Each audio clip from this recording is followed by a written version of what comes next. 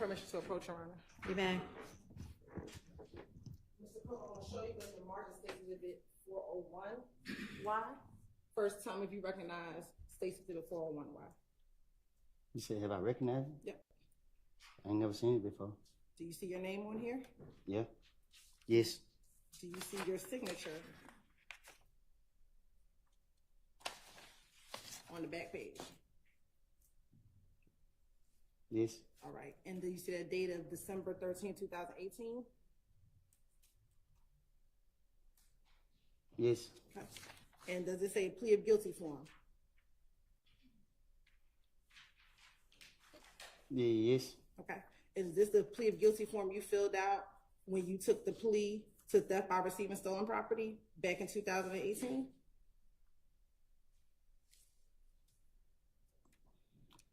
Can you say it again? Sure. Is this the plea of guilty form that you had to fill out when you took the plea to theft by receiving stolen property in 2018? I guess. All right. I'm also now showing you State's Exhibit 402Y. Do you see your name on there? Yes. Okay. Do you see your signature when you signed and date this on August 12, 2013? I see that date. Okay. Do you see your signature? Oh, yes. Did you fill this out when you took your plea in 12 SC 110195, which was your intern automobile plea? I guess. I guess, is that your signature? What? On the second page.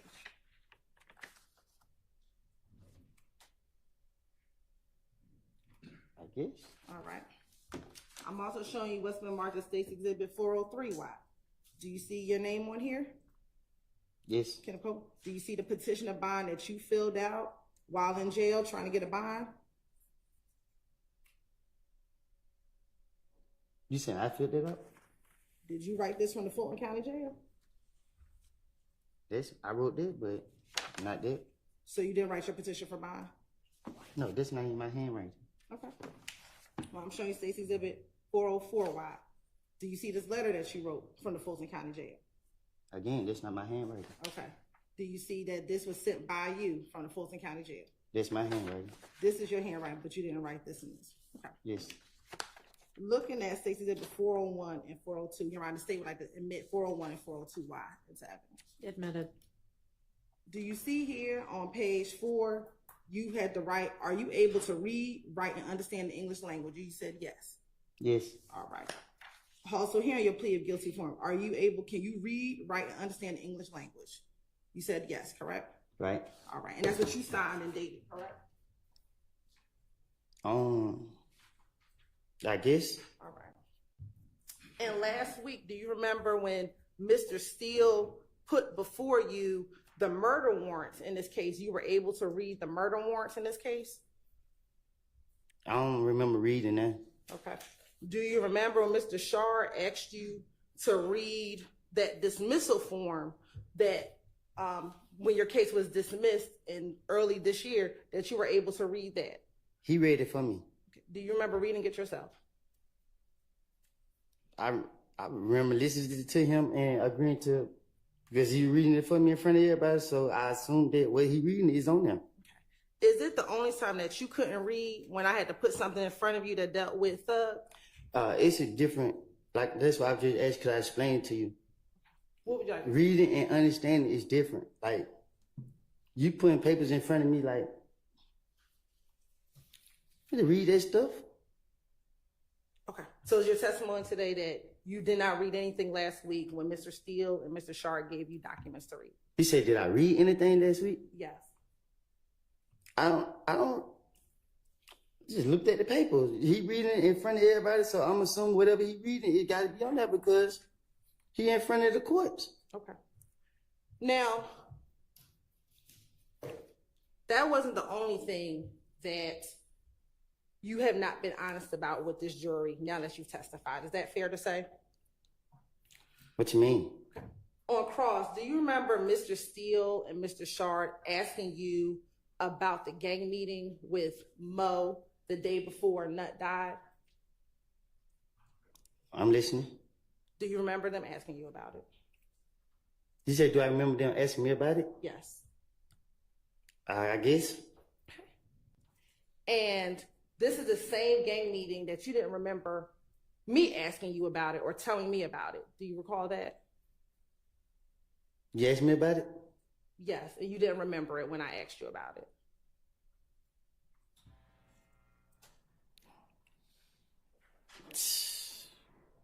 What am I supposed to say? An answer. Do you remember not recalling that meeting at all when I asked you about it? I don't even remember what they asked me about it. Okay. This gang meeting with Mo, is that the same meeting that you told Detective Thorpe about back in 2015? I told you, when it came to talking to the detectives, I would tell them anything to get them out of my face. And is this the same meeting that you told Detective Dennis and Gaither about back in 2015?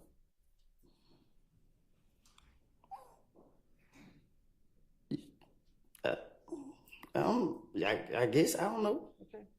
And is this the same meeting that occurred after Rich Homie Quan's car was shot at the studio? Can you say that again? This gang meeting with Mo, is this the same meeting that occurred after Rich Homie Quan's car was shot up at the music studio?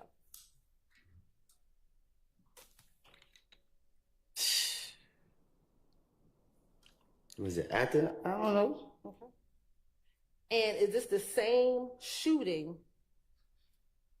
that Nut was at that studio as well when Rich Homie Quan's car got shot up, correct? Yeah, ask them. I don't know. I don't know who was at where. I don't know. Now, last week, do you remember saying that that meeting was about you? This gang meeting was about you. Do you remember saying that? And who I told it to? Mr. Steele and Mr. Shard. It's the way that you ask me the question. You got to ask me the same way they did ask me. Let me ask you this. The meeting about the gang meeting with Mo, that meeting wasn't just about you, correct?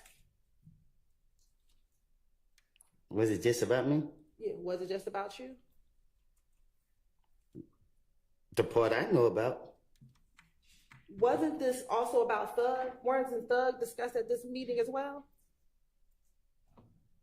Was it, they brought his name up? Yes. No. Okay. Do you remember telling Investigator Thorpe that this meeting was about you and Thug? I told you, I had to, you keep going to me, and when they were questioning me, I was trying to, bring him in it. You know what I mean? Like, I want to play Stacey Exhibit 370 Watt. I don't get it. 78 to YA at 306:35.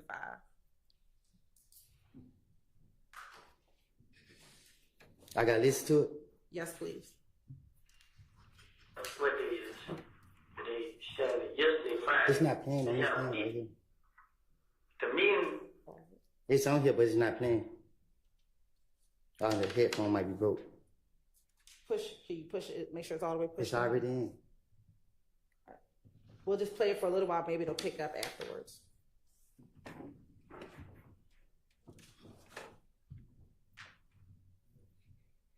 What day is today? Saturday. Yesterday, Friday. They have a meeting. The meeting, like it was a blood meeting, and the meeting was about me and Thug. You and Thug. Me and Young Thug. But the whole time, I'm telling him like, what Thug got to do with this, bro? Young Thug with this dog. Young Thug, the rapper. I'm like, what he got to do with this? You know what I'm saying? So I'm talking to him. Like, he with you. I'm like, bro, it ain't no beef, bro. Like, I just think y'all niggas out there, you know, don't pay me no attention. I'll pay y'all no attention. No, I listen to him. But there was a guy that was at me. Said, that was the guy down the road, Mo. He's supposed to say, kill me and Young Thug.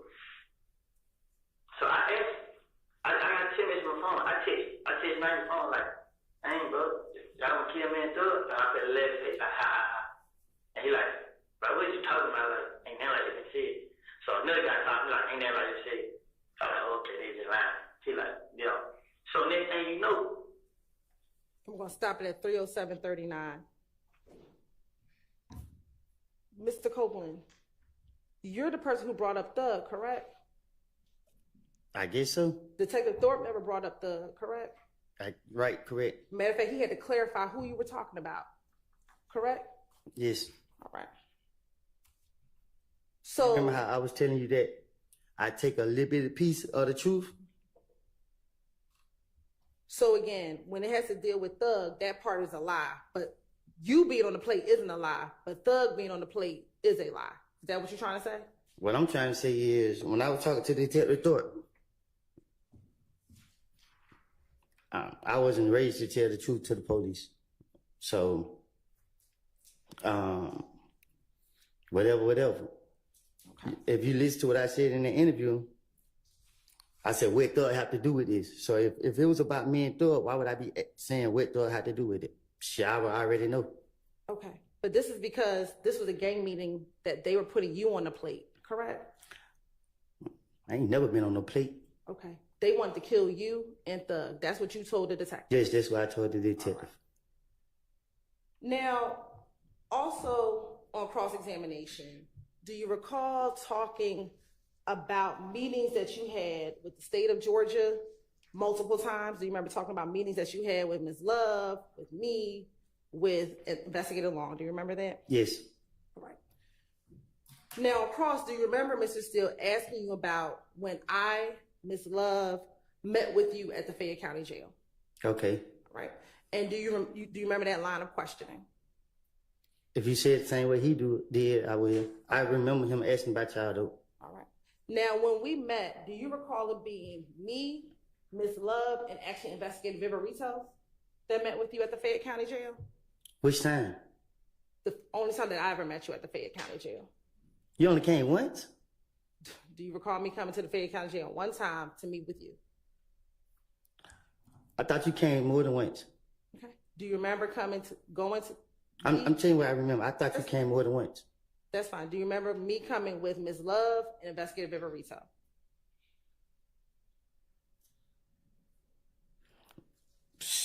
I thought you came with Ms. Love and Ms. Rolette and Long. Okay, we'll talk about that meeting because that did happen, but I wasn't there. But we'll talk about that too. Sustained. In November, do you remember us meeting in November of 2022? Sure. Do you remember us meeting in November of 2022? I remember you down there. We were laughing. Yeah. Okay. And that was the first time we ever met. Would you agree? When Yeah, that was the first time I ever seen you. Okay. And do you remember I was standing on the back wall because I didn't know who you were? Yes. You were standing on a wall over to the side. I remember you was quiet most of the time. Okay. And Ms. Love and Investigator Viverito were standing on the other side of you. Do you remember that? They were sitting by each other, I think. Yes. And do you remember telling me you don't know me, so you were being very observant of what I would say to you? Do you recall that? I'm more watching Ms. Verito. Okay. And why were you watching Investigator Viverito? Because she had her phone in her hand, trying to be slick. And what did you think was happening with the phone in her hand? Y'all triing to trick me again. Okay. And we say trick you again. What do you mean? Well, not y'all, but the state was trying to trick me again. Okay. And when we met, did you tell us that you did not want to testify? I think so. Yep. And did you told us that you had left all this stuff in the past? They sound like somebody say. Okay. And did you tell us that you were upset because when you needed our help, we didn't help you? I guess. Do you remember talking to us about Gaither not helping you out back in 2015? I guess. Do you remember telling us that we should have got your testimony back then when you were really willing to help us out? I guess. Do you remember talking to Ms. Love about a case that she worked on with one of your friends? I most definitely do. Okay. And she denied it. All right. And do you remember us talking about the fact that you wanted to write a book? No, I told you I wrote a book. And that you wanted to get it published, correct? I said I was thinking about it, but I didn't want to put it out because it had too much violence in it. Okay. And is that what you told us, it had too many bodies? Violence. Oh, okay. And did you tell us that you didn't have a court date and you were trying to get you a court date? That's what I said. Okay. Yeah, I said y'all would stop me from going to court. And did we tell you we were going to try to figure out why you didn't have a court date? Yes. All right. Isn't it true when we met, we never talked about any details about 2015? Miss Love tried to. But we never discussed it, correct? What you mean? We never went into details about anything that Little D told you. We never went into details about any of the Club Crucial. We never went into details about the facts of 2015. Isn't that fair? I'm going to object. This is all testimony. She will not be a witness to what I said. I'm objecting to this entire life. You're right. We did. Becoming a witness. Overruled. And speaking to your mic also when you're making objections. Thank you. They're out. Shocker. All right, we'll let IT know. But again, we never discussed the facts of that case when we met with you down at the Fayette County Jail. I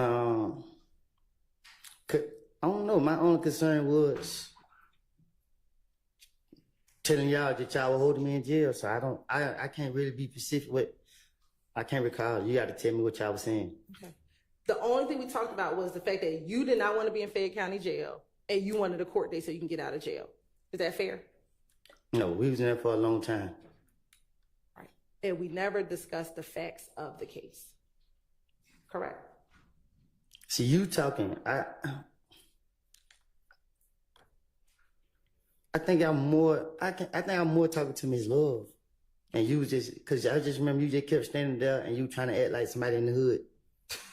So. Was I just quiet and being myself?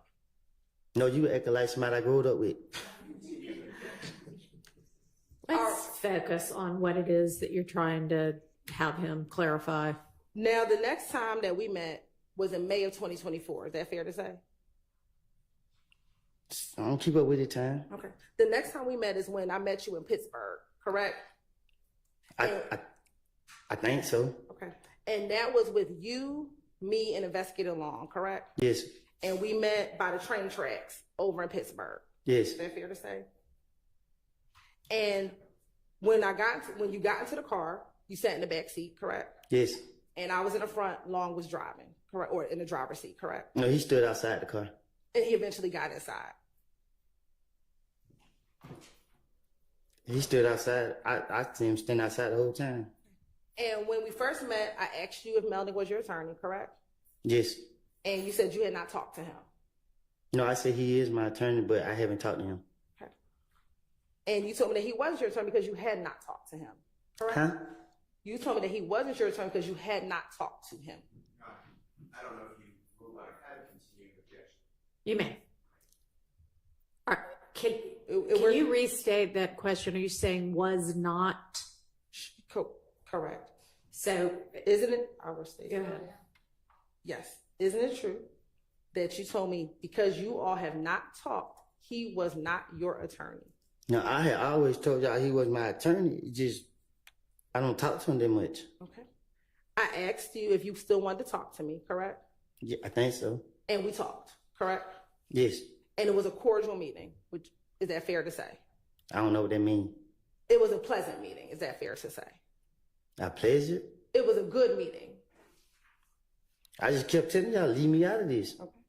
I just want to move forward my life and let my past be in the past. And when we met, you did not have any pending criminal charges, correct? You didn't have any criminal cases. I don't know. I didn't. I know I had just went to court and played to the last case I had open. Okay. Well, I had another one from the jail, but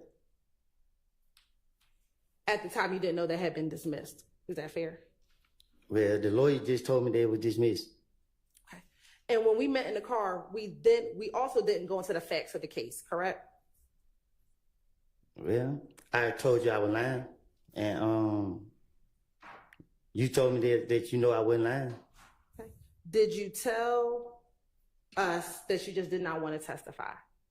What you mean? Did you tell Long and I you did not want to be involved in this case? Yeah, I don't told the world that I think so. Okay. And then when we were finishing, I asked if we can meet again on Monday. Do you remember that? I guess. And you told me I'll pray about it. Is that fair? Sound like something I say. Okay. And we called you on Monday and you did not want to speak to us. Is that fair?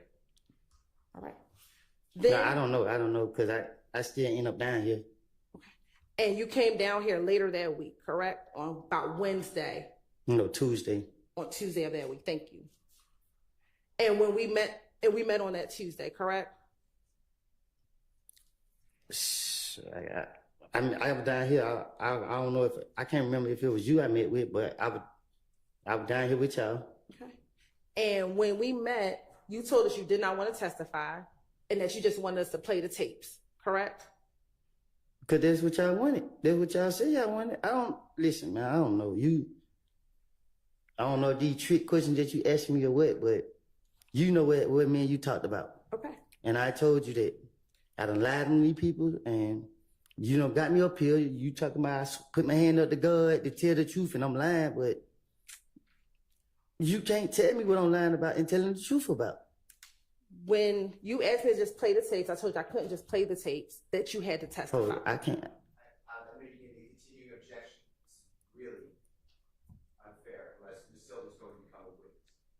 I cannot answer any question. I have no reports on it. So he can say, yeah, that's right. He can say, no, that's not right. He can say, I don't remember. He can say, here's what really happened. I mean, it's not testimony, it's questions. And I have and will again instruct the jury that what the attorneys ask is not testimony, it's not evidence. So I understand, and you continue to have your continuing objection, and it continues to be overruled. And when I met with you, Investigator Long was present, correct? When? Back in June when you came down to the courthouse. Oh yes, I think so. And when we met, did I go over with you in front of Investigator Long my understanding of the events leading up to Donovan Thomas's murder? Object to the relevance of prosecutors' understanding of events that she wasn't present. Can you rephrase the question? Sure. Did we talk about the events leading up to Donovan Thomas's murder? I honestly can't remember. Okay. Do you recall telling me that I had most of it correct, but there were some things I had wrong? I don't remember saying. I don't. Yeah, I think I told you y'all don't got y'all facts together, but I don't know. Okay. And do you recall telling me that some of the facts that we didn't have together was the fact that you had stolen Donovan Thomas's stuff? What you mean? Did you tell me? You talking too aggressive right now, and it's frustrating me. Did you tell me that the one thing that I did not have correct is that you were the person that stole Donovan Thomas's belongings?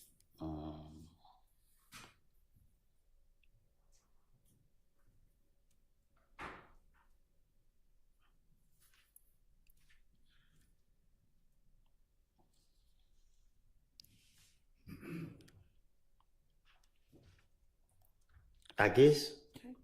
Did you also tell me that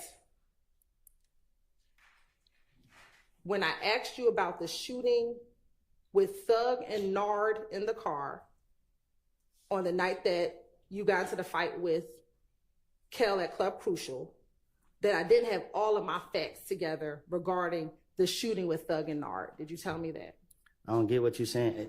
Sure. Do you recall telling the detectives about a shooting with Thug and Nard in the car, and you and your brother was in another car, and you saw Nard with a gun, and he racked it, and when you started driving away, you heard shots being fired? I told it to you here? No. Did you tell that to the police? In the interrogation room? Yes. Oh, I tell the police anything. Okay.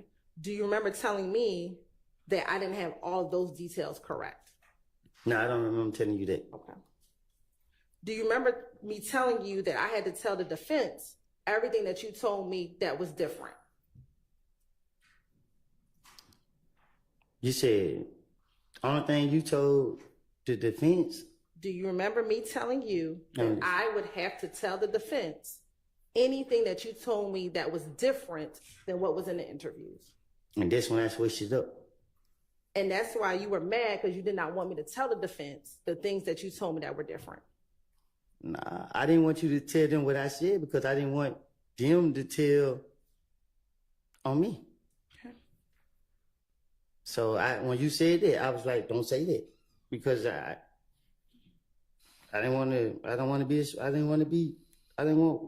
be exposed.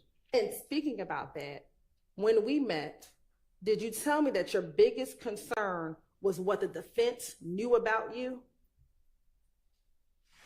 To the things I did, Yes. right? And did you tell me, I don't have a problem testifying for y'all. I'm more concerned about what they know about me. I'm concerned about both of y'all because they can. It ain't. Cause I mean, people. I don't know. It's just, man, I don't know. You got me up here And you keep telling me that, you keep testifying that you kept telling us that you lied. Is that fair? Do you recall me asking you, what do you lie Yes. about? What do you lie about? You thought I was gonna tell you? Okay. And then I ask you, are you talking about like lying to your girlfriend? What are you talking about? Because I wanted y'all to cause y'all put me in here, and I constantly told you. I know I just told you every time you talk, like I don't lie. So y'all putting me up here, and y'all be expecting me to remember the lies I done told. Yeah, I better remember the truth. And remember when we met, you've never told me any lie that you said back in 2015. Is that fair? All the time, to be honest with you, you ask me these questions. Anytime I think about anytime me and you met, it was just some laughing, ha. Like, I don't, you played on me. Because we were always cordial with one another. Is that fair to say? If that's what it means. We were always on good terms with each other, correct? Yes.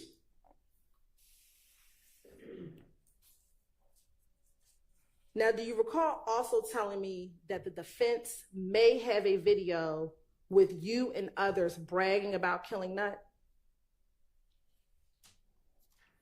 Do you remember telling me that there might be a video that the defense has that it's you and others bragging about, we killed Nut? What about it? Do you remember telling me that? I told you that? Do you remember me asking you, if the video exists, can I have a copy of it? Huh? Do you remember me asking you, if this video exists, would you give me a copy of it? I don't even. Shit, when I heard it, them people say it over there, I didn't know y'all. I don't know that. I don't know. I don't recall. So last week when Mr. Steele asked you if there was a video about saying you killed Nut, that wasn't the video, correct? There was a video maybe that said we killed Nut, correct? What video y'all have? Is this the video that you said the defense may have? I haven't seen no video. Y'all ain't showed me none.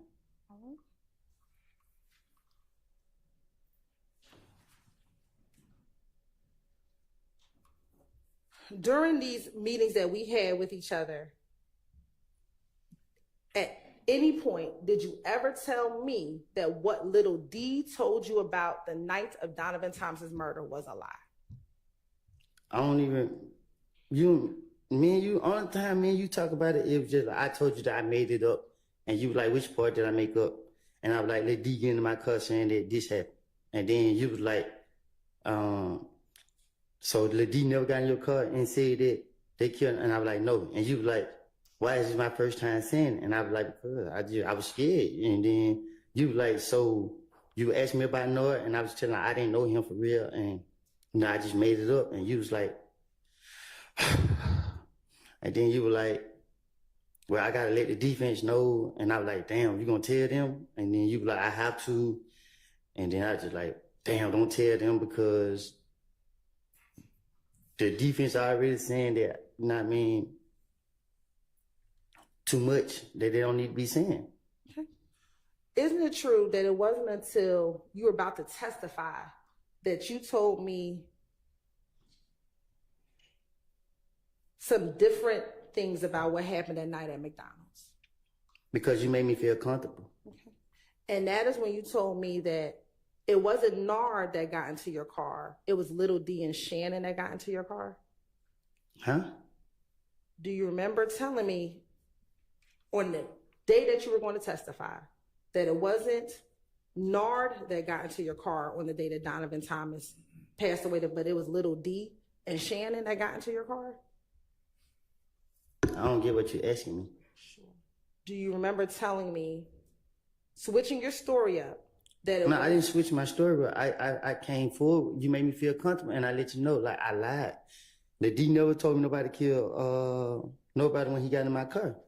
Did you ever tell me what you told me on June 7th, 2024, that Little D didn't say anything to you? That's what you told me, correct? You just confused me again. Sure. When we met in June of 2024, that's when you told me that Little D didn't say anything to you. That was the first time you ever said that, correct? You said that was the first time I ever told anybody that? Yes. So I guess I don't get, like, I hear what you're saying, but I don't get it. I don't understand it. It was only in June of this year, that was the first time you ever said that Little D did not tell you anything in the car, correct? Because you the first person I ever spoke with that made me feel like you went after me. So it was like you made me feel comfortable to let it be known that shit, I lied. So I felt like you was somebody I knew. Okay. And I wanted to tell the truth to you that I made it up. All right. Also, during these meetings, did you tell me multiple times that you did not kill Nut when we met? Say that again? When we met previously, did you tell me multiple times that you did not kill Nut? Yeah, I think I told you that. Okay.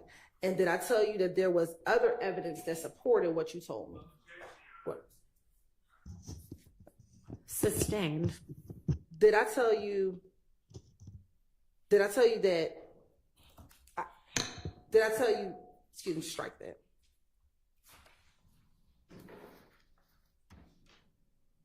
Did I discuss with you that I could not show you any other evidence because you were a witness? Huh? Did I tell you that I could not show you any other evidence because you were a witness in this case? No, you showing me the pictures and stuff and the phone calls that you're going to use. That's what you're talking about? I did show you that. Was there other evidence I told you that I could not show you because you were a witness? I don't remember. Now, Mr. Shard on cross-examination asked you if I showed you all of your interviews prior to trial. Do you remember that? Can you say it again? Do you remember last week Mr. Shard asking you if I showed you all of your interviews prior to trial? Do you remember that? Can you just ask me this question? I don't. Do you remember Mr. Shard last week asking you if I showed you all 6 of your interviews prior to trial? You showed me the interviews. What about it? Do you remember Mr. Shard asking you if I showed them to you?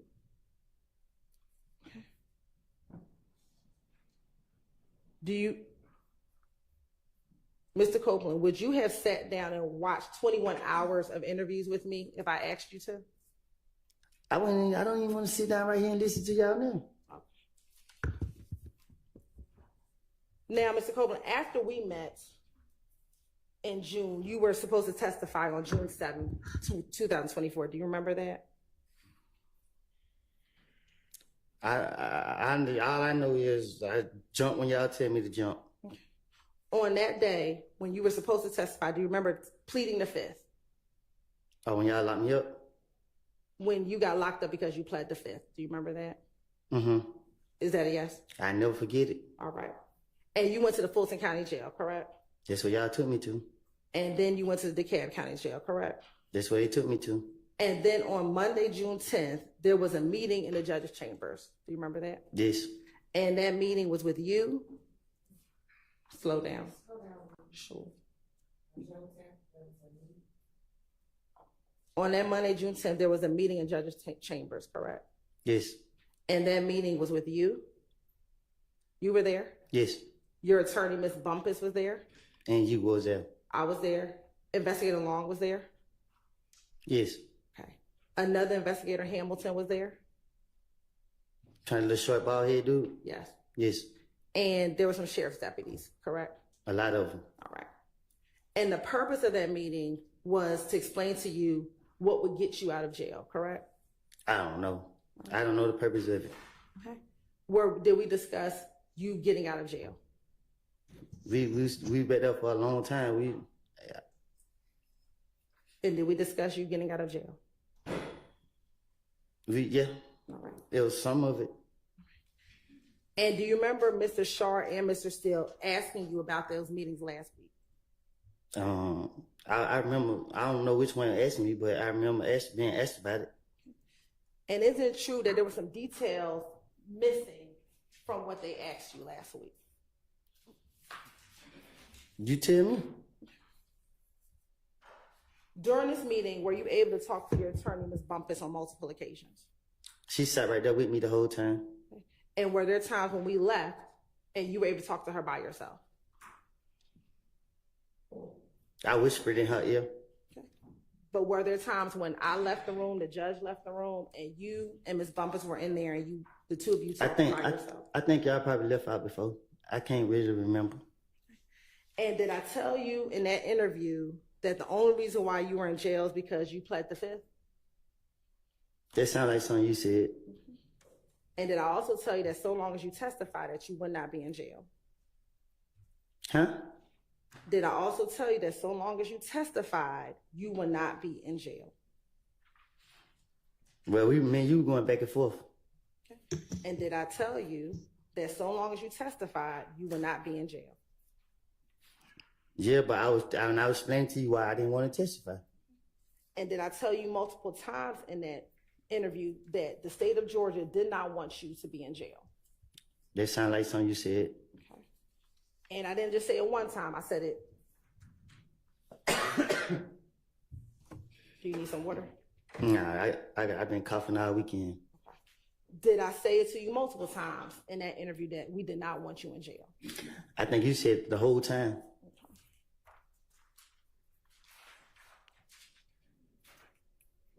Now, in that meeting, did I also tell you that I expected you to tell the truth? And I told you that. I don't lie. If you keep going to the past, if you want me to tell the truth, you can't ask me about what I done told the police because when you know what I mean, I'm just going with the flow. And do you also remember during that meeting, your attorney asking me if he gets on the stand and says things that aren't true, would I be okay with that? If I wasn't talking, I don't know.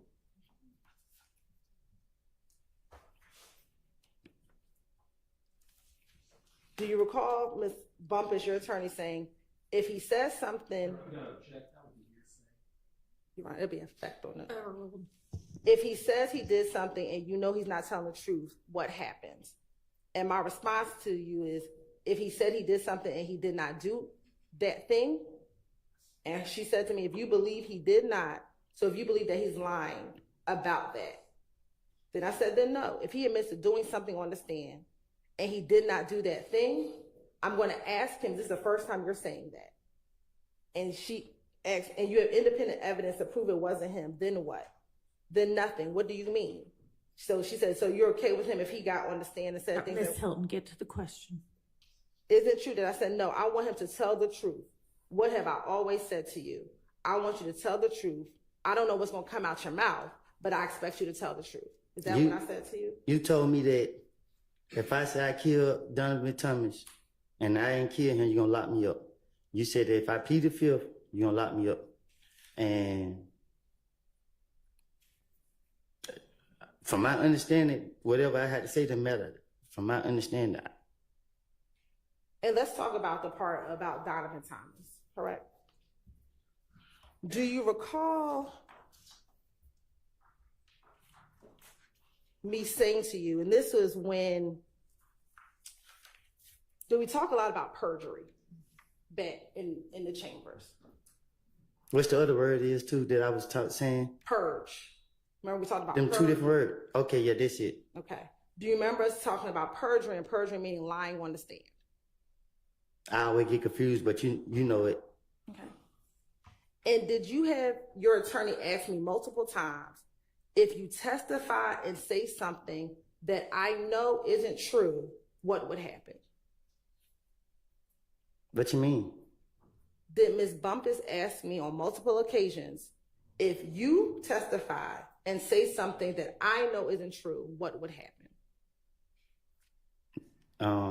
You told me I don't know. I was trying to get it down pat what you were saying, but cause you kept going back and forth about it, cause I wasn't understanding it, the purge and perjury, cause it sounded the same to me. Okay. And I was telling you that the stuff I said in the past was a lie. You gotta ask me now. I don't know. Let me ask you this. When the judge was not present and it was just you, me, investigator Long, and the sheriff's deputies and your attorney, did I ask you, did you plan on taking the stand and saying that you killed Nut to help your friends out because you had immunity? Did I ask you that? I think I don't know if you asked me that, but I know I told you that I'm not admitted to no crimes. Okay. And did you tell me you were not going to admit that you killed Nut? Yeah, I'm not going to admit that. Okay.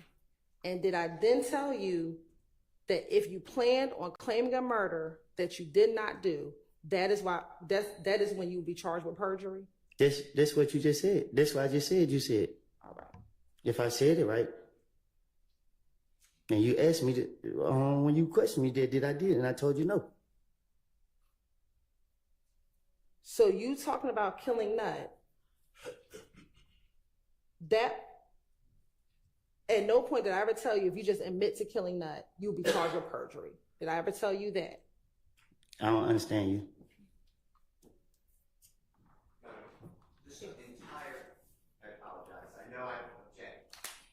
Entire 10 minutes has been Prosecutor Hillary putting her credibility before the jury without being questioned at all. I can't question. So I object to this entire line of questioning. I understand. Yes, sir, Mr. Short. Is the entire transcript now open for questions? No, it is not. She's not even asking him things about the transcript right now. She's asking him things that happened not on the transcript. Now, last week, I believe Mr. Shard asked you if I told you could say I don't recall to every question. Do you remember him asking you that? I don't know. He pissed me off too, so I got frustrated when he was talking to me. Do you remember your attorney asking me, can he say I don't recall to every question? Which lawyer? Ms. Bumpus. In that June meeting. I don't. Do you recall Ms. Bumpus saying, can he say I don't recall to every question? And my response to her was, I will hope that is not the truth, because I think there are some things you do recall and some things you don't. But the things you don't recall, you don't recall. And I will go through my process of what I do. Do you recall me telling your attorney that? See, y'all don't understand. Like, I think don't nobody in this courtroom know how I feel to be sitting right here. It ain't about what I recall, what I remember, what I don't remember. It's the functioning of my brain as I'm sitting up here. It's like, I'm trying to answer y'all, but my brain is in and out. Like, I don't, you feel me? Like, I can't, you ask me, it's how you asking me the question. It better than I'm trying to comprehend what you saying and then answer truthfully, but it sounds like a trick question because I don't know how to answer these questions. When me and you talk without being in the courtroom, you taught me on a level where I can understand you good. But when you get right here, the question that you asked me made me feel like I'm in an interrogation room, so I don't know how to answer your questions. In that meeting, back in June, a few months ago, do you remember me telling you that I just want you to be truthful. Yes. Okay. And do you Overruled. and do you remember me saying to you, I don't know what your current truth is, but I know what you told the police back in 2015. Objection. Personal observations of a non-witness. Overruled. Do you remember having that conversation in the judge's chambers? Yeah, because I told you that. Y'all don't got, like, y'all don't know that, like, y'all don't know. And you said out your mouth that, yeah, you're right. We don't know what you're going to say and what your truth is. So. And do you remember me telling your attorney to talk to you about what impeachment is? I thought that was the same word as the other perjury, whatever. But Ain't that the same? I can't answer that question for you, but do you remember, did I tell your attorney to talk to you about impeachment? Talk to me about impeachment? Yes. I don't know. Okay.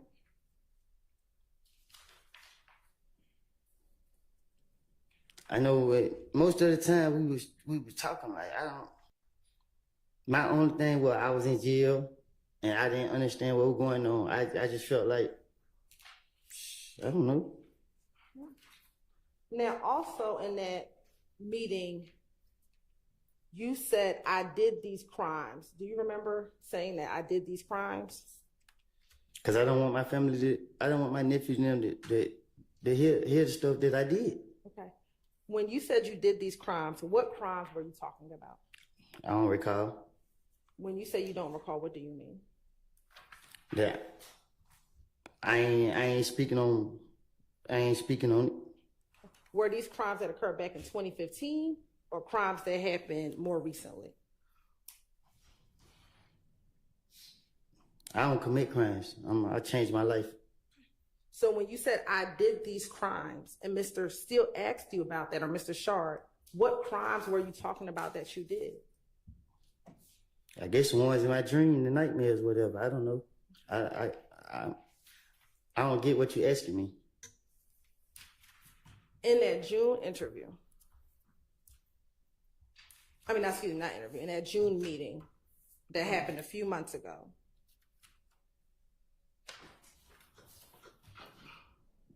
and Mr. Steele or Mr. Shard asked you about this last week,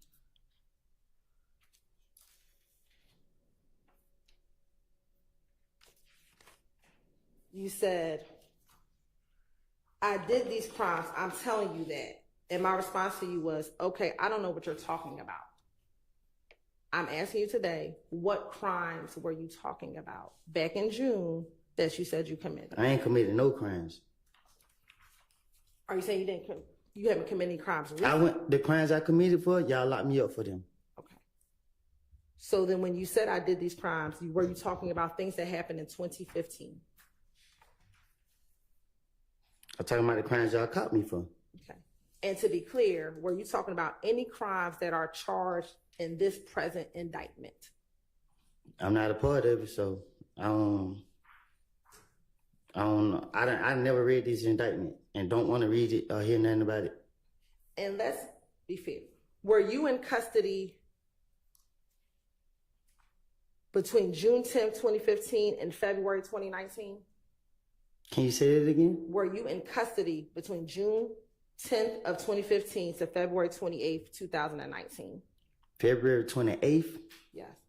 God bless you. 2019? Yes. God bless you. Can you When did you get out of federal custody? September 12th, 22nd, one of them days, 2019. Okay. And were you also incarcerated from May 13th, 2020 to May 11th, 2021? I went back to jail. I did over a year. Do you remember then going back to jail June 15th, 2021 to July 24th, 2021? Yes. Okay. You said from when? June 15th, 2021 to July 24th, 2021. You said from June to July? June 15th of 2021 to July 24th of 2021. So what you saying? I did a month in jail? Yes. I don't remember that. Okay. I remember going back to jail, and both times I went back to jail after I got the feds, I was in there longer than a year. All right. Do you remember then getting arrested in October of 2021 and then being released in February of 2022? You said October, Yes. and then getting released in a year later? And let me say, going to prison in February of 2022. 2022. Yeah, I went, yeah. And you stayed in prison until August of 2022. Is that fair? Yes. Okay. 23, And then you were transferred back to Fulton County in August of 2022, and you were in jail until March of 2023. Is that fair? yes. They sound like it. And you've been out since March of 2023, correct? Until y'all locked me up for pleading the fifth. And you spent the weekend in jail. Yes. All right.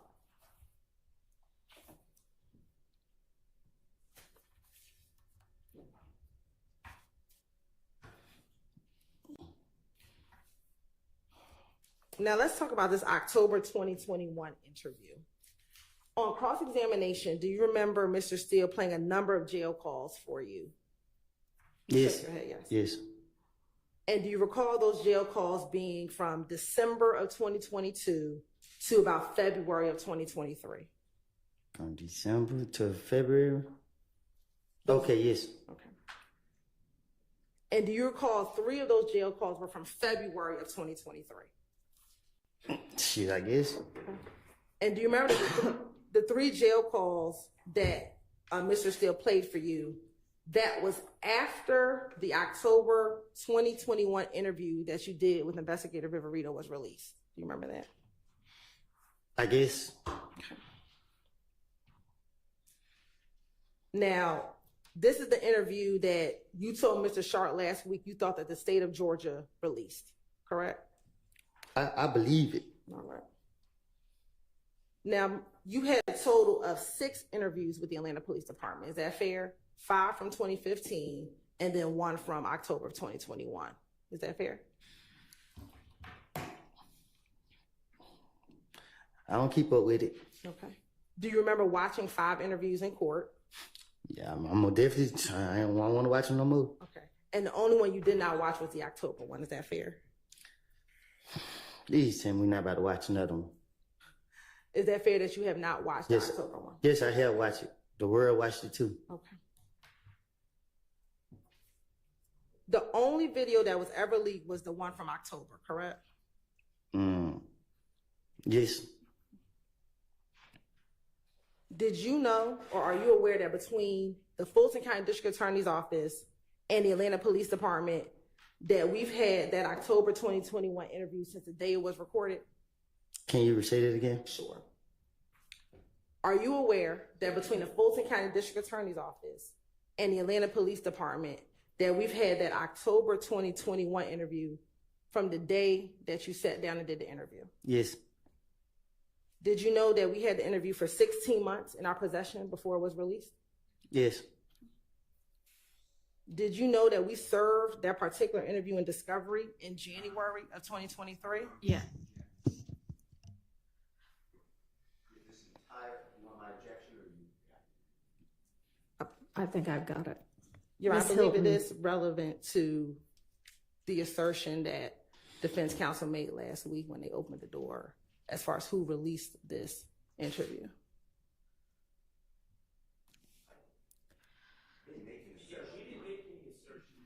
They questioned him. You're right. We Yeah, objected. I mean, I think that is not a fair characterization. There was questioning about it. And we objected to it, and it was overruled, Your Honor. And he was allowed to answer it. And so we are following up on the ability that he was able to answer that question, Your Honor. Follow. I don't oppose that. It was on a jail call, but I would like to ask questions of the prosecutor. Because this is testifying. All right, it's not testifying. Ms. Hilton, rephrase your question.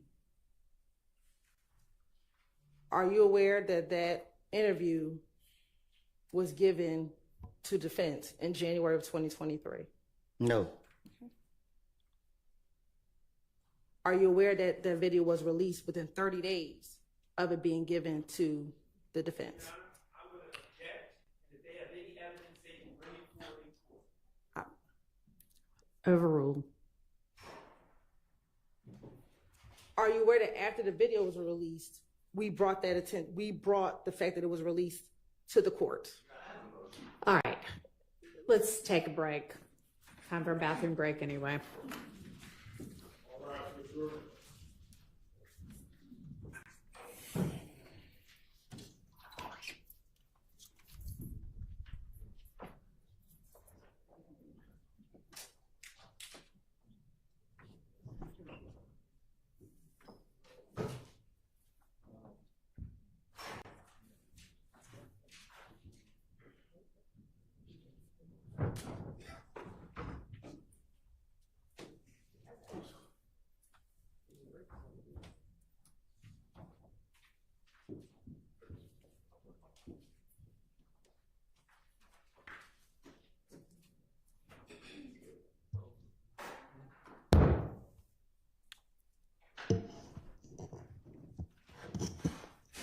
Yes, sir.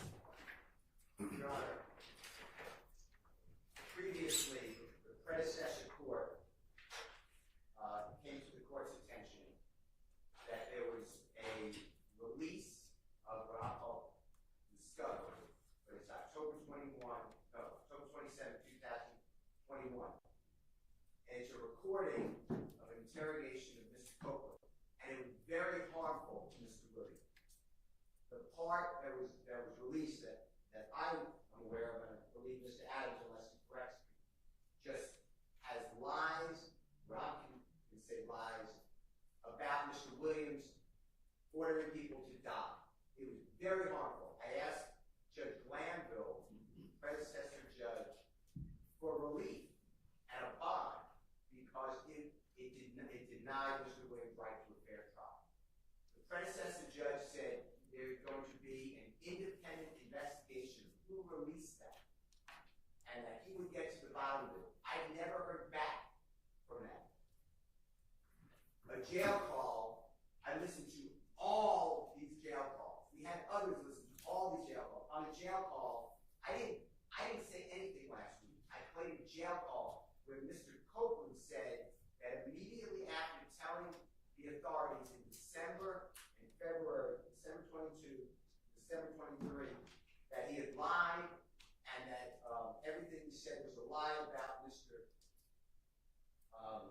Williams, and he's telling this to his friend and his sister. He said all of a sudden, this interrogation is released. So he believed it was the prosecution team releasing it. That's how it all came up.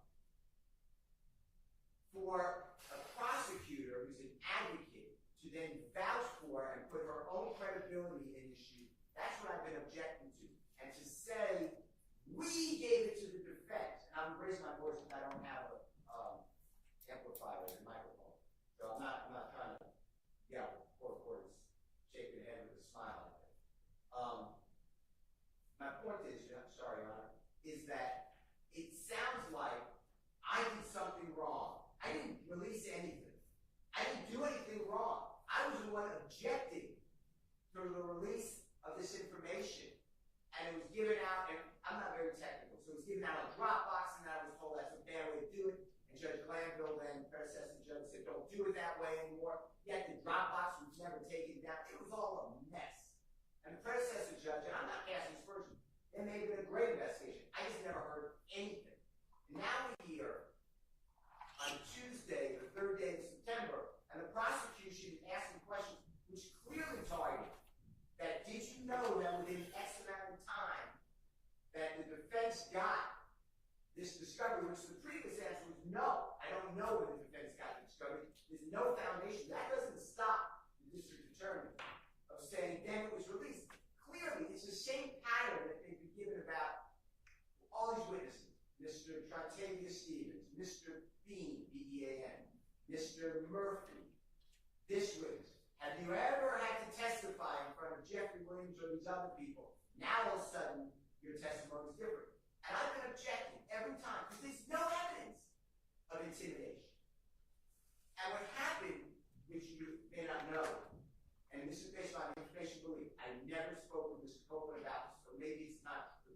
I believe he got beaten in the jail after that was released. I believe, I could be wrong. But assuming that's all true, for the prosecutor to now say that their hands are clean, and I can't ask the question. Judge Lambo denied my request to call the prosecutors and their agents to assert under oath, under questioning, who released this. Because it certainly wasn't in Mr. Williams' best interest. So anybody on Mr. Williams' behalf would be would do a disservice to release that Mr. Williams is having people killed in the middle of jury selection. So anyway, my bottom line is this entire, Ms. Hilton has taken, and I have all the cases we argued before, but has taken herself, and she has moved from the position of asking questions and an advocate to testifying as a witness. You told me I was there. Detective Long's out of the car. You told me. You only told me this. Did you know that the prosecution served this? Were you aware that the defense had this? All of this needs to be questioned to Prosecutor Hill. So I asked the court, I know I've been repeatedly asking that, and I know you have a continual objection, but this is nigh on tried cases in the state of Georgia. All of these cases require Ms. Hilton to take a witness stand. And if she does, I have no objection to I'm not a witness. But it's been denied. That's my objection. I'd like her to be removed from the case. I'm not trying to stymie the prosecution. They have other witnesses. They at counsel table, we are all aware. I mean, this is not new. So I ask for the prosecution that specifically Ms. Hilton and Ms. Love be removed from the case. I have questions for both of them. I'd also like to renew my motion. I could call predecessor to judge. That's my entire objection. The mistrial motion, I don't want a mistrial. I'm telling you what I don't want. This has to stop. And now the last questions had to be with the intent of casting aspersions on not only Mr. Williams, but I presume everybody else here by saying that we're releasing information, which I assume maybe it's not true. So I don't want to go too far. But the next question will be, and you got beaten, Mr. Copeland, after the release of that as intimidation. So those are my motion for mistrial that I don't want. I don't want the motion for mistrial, but I feel compelled. All right. That wasn't going to be my next question because I didn't know he got beat up in the jail. Your Honor, last week when Mr. Shard, I believe, asked. Let me interrupt you a second. He may not have. I just want to make clear that may not be accurate. I don't have any personal knowledge, or I was not told that. Last week when Mr. Shard asked he went down a line of questioning about this call being released. And Mr. Shard asked Mr. Copeland who was his belief, what was his belief of who released this recording? And the state objected, saying that it wasn't relevant who he believed released this video. The court overruled the state's objection. He was able to answer that question, which was he believed it was the state. Mm-hmm. And at this point, we believe that it is proper for the same reason that he was able to disparage that the state will release such a video. Okay, you need to be careful about what you're saying because there are questions from the attorneys and then there are answers from the witness stand, and that's what the evidence is. And I do not believe that anybody on the defense side made the suggestion that the state had released it. I mean, the transcript will reflect what was asked and what was answered, but... And maybe not disparage is the right word, but the question was asked, who do you believe released the video? And he says, I believe it was the state of Georgia. I believe that an appropriate line of questioning, Your Honor, is would he feel differently if he thought that the defense leaked it? And to give questioning about what his understanding of, what Mr. Copeland's understanding is of what happened and what transpired when this video was released. Well, we already know what Mr. Copeland's belief and understanding is. But would it change if that's not what you asked, though? But I had to give some foundational questions in order to ask that question. in order to No, answer you what my didn't. next question is. Because another question that I'm going to ask him, and it's something he alluded to earlier, was that after this video was released, Miss Love, Investigator Long, Miss Rolek all visited with him after this video was released to check on him, to make sure that he was okay. And he alluded to that earlier when he thought I was present at the meeting. And all of this happened around the time that the video was leaked. And so I was asking some foundational questions to Mr. Copeland to see if his position would be different if he thought that someone else leaked it and not the state of Georgia. Then And you I should can have get- asked that question. And I can get to that series of questions, Your Honor, but I don't. I mean, you are coming very, very close to the line with this line of questioning. I mean, you're basically, the defense is not far off. Let's just put it that way. So I mean, I can move to my last two questions regarding this, which is who came to visit him after the video was released, and would he feel differently if he believed that the defense leaked the video?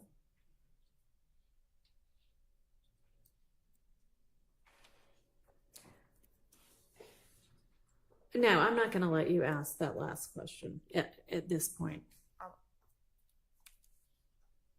And that's a total hypothetical question. That is an assumes facts, not an evidence question. Not the objection you keep making.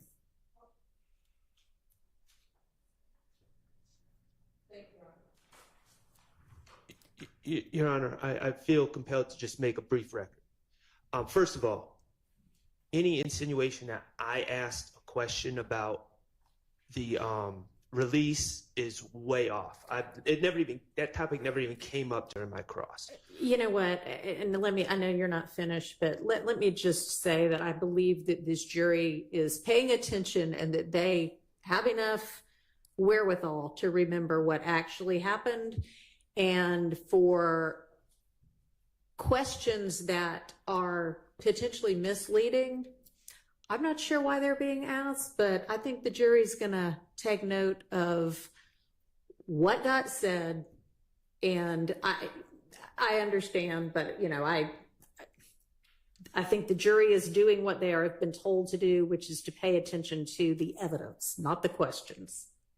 And second, Your Honor, I just want Your Honor to understand kind of the backdrop here. I guess there was a release. I don't even remember the time that it was released, but apparently it was on social media. When that came to the attention of the court, to my recollection, from my vantage point, yelled at the defense, and this was a prior judge, and essentially blamed us. And all of us were saying, well, we didn't do anything. I personally don't even know how to release a video to the press or the internet anyways. But, you know, I just went along with it. Okay, there's going to be an investigation. We're being told we're under investigation. And then all of a sudden, no one mentions the investigation anymore. And it's kind of like, well, if you're accused of something, you would like to know the progress of said investigation. I'm certainly happy to ask the predecessor court's chambers what's going on with it, if anything, but that's not really relevant to what's before this jury. Well, it's not until the state, knowing that there was an investigation, knowing that they haven't heard of any findings, then lights this thing on fire again and starts suggesting that we did something wrong. And, you know, I can only speak for myself. I don't believe anyone did anything wrong on this side. I know I didn't. And then somehow those insinuations are coming out in front of the jury with absolutely no basis. And I'm going to join my my friend Mr. Steele, and I'm going to state in my place that I believe the state at this point is goading a mistrial and goading us to move for a mistrial. So I just think that was very inappropriate, and it suggested things that there is just no basis. And in fact, there's apparently been an investigation, and it's been settled as far as I know. Well, I don't know what has happened, if anything, with that. But would you like to address the assertion that you are goading the defense into a mistrial? Yes, Your Honor. Number Or one. into a motion for mistrial? Yes, Judge, thank you. Number one, we don't want a mistrial. We vehemently object to a mistrial. And we do believe that the line of questioning, whether it was posed by Mr. Sharp or Mr. Steele regarding Mr. Copeland's belief about who leaked that video, was one, not relevant, but understanding that the court ruled as it did, we believe that an inquiry whether his belief that the state leaked the video had some impact on how he decided to testify would be a valid question. Okay, since that's, it was again, asked. not what y'all asked.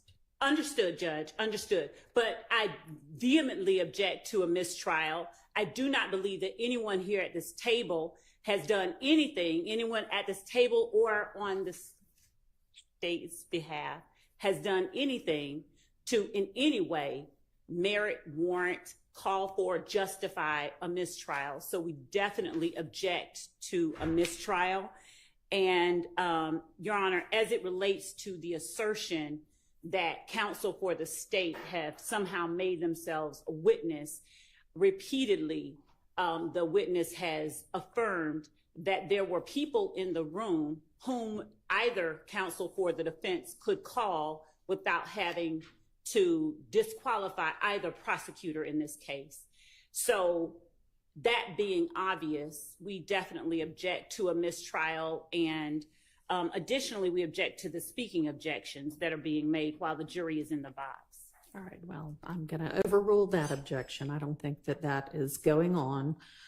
Sometimes it's just not particularly clear what the objection is, and if I need further elucidation, then I have permitted that. But I'm going to overrule the motion for mistrial and, or deny the motion for mistrial and deny the motion to remove either Ms. Hilton or Ms. Love from the case. I do think that it appears from the questions that there was somebody else present at every meeting. But, you know, Ms. Hilton, that's another option as well. Yes, ma'am. I can't hear you.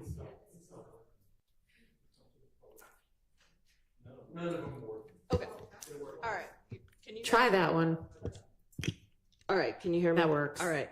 Your Honor, I want to add that we cannot question any other individual that was at that meeting about Ms. Hilton and the way that she asked some of her questions and made her comments. Let me give you an example. Ms. Hilton said, "I was standing to the side because I didn't know you." That's her feelings. That's her reasoning on why she was standing where she was standing. Ms. Hilton also said, "I was just being me." I can't ask Detective anyone in reference to that. Hang on. Sorry. I mean, I think that each of those was not a statement. It was a question. It was a cross-examination question. They were, and was this essentially like, is this your recollection or is this what happened? So it was not her testifying. I'm overruling that objection. All right. And I just want to add that she also said the purpose of the ex parte meeting. So there's no way that he said, I have no idea what the purpose of that meeting was. So, I mean, I understand, but it's overruled. Thank you for the additional making of the record. Anything else? Yes, Your Honor. Just briefly, I know I objected earlier about what Attorney Caleb Bump was allegedly said in that meeting. Court overruled our objection on hearsay grounds. So the state indicated that it was effective listener. Those are objections that we're making because we certainly cannot cross-examine Caleb Bumps today on this issue. We may have to put her on the witness list if we think that it's warranted. But today, she has not testified in this trial, so at this point it would be hearsay. So I just want to review my objection. All right. Thank you. Okay. Let's go ahead and take our restroom break as well. And let's try to be back as quickly as possible because the jury's already been out for 15 minutes.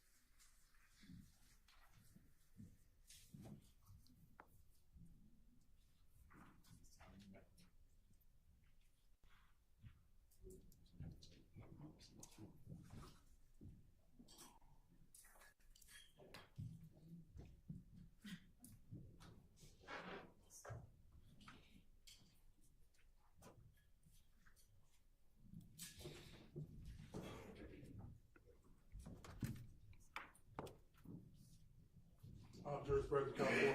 Thank you. Go ahead, Ms. Hilton.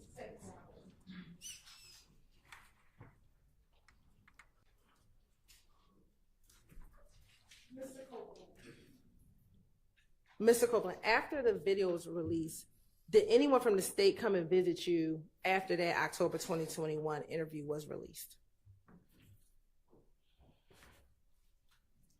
No, not that I remember. On cross-examination, you were asked by Mr. Steele about the murder warrants that were taken out regarding the Donovan Thomas murder. Do you remember that? Yes. Okay. And do you remember telling Mr. Steele that you never saw the warrants, but you were told about the warrants by your then attorney back in 20? My lawyer came to the jail and told me I was charged with murder. Okay. And do you remember when your attorney came and spoke with you? I was in the feds. Okay. Were you ever brought to Fulton County Jail for those warrants? I was in the feds. Okay. Were you ever arrested on those warrants? I was in the feds. Were those warrants dismissed against you? That's what I was told. Okay. And is it fair to say that you have not or were not indicted for the murder of Donovan Thomas Jr.? Is that fair to say? I don't understand you. Were you ever charged with the murder, like formally charged with the murder of Donovan Thomas? Well, my lawyer came to the jail and told me I've been charged with murder. Okay. And did your lawyer also tell you that the case was dismissed against you? Yeah, like at one point, I can't remember when. Okay. Were you still in the feds? I think so. All right. Now, last week, Mr. Shard asked you about the false statement arrest warrants that were taken out by the Fulton County Sheriff's Department. Do you remember him asking you about that? Yes. Okay. And it wasn't until last week that you found out that those charges were dismissed against you, correct? When he told me, that's when I knew. That's when I first time hearing about it. Okay. Now, do you remember him showing you a document?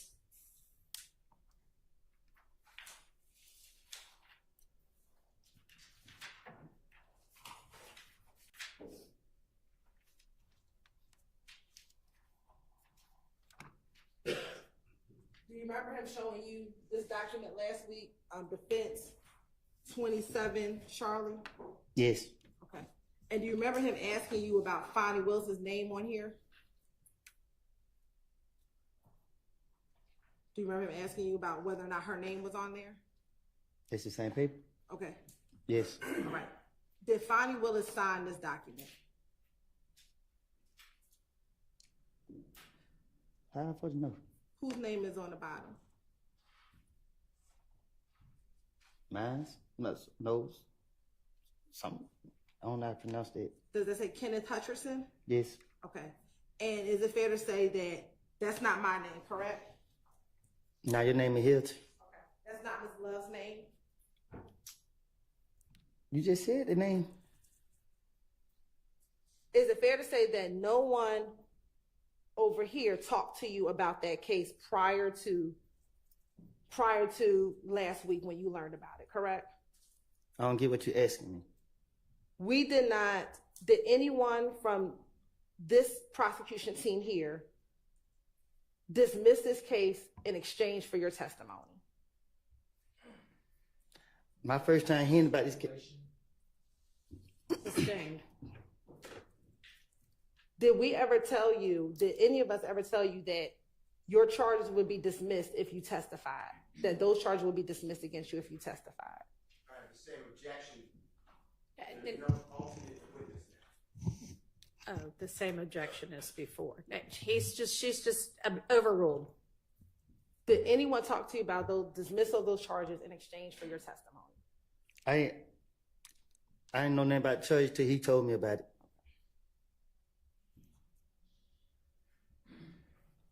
So it's fair to say that you are not testifying here today because in exchange for your testimony for dismissal of those charges. I'm testifying here by force. Okay. Now, on cross last week, you were asked by Mr. Steele excuse me, let me ask you this. Do you remember Mr. Steele showing you a number of video clips last week from your from your interviews from June of 2015? Yes. And then he also showed you clips from your interview in January of 2015 as well. He showed my interrogations. Okay. And do you recall being asked by Mr. Steele on cross whether the district attorney or the police or anybody ever came back to tell you or confirm with you things that you said? Do you remember him asking you a lot? I don't get what you're saying. Sure. Do you remember Mr. Steele asking you whether or not the state of Georgia, the police, or if anyone ever came back and showed you a 911 call? Do you remember him asking you about that? Yes. Do you remember him asking you if anyone ever came back and told you that they talked to Valerie? He asked me no questions. Okay. That's what you asked me? Yes. Yeah. And do you remember him asking you multiple questions like that? Well, he asked me a lot of questions. Okay, God bless you. Now, let me ask you this. You served about 51 months in federal custody. Is that fair? Yes, a little bit over, but After your release, did you want to speak with the Atlanta Police Department? what you mean? Once you were released from custody, did you want to meet with the Atlanta Police Department? They never tried to reach me. Okay.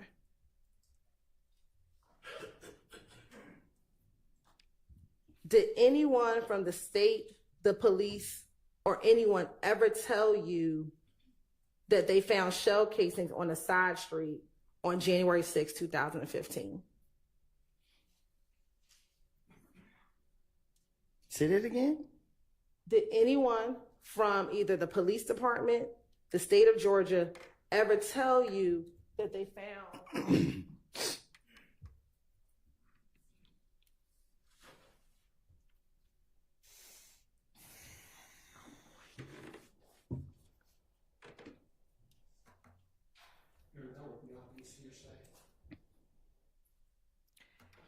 I'm gonna strike that question, Your Honor. Okay. Did anyone ever come from the state of Georgia, from the police? Did anyone ever tell you about the Hertz rental car records that you were shown a few weeks ago?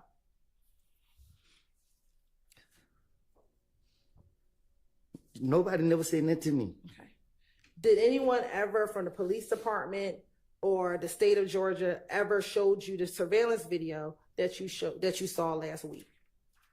Which one? The surveillance video, God bless you, at the gas station. Say that again? The surveillance video at the gas station. You said what about it? Did anyone ever show you that before you saw it in court last week? Yeah, I seen it before. Where'd you see it? On the news. Okay. Did you ever come into the police department to see it at all? I never, no. Okay. Did anyone from the police department, the state of Georgia, ever show you telephone records that they received? The police just asked me questions. Okay. Did anyone ever show you your telephone records from 2015? No. Did anyone from the state of Georgia ever show you cell phone records from NARD that they may have received? Which night? Demise McMullen. You say that again? Did anyone ever show you any phone records from Demise McMullen, also known as NARD, that they may have received? What you mean? With me and him talking? Did anyone ever show you any telephone records, period, that came from NARD?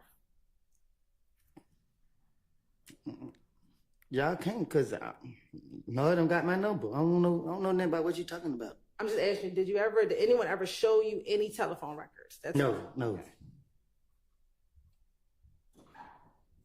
Did anyone ever show you any telephone records from Duwop's phone? Nobody never showed me no telephone, nothing. Did anyone ever play any calls from jail with Duke and Javorce Bradford or Tuda? How I supposed to know? Did anyone ever play that for you? Oh, no. Did anyone ever show you telephone records from OG Bentley? No. Did anyone ever show you any phone records from Thug? From who? Thug. No. Did anyone ever play any phone calls from Shannon Stillwell for you? You showed me. I showed you, I played for you a telephone call with Shannon. The visitation. Not the visitation, a phone call. Did anyone ever play for you a jail call with a phone call with Shannon? No. Okay. Just because you didn't see these things, does that mean that these things do not exist? Huh? Just because you never saw these things doesn't mean that it does not exist. I supposed to know. Okay.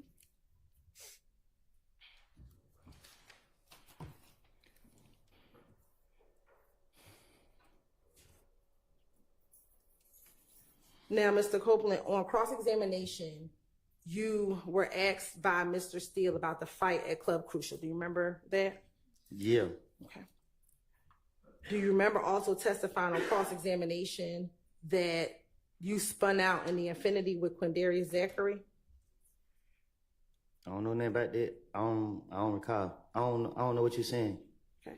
Do you remember testifying last week that you were in the Infinity a few days before Nutt's murder and it spun out on the highway?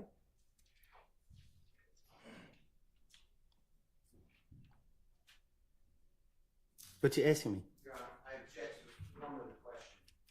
It's apparently you're not the only one that objects to it. Mr. Copeland does not understand what you're trying to ask him. Rephrase the question. Sure. Last week, do you remember being asked by either Mr. Steele or Mr. Shard about the Infinity spinning out on the highway a few days before Nutt's murder? Object to a few days before, Your Honor. Why don't you just try to ask it maybe in pieces? Do you remember last week being asked about the Infinity spinning out on the highway? Mm-hmm. Yes. Okay. And did that spin out happen right before Nutt's murder?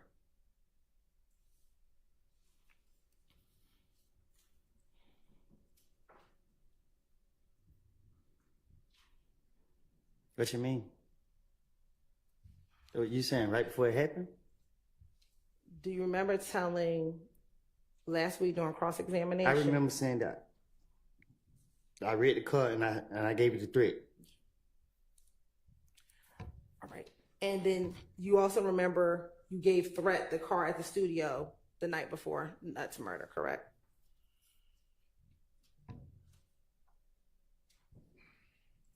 You remember giving the car to Threat the night before Nutt's murder, correct?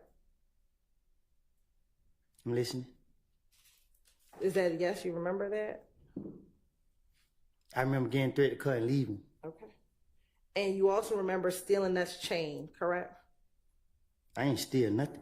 Or do you remember taking Nutt's chain out of the car? What about it? Do you remember testifying that you remember that last week? I remember. And that you testified from memory that you gave him back the chain, correct? Yes, I did. All right. But the only thing you don't remember now is what Little D told you in the car at the McDonald's. Is that fair to say? It's not remember. It's like I told you, I made it up. Lil D didn't get in the car and tell me that.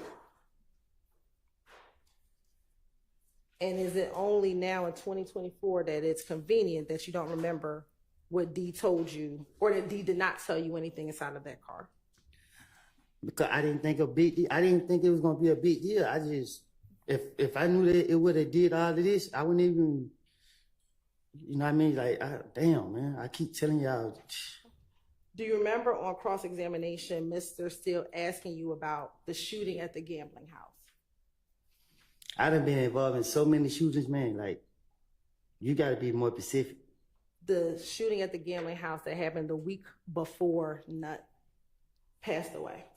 Do you remember talking to Mr. Steele about that? He was more specific, and I'm asking you to be more specific. Sure. Do you remember Mr. Steele asking you if you heard a 911 call from the shooting at the gambling house where Okay. Thug's car got shot at? I remember he asked. Okay. To your knowledge, did Thug ever get his car window fixed? To my knowledge, did he ever get a car fixed? Get the car window fixed? I never seen a bullet hole in his car. So are you saying that you never saw the window get shot out Nah, at the gambling center? When the night that happened, I was so mad. Shit, by the time I noticed he was gone, I didn't even, I don't know.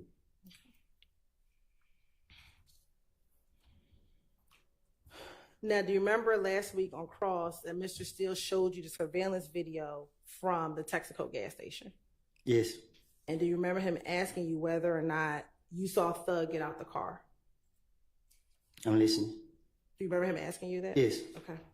And do you remember, I believe Mr. Shard also asked you if you saw Shannon get out the vehicle? Do you remember? yeah, I remember them asking. Okay. First, let me ask you, did you or Thug get the car window tinted on the Infiniti after you rented it from the Hertz rental facility? I don't know what you're talking about. So you don't know if you got it tinted? I don't even think the car had tinted windows on it. I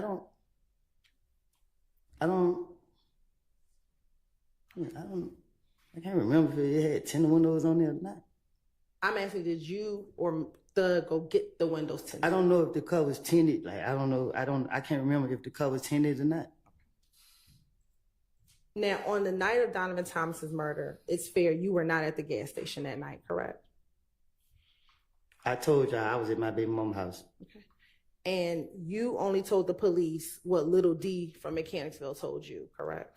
I told the police whatever to get them out for me. Okay. And in that interview, you told the police that Little D told you that they switched cars at the gas station, correct? Excuse me. You say that again? Sure. You told the police that Little D told you that they switched the cars at the gas station, correct? I told the police whatever to get them out for me. Do you know if they switched the cars behind the gas station? How would I know? Okay. I just know when I looked at that video where they showed me last week, I didn't see nobody switch cars, so I felt that that'll prove that, you know what I mean, that I lied in the past. I can't speak on now. Like, But you only know what Demekian told you, correct? he didn't tell me that. Now, If he would have told me that, I would have knew. So for example, let's say if they did switch cars at the gas station, the camera would show that. So I that's why I keep telling you, stop going in the past. I ain't trying to go to jail, but if you're gonna keep going in the past, I'm telling you, don't do that because I lied. Okay. Do you know if there were cameras behind the gas station? To my understanding, there's cameras all over them. I'm asking you specifically, do you know if there were cameras behind the gas station? You gotta go ask the gas station and see. Now, on cross-examination, Mr. Steele asked you, or you told Mr. Steele that Thug encouraged you to speak to the police on the night of the murder. Is that fair to say? I don't recall telling him that. I don't know. Let me ask you, did Thug take you down to the police department to go talk to the police? No.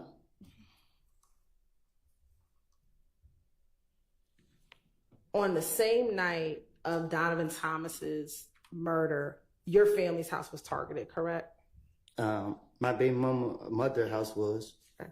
And to your knowledge, Mr. Williams or Thug's stepfather's house was targeted, correct? To my knowledge, I don't know. I don't have a clue.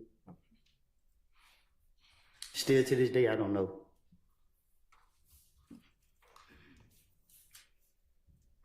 Now, on cross-examination, you told defense counsel that you had multiple phones back in January of 2015. Is that fair? I did. Okay. I had two, not multiple. You had two phones. Now, I'm going to show you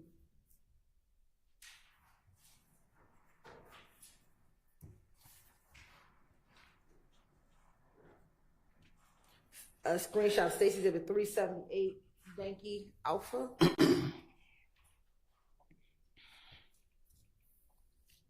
Excuse me, Judge. Yes. Can you cut the air down just a little bit? What? The air. As in hotter or colder? It's freezing. Thank you so much.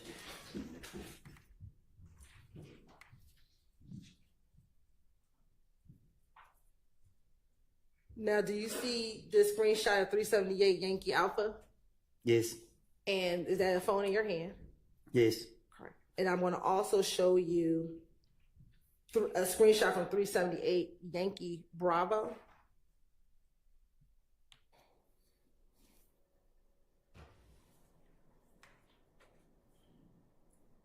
And do you have a cell phone in that picture as well? So I guess so. Now, when you said you had two phones, did you have one phone that was your primary phone? Can you be more, what you mean? Is there one phone that you use more than the other phone? I got both of them for the same purpose. What was the same purpose? To use them. Okay. Is there one phone that you called Deshaun on primarily? I call him on both phones if I had to. Okay. What about calling your brother Trez? I treated both phones the same. Do you remember the phone number for both phones?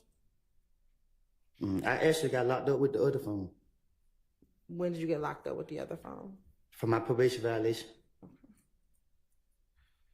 The phone that you showed Detective Thorpe on January 11th, that is the phone that you had with you the night of Donovan Thompson's murder, correct? Can you say it again? The phone that you showed Detective Thorpe, that is the phone you had with you the night of Donovan Thompson's murder, correct? Yes. That's my one I showed in the interview? Yes. Yes. And that is the phone number that you gave him for the night of Donovan Thompson's murder, correct? I don't know which phone number I gave him. I can't just say yeah or no to that.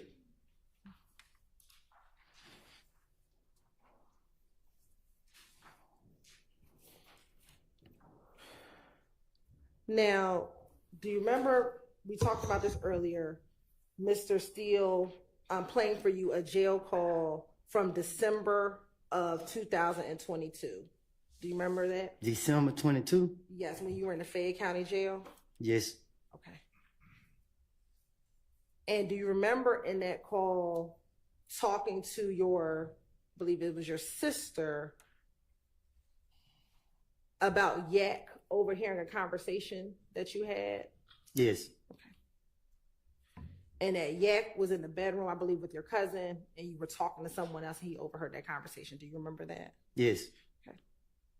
And you were concerned that he was going to tell people about the conversation he overheard. Do you remember that? I wasn't concerned. I try to be more secretive about whatever I got going on. What was the conversation that you were having that you were concerned he was going to go back and tell? I don't think you heard me. I like to be secretive about my conversation. Okay. Well, let's play Defense Exhibit 250E.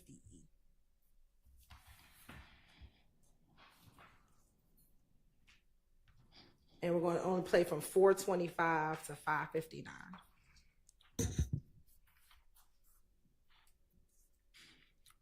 I need to put the headphones on? Yes, please. It's working now? It should be. I mean, It's not working. yeah. Try putting it.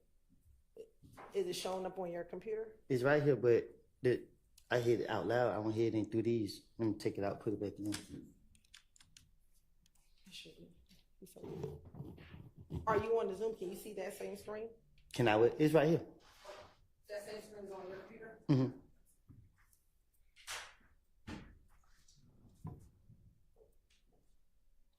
Overheard me and somebody else having a conversation. No. You know what I mean? So,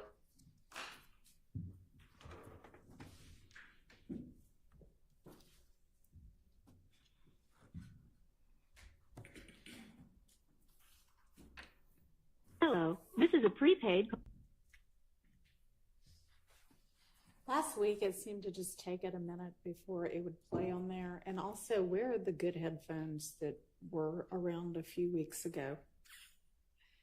Anybody know? We were still looking for them, Your Honor. I think it got carted away with the other. I think so too, but Yeah, that might help also. we are trying to find those because. All right.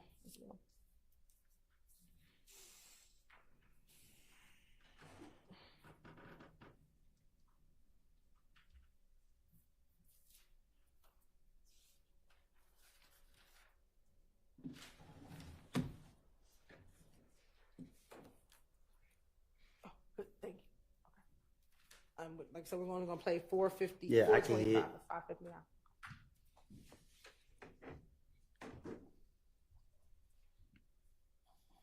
I mean, and then Jet had overheard me and somebody else having a conversation. You know what I mean? So he was at sister house. Yeah. Yeah, this nigga was late. No, sister, our cousin. Oh. This nigga was laid up in her bed, and I was in the living room. I was in the living room telling nigga. I was telling my partner, like, man, look, man, these fuck niggas got, this and then third. I'm telling him what's going on. Like, these fuck niggas playing on me. You feel me? Mm-hmm. So while I'm telling him that these niggas playing on me, this nigga, yeah, hit the whole conversation come out the room. Mm-hmm. So when I see him, my mouth dropped. I'm like, what? You feel me? Like, so when he heard the whole conversation, I'm just like, shit, fuck it. Now I mean, I already know he could go back and let them niggas know what's him. But he tried to tell me that what I was talking about, I was wrong. I ain't know what I was talking about. I'm like, yeah, I do know what I'm talking about. I ain't stupid. That's too crazy. There's a girl, I said, they too crazy as hell. Y'all need to put them up for my people. Then after that, then what's his name went trying to post me on his Instagram page and try to come back around. Man, I ain't come back around y'all niggas. I knew y'all got playing. Come on, man. Y'all niggas crazy here thinking I'm stupid. Now, Mr. Copeland, what conversations were you having such that you were concerned that he was going to go back, he being Yak was going to go back and tell people about the conversation you were having? What you mean? What were you talking about to your friend that he overheard that you were concerned they were going to go back and tell? I plan on doing something to somebody. That's what I said.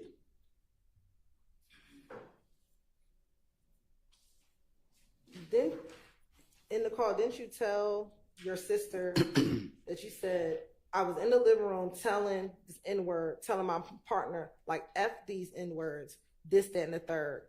I'm telling him what's going on, that they plotting on me. You feel me? When I'm telling him that these N-words are plotting on me, this N-word Yak hear the whole conversation, and he came out the bedroom. Mm-hmm. Yes. So who did you think was plotting on you? Then I tell you, I like to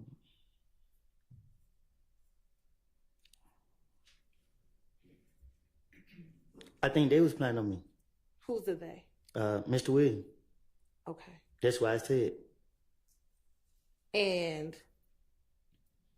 you were concerned that Yak was going to go back and tell Mr. Williams and them what you were telling your friend? I wasn't concerned about him going back and telling me. I really was debating, should I let him leave? Okay.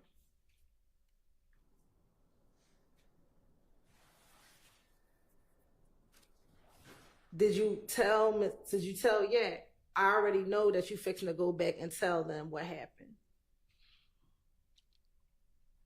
And he tried to tell you, I'm not going to do that. Me and my friend was looking at each other trying to debate. On what we had going on right then and there. And it's safe to say that you didn't do anything. Yak left the room, correct? Yes.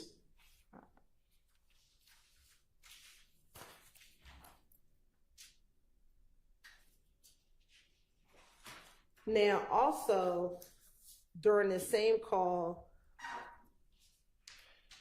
and even in the course of your testimony, you said that you lied on Thug. Do you remember testifying to that multiple times?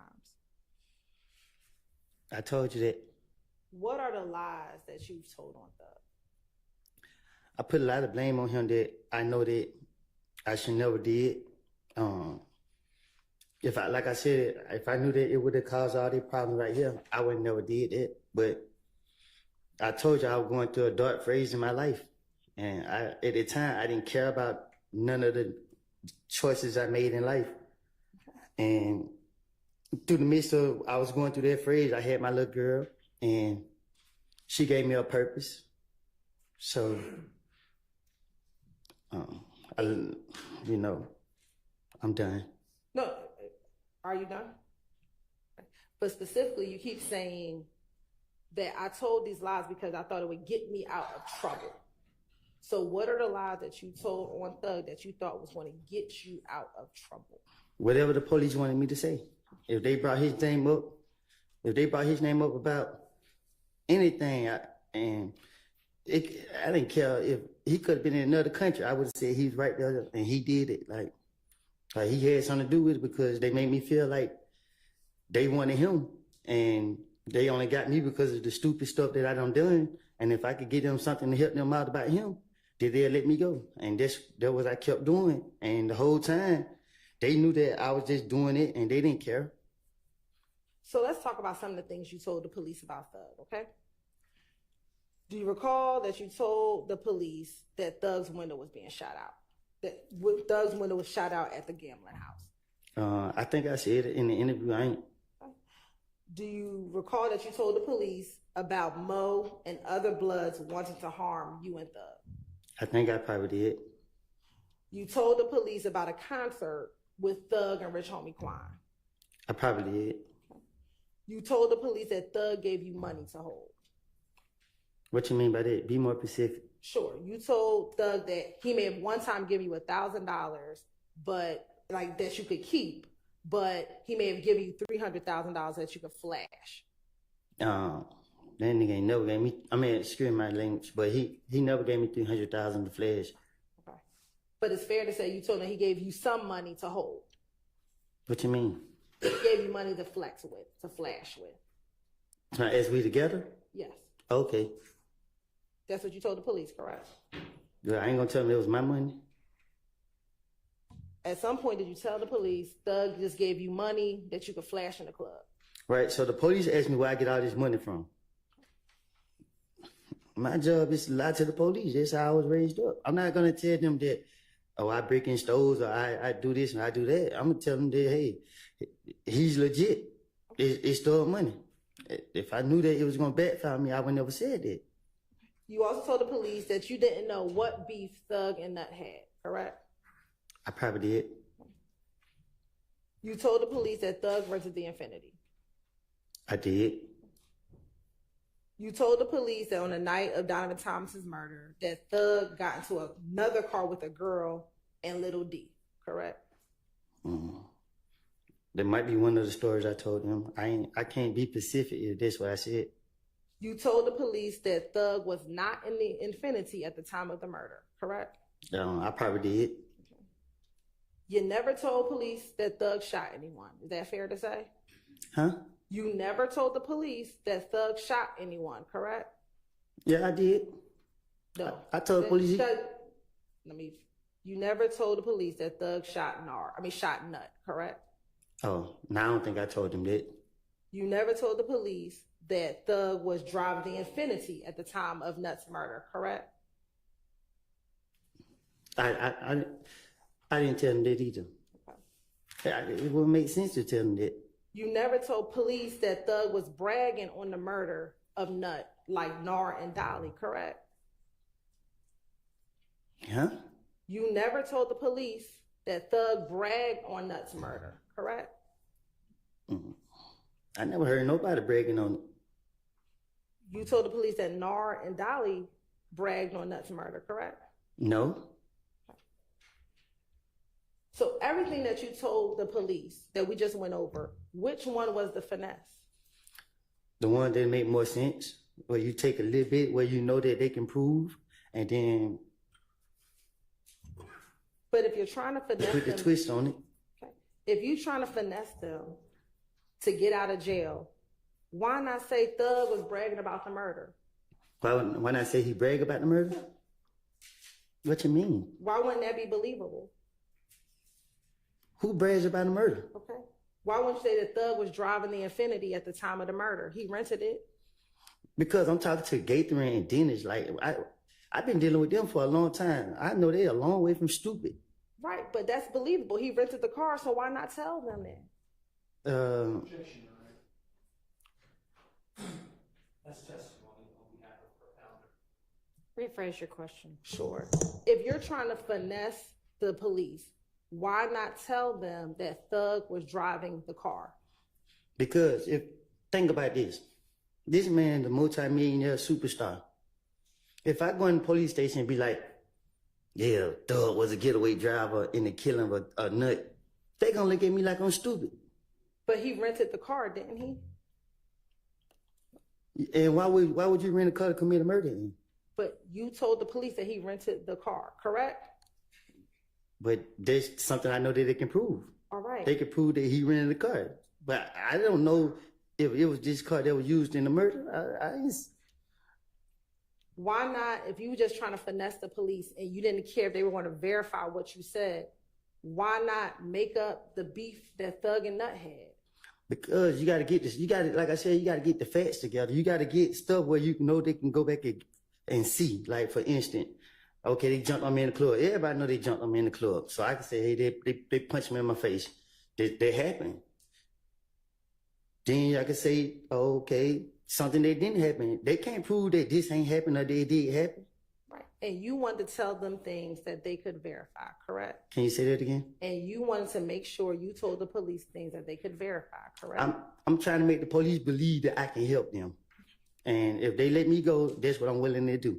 So every time, let's say the time they didn't let me go, you see, I never came back and helped them. When I told them I'd get them their gun back, what they had to bring SWAT team to get me. So anytime they let me go, they knew I wasn't coming back. Okay. On cross-examination, you talked about a meeting that you had with your lawyer and the U.S. attorneys back in 2015. Do you remember telling Mr. I believe Steele about a meeting that you had with your lawyer and the U.S. attorneys back in 2015 or sometime during that period?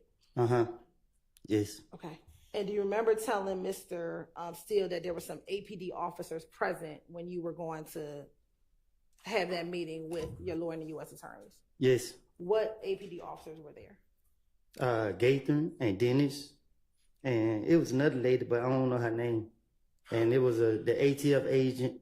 It was everybody who was in the interrogation room. You mean interrogation room in that June interview? When they locked me up. Okay. Do you remember how long you were in the feds before you were going to have that meeting? It was like probably the first couple months because I found my lawyer right out the rip. And why did you fire your lawyer? Because he working with the state. He was trying to work with the police.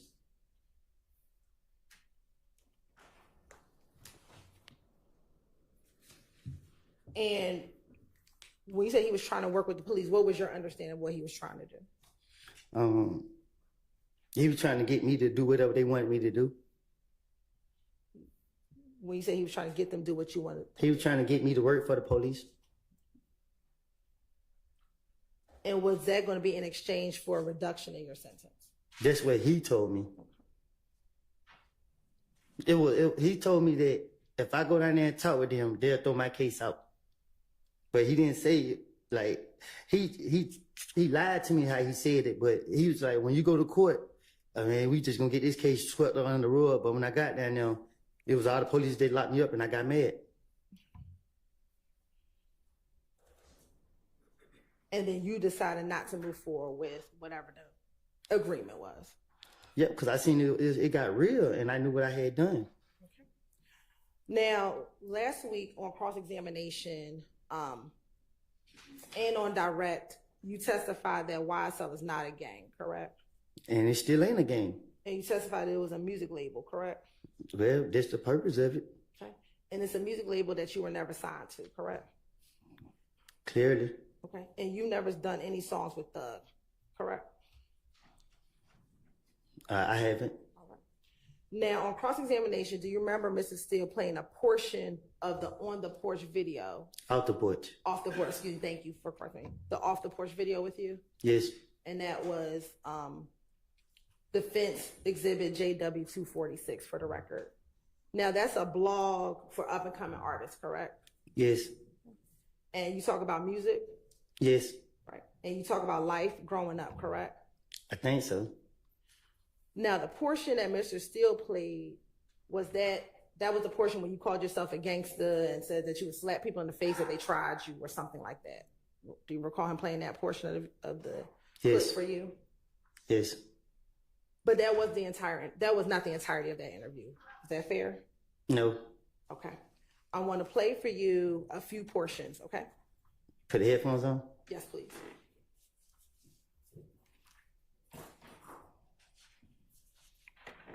I'm going to first start playing Defense Exhibit JW246, starting at 00 and ending at 007. Yeah, they little Woody Freehand Entertainment. Just jumped out of the pool with Dirty Glove Best. Slap YSL for life. Now, there you said slap YSL for life, correct? Yes. And again, you were never signed to YSL the label, right? Not Okay. And slap means slime love all the time, correct? Slap means slap. Slime love all the time? I guess. All right. Now I want to play JW246 at 9:15 to 9:47.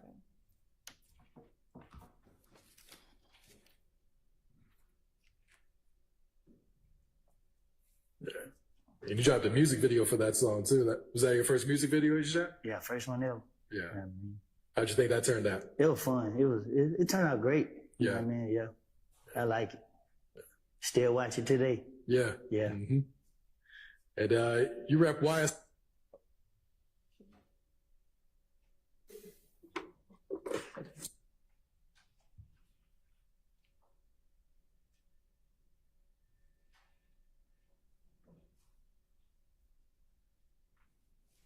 And you dropped a music video for that song too. Was that your first music video you shot? Yeah, first one ever. Yeah. How'd you think that turned out? It was fun. It turned out great. You know Yeah. what I mean? Yeah. I like it. Still watch it today. Yeah. Yeah. Mm-hmm. And you rep YSL a lot in your music. Gang. How far back does your relationship with them go? Yeah, still. When he said rep, he asked you if you rep YSL in your music. You said gang, correct? No, I said game. Why would you say gang? Game, like I wanted to be a part of YSL. I wanted, like, on the papers, I wanted to be a YSL artist. This interview was done in 2020, correct? One of them years. Okay. Is it fair to say this is after you got out the feds, correct? Yes, yes. All right. And at this point, you had known Thug for a number of years, correct? Mm-hmm. Yes. And it was fair to say at some point in time y'all were friends. Yes. Okay. And even at this point, you still were not signed to YSL the label, correct? But me and him spoken about it. Okay. And he just told me I had to convince him that this is what I really wanted to do. And you still aren't signed to the label, correct? I had went back to jail. All right. I'm going to play the last section, which is 2010 to 2040.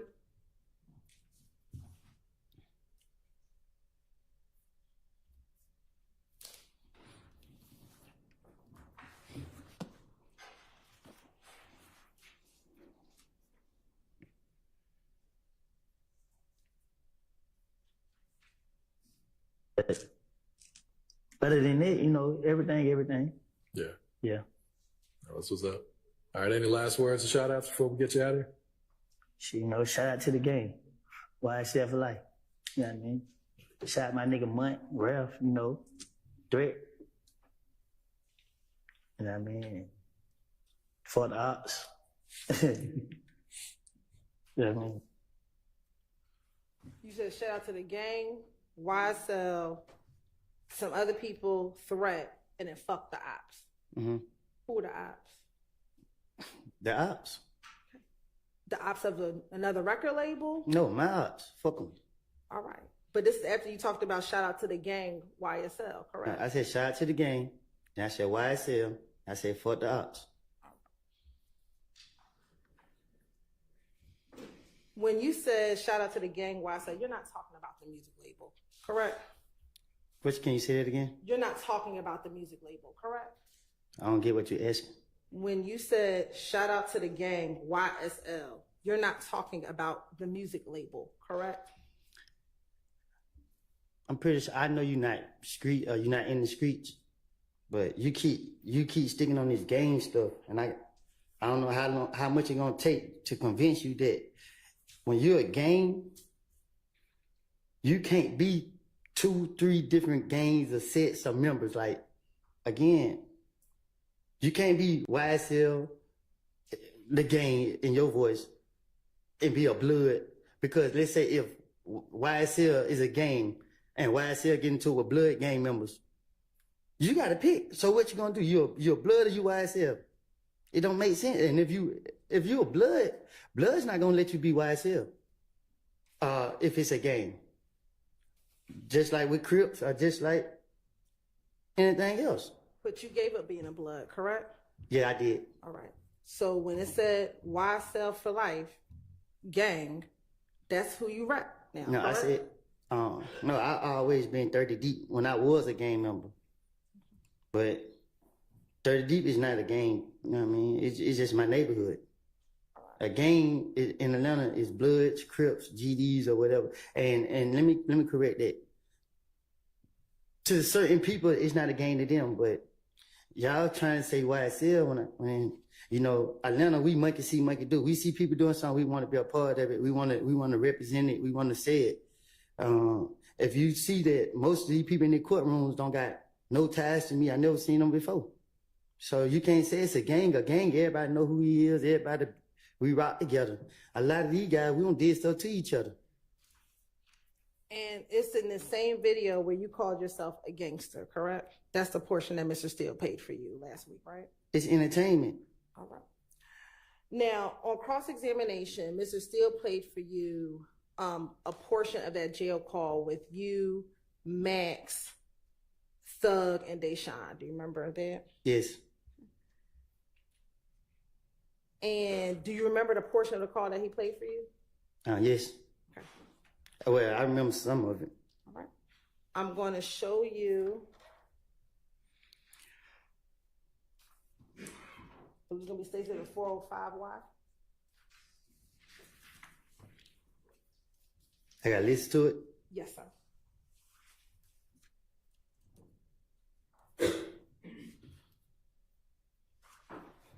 All right, I'd like to go through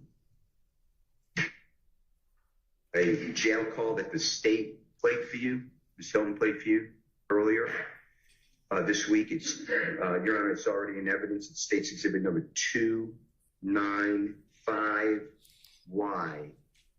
And specifically, Your Honor, starts at 128. And just to orient the jurors, this should be the 13th day of June of 2015. So 13th day of June 2015. And I believe you said that you're on the phone, and there's other people on the phone too, but Jeffrey's sister, you identified her, or she'd been identified as Max, and then Jeffrey in the background, maybe his voice on the phone, is on the call. I'd like to just play that short snippet, okay?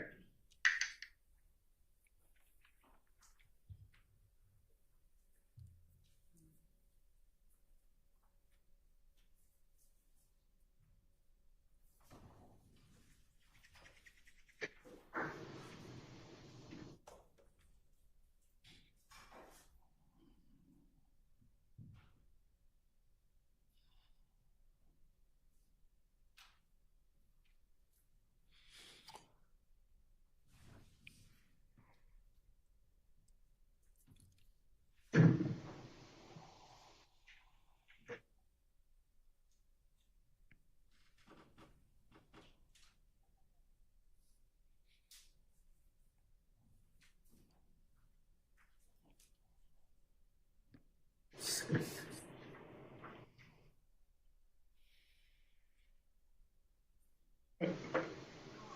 can't hear nothing.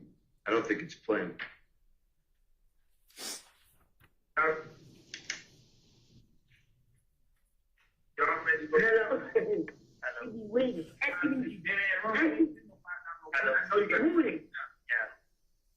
What's up, Woody? Yeah. Look, John, yeah, he got fun.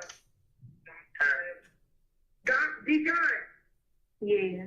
How much the money is? 15,000, but I go to a blind come home by 15.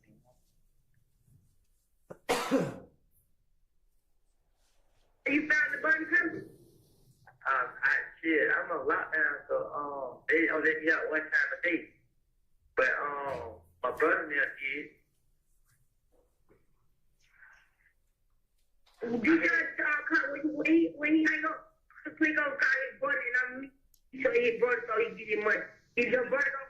No, I'm saying call his brother gonna sign it. Yeah, Deshaun, where you at? I'm at home. You don't got no ride? I can get your brother friend. Meet me on University. On University where? That gas station you already. You know what that gas station at Chevron. Meet me at Chevron. Hey, man. Okay. Yeah. Look, you ain't right, man. What did he do? I'm gonna take some money, bro. He told what that is. Well, you come out rock. Yeah. You told him Roscoe too. You say don't fucking play, bro. You told him Roscoe. You told him Roscoe just like he Roscoe ain't no fucking blood. He don't give a fuck. I don't agree. Hey, D-Shot come up and come meet you so you get your money. Gonna pay with bond so you get out, bro. And when you get out with it, I can have him talk to you. I really feel some type of way. I'm gonna talk to you about it so you get out. Man, listen, man, I'm telling this shit. I ain't playing with you. I ain't fucking playing with you either. Got a fucking birthday on the way. What's wrong with you? Yeah. I appreciate it. Tell you, but I love you. He hear you? You gotta get this motherfucker mind together. He said you gotta get your mind together, bro. How you been sick? Man, bro, I've been left out there. I ain't had nobody, bro. I just feel like nigga left me out there. I ain't did shit. You ain't never out there alone. You just want to be out there president. Bro, we ain't fucked up no more. You ain't gotta be out there pretending to be. Shit, I had no choice. That way gonna get you time.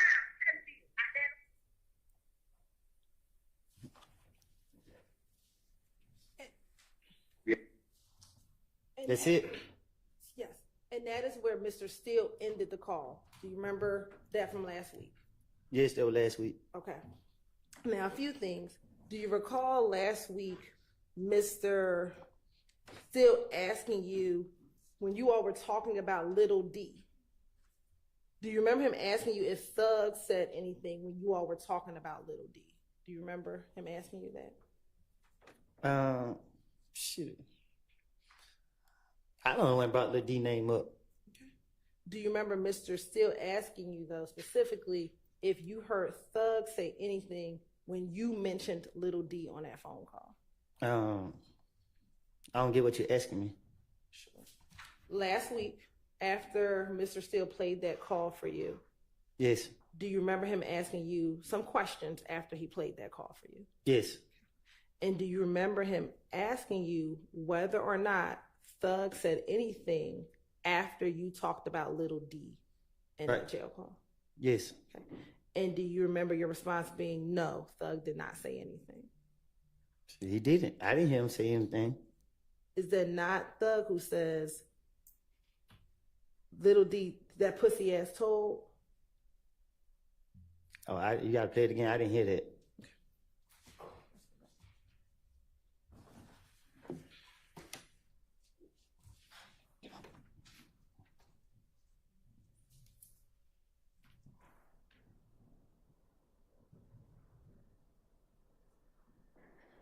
All right, I'd like to go through You playing the whole thing, go? a jail call. It should be the 13th day of June. Other people on the phone too, but Jeff's on the phone. It's on the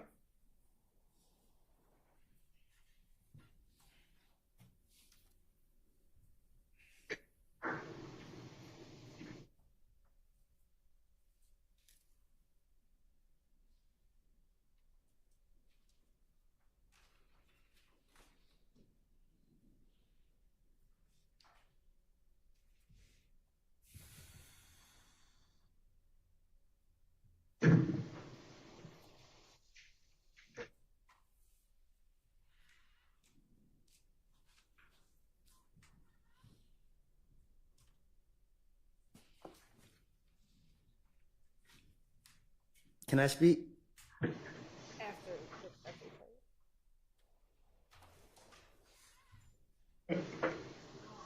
I can't hear me. I don't think it's playing. Hello.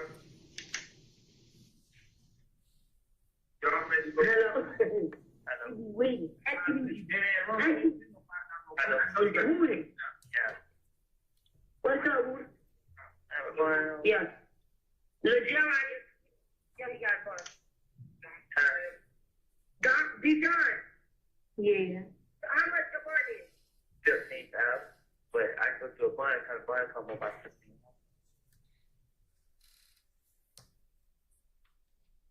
15. You found the bun company? I'm on lockdown, so they don't let me out one time a day. But my brother now did. D-John, when he hang up, please don't call his brother and I'm so his brother so he give you money. If your brother don't, no, I'm saying, call his brother don't sign it. Yeah, D-John, where you at? I'm at home. You ain't got no ride?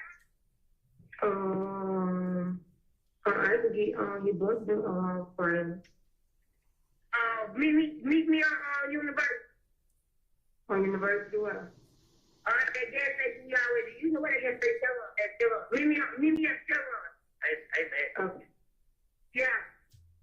Yeah, right.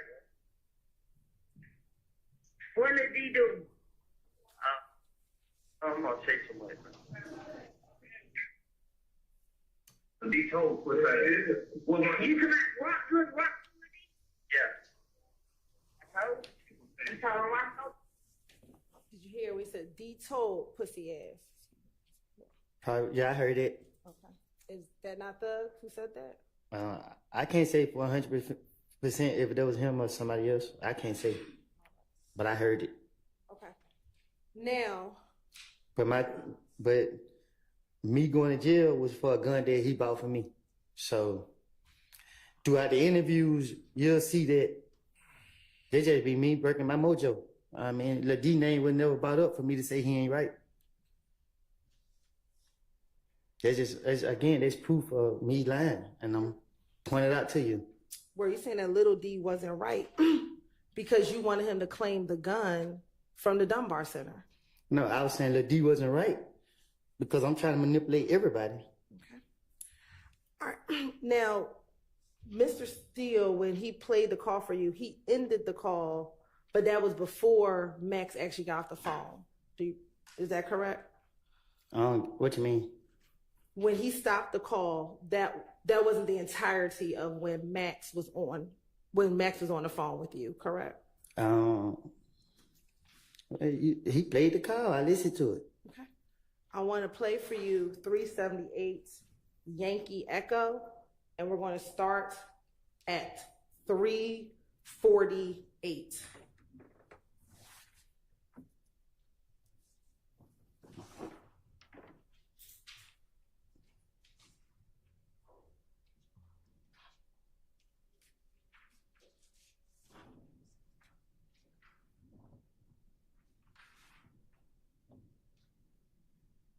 And my apologies for the record, we're going to be playing 395 Yankee. Starting at about 350.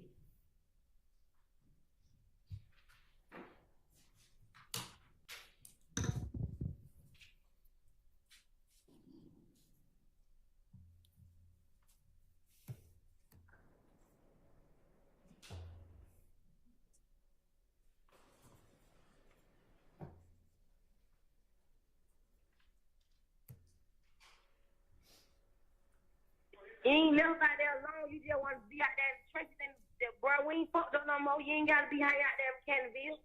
Shit, I had no choice. That wasn't gonna get you time, Canterville. Out there in them apartments. I keep telling you that. Yeah. And what's that shit, bro? Hey, you got to realize it be, yeah, swear to God, we kill nuts, so they gonna stay on you. Yeah. Smoke nuts. Hello? Stay away from that shit, bro. You just don't know it be your hood, bro. Your hood scare you, bro. That trust me, your hood is the main hood. Them the main people that want to have you fucked up before anybody else on the street do. Dude, I'm telling you, play scared of you. I already know. You gotta stay away from that shit. You got a little girl now. I've been telling you that shit. Cause I ain't even gonna lie. I was just mad at your ass, bro. On my money, how you getting the phone going off for me like I don't did something wrong, bro. Yeah. Call Mac. Motherfucker. Man, you know Valerie told me that. But I'm saying you listen big bad. They call my phone 20 times, bro. Dude, I'm telling you, they all just call my phone 20 times. No call ID, then we get right in the car. You walk past me like you're a boss. Bitch, I got it on me, that fake ass weave in your head, ho. I just drop your ass. And I got my pistol on me too, ho. Don't try me, fuck wrong with you. I just told you don't be listening to this fat ass hoe. She wanna keep up drama, bro. Yeah. Come on, man, this hoe just told somebody look jig on her. Don't listen to her. You finished? Yes. So the portion that Mr. Steele did not play was when Max said, "Swear to God, we killed Nut." Correct? What you mean? I played for you the clip. I heard you. I don't get what your question is. The portion that was not played was when Max said, "Swear to God, we killed Nut." She said they swear to God we killed Nut. But if that's what you want her to say, then That's what the recording says. "Swear to God." I'll rephrase, Your Honor. Sustained. Rephrase. In the interview, did you hear, "Swear to God, we killed Nut"? I mean, in the jail call, excuse me. I'm telling you what she said.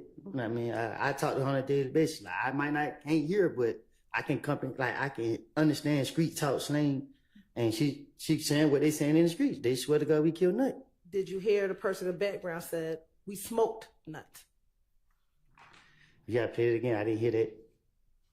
I mean, but I never heard of that. Okay, we'll play that. That's that portion for you. Thank you. I want to hear the whole thing.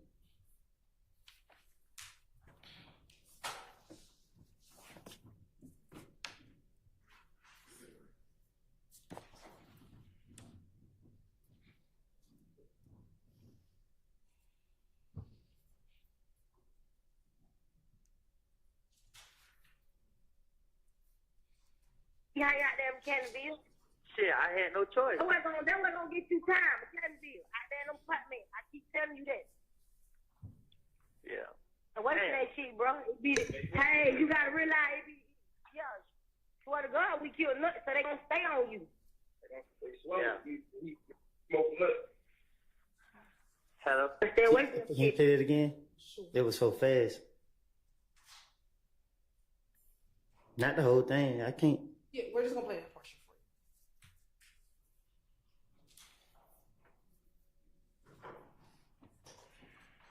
That wasn't gonna get you time in Canterville. Out there in them apartments. I keep telling you that. Yeah. And what's that shit, bro? Hey, you gotta realize yeah. Swear to God, we killed Nut, so they gonna stay on you. Yeah. Hello? Did you hear that? No, I didn't hear it. Okay. Let me ask you, who is the we? Huh? Who is the we? See, you hear what she said? They gonna stay on me. Like, I don't know. He says, "Swear to God, we killed Nut." Who is the we? Ask Dolly. I'm asking you. This Sustained. Why didn't you ask her, what we are we talking about? because that's what the streets are saying. So who is the we? Objection calls for speculation. Sustained. You didn't ask, why didn't you get clarification as to who she was talking about? Because I heard it in the streets myself. Okay. So when you heard it in the streets, what did you hear in the streets? Sustained.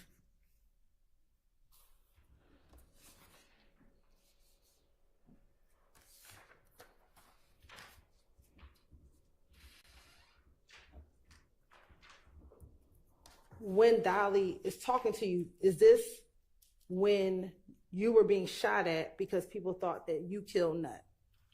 I don't get what you mean. Can you be more specific? when you told Dolly that it was people were coming after you,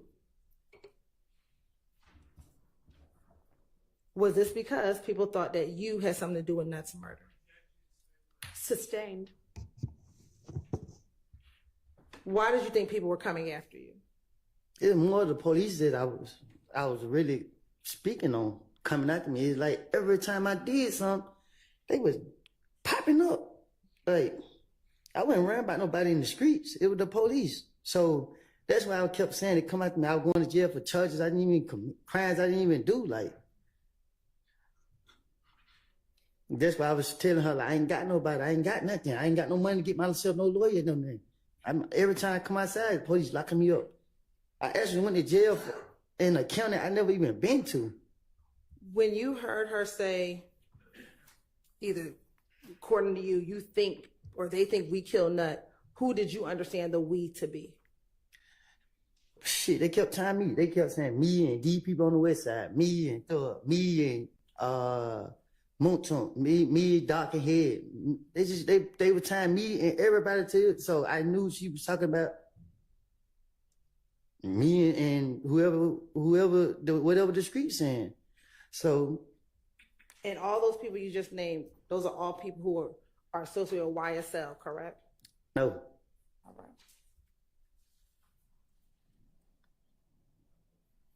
Now, the only people that was associated was Doug and Moonton. That's not that was, you know, y'all try to put a part of this. Now you talked about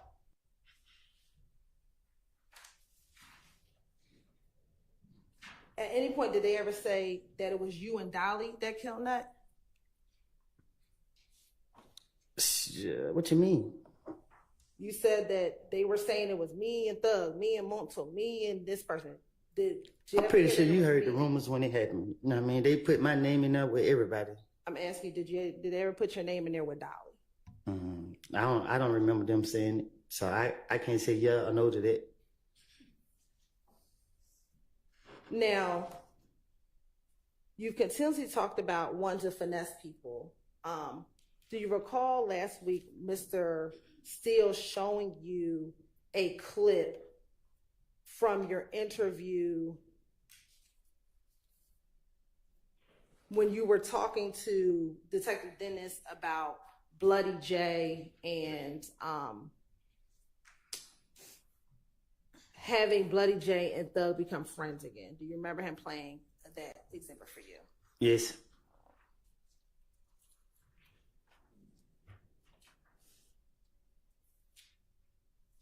I'm going to play for you State's Exhibit 378, Yankee Echo at 10:40. It's the same one? No.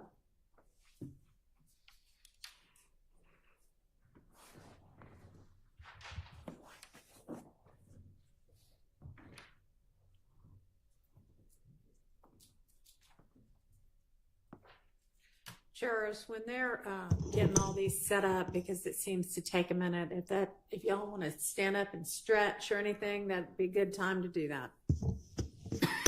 I know it can get tedious sitting all day long. I do it all day long.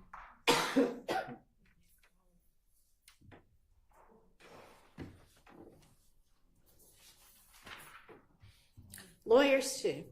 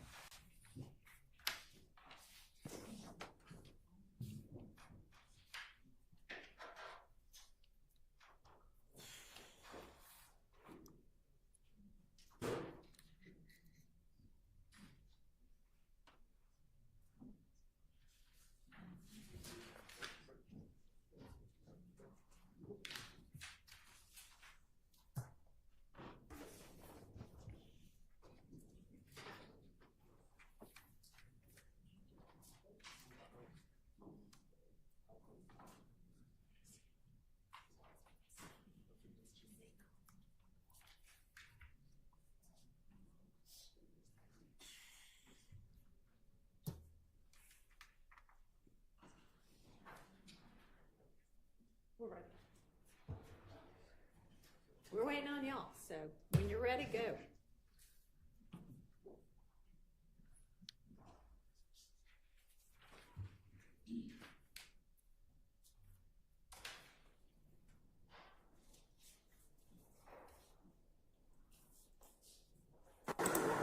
Ten, 2015, that you tried to get Mr. Williams or Jeffrey, and do you know who Bloody J is? I heard of. Do you know the given name Justin Ussery, excuse me? Who are they? That's fine. I'm gonna use Bloody J, okay? Do you remember telling the police, and this is, Your Honor, JW 240D, was in David State's Exhibit number 378YE. It's June 10, 2015, meeting, interrogation, whatever, or conference, with law enforcement and Mr. Copeland. It's 10:40:37 a.m. to 10:41:08 a.m. And Mr. Copeland, tell us if you hear this, okay? And if it's not, you correct us. Detective Dennis tells you, so the night at Crucial, when you were saying they jumped on you, you said, when all the, I'm just not saying it, but SHI blank popped off. So what happened, Mr. Detective Dennis, what happened when you came outside with Bloody J? Because you were saying last time that there's overlapping conversation, meaning I can't understand it, multiple people speaking. And you said, when the Detective Dennis said, when you were trying to bring everybody back together. And the Detective Dennis said, you were like, is he ready? And Thug or Jeffrey kept saying, nah, he ain't ready. You remember that? That was Detective Dennis saying, you remember you told us that when you said, and you said, you mixing things up. You're talking about the time we was in when I called Bloody J and tried to get him and Jeffrey or Thug. You said, back, cool. That's what I'm targeting, okay? So please listen to it. If I said it wrong, just say it right. Your Honor, can Mr. Copeland listen to this, please? And the jury. So the night at Crucial, that when you were saying they jumped on you, right? When all shit popped off. So what happened when you came outside with Bloody J? Because you were saying the last time you were trying to bring everybody back together. You was like, be ready. And I stood and said, I ain't ready. You remember that? You remember you told us that? When you said you're sneaking it up. You talking about the time they made shit from that house that day and trying to get him to throw that cool. Remember saying that you were. Now, in watching that video, do you see that you corrected Investigator Dennis when he had some facts wrong? What you mean? You said, did I correct him? Correct. Did you correct, in the interview, did you correct Investigator Dennis when he had some facts wrong? Right, I'm listening. So if you were trying to finesse the jury, why even correct him when he had something wrong? I wasn't trying to finesse the jury. I was trying to finesse the police. Correct. When you're trying to finesse the police, why correct him if he had something wrong? Because they after me. And like I said, just when we going, one thing I know about Dennis, I know I got to come correct when I'm talking to him, so I got to. But Dennis, I know Dennis play games. Right. So you said, when it comes in, you have to come correct. That's what you just said, right? No, I'm saying, like, when I say come correct, I'm saying, like, I gotta. It's harder convincing Dennis and Gaten. Like, you gotta really make them believe, like, because they can see like you said before, Gaither can see through your BS, correct? Mm-mm. What I said before is that, like when I make up the names, I know that I can't come to Gaither with the names I done made up. She gonna already know I made them up. So it's different, like, when I'm dealing with, like, different police. When it come to Gaither, I gotta be more convincing than I will with Thorpe. Okay. Also, let me ask you, in 2015, is it fair to say that you were closer to Shannon than you were with Duop? With who? With Duop. If I was closer with Shannon than I was with Doo-Wop? Yes. I guess. And matter of fact, Doo-Wop is Yak's friend, correct? I'm cool with Doo-Wop. But that's more Yak's friend than it is your friend. Is that fair to say? I guess. So if you're trying to finesse the police or mix in some truth with a little lie, then you would agree with me that the full truth doesn't matter, correct? Like if you're trying to mix in a little truth with a little lie, then the full truth doesn't matter, correct? So my whole purpose was in the interview was my little girl birthday is coming up, and they every time they got me, they would ask me questions and they would laugh and act like they was believing the stuff I was saying.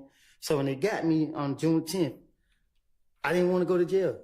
I'm not scared of jail. You feel me? I know how to adapt to my environment. It's just the timing of when they got me. And my whole purpose was if I could convince these people that I work with them and I help them out and do whatever I do to let me go. And that's what my intention is. Y'all keep dragging me in here like I got facts. You know what I mean? And I don't. I'm going to show you what's already been admitted at 67378 Yankee Echo at 534:49. Do I listen to it or it's a picture or something? I'm going to show you and you're going to listen to it. Okay. Or I'm going to ask you if you can listen to it, please. Yak driving, Shannon with the AK, Nara with the pistol, and Doo-Wop with the pistol. Now, I don't think Doo-Wop had a pistol. Okay. All right. But you just know what seats, how everybody was sitting in the car, and all you know is that Yak was driving. Yeah, I just know Yak. They said Yak was driving, and that's based on what Mikion told you. Yeah. Lil D. Okay. Did they say that to anybody else, or just y'all little circle? And we're going to stop it at 535:18. In that clip, you clarified for the police who had guns, correct? Again, if I wasn't there and Lil D wasn't there, how could we say what happened? All right. Because you were telling them what Little D told you, correct? But if Lil D wasn't there, how could he tell me what happened? Okay. You told the detectives and you clarified that it was Shannon and Nar shooting a gun, Yak was driving, and Doo-Wop didn't have a gun. That's what you just told the police, correct? Right. All right. If you were just trying to tell them anything, why not tell the police that Doo-Wop had the gun? Again, I can't, right now, everybody in this courtroom see what's going on in this courtroom. The people who's not in this courtroom, they can't say what's going on in this courtroom. So if Lil D said that this what happened in that car, he had to be in that car to know that. If I say that's what happened in the car, I had to be in that car to know that. Neither one of us in that car to know that. So it shows, again, that I'm just saying whatever. Okay. I'm asking you, why would you tell the police or put the gun in your friend's hand when you could have put the gun in Doo-Wop's hand? So, again, January they got me, February they got me, whatever month come out today they got me. They got me every month. I wasn't convincing neither of them times because they were locking me up or whatever. I wasn't convincing them, so I had to be more convincing. It ain't like it's just like, okay, let me put it on Doo-Wop. It's the spare of the moment. So in the spare of the moment, you gotta get them up off for you. You just gotta, off the top. Like, but I wasn't, listen to me, Shelton, I'm sorry. I mean, like, I don't mean no harm. But I wasn't there to be able to say what anybody had, and there's just proof. And no matter how many times you ask me, which ways you ask me, and it's just what it is. And again, you're just telling the police what Little D told you, right? Lil D can't tell me something that he ain't. If Lil D say I was in the car and this what happened, then okay, I say that. But if I'm sitting right here lying saying that D told me something that I know that he didn't tell me and he know that he didn't tell me, because for us to know that, we had to be there. And the reason why you wanted to make sure you were accurate with what you told the police is... Sorry, I didn't hear you. Sure. The reason why you wanted to be as accurate as possible when you talk to the police is because they told you that they were going to try to verify what you were telling them, correct? Well... when Nut got killed, the people on the scene was already saying what they saw. So Like I said, you just take pieces of what you hear, you know what I mean, and you put them together. Now, last week, Mr. Shard talked to you about making up fictional characters. Do you recall that? I think I just spoke on it. Yeah. He asked you about making up Little Rick and Quez as it related to the stolen items that were found on June 10th, 2015. I'm listening.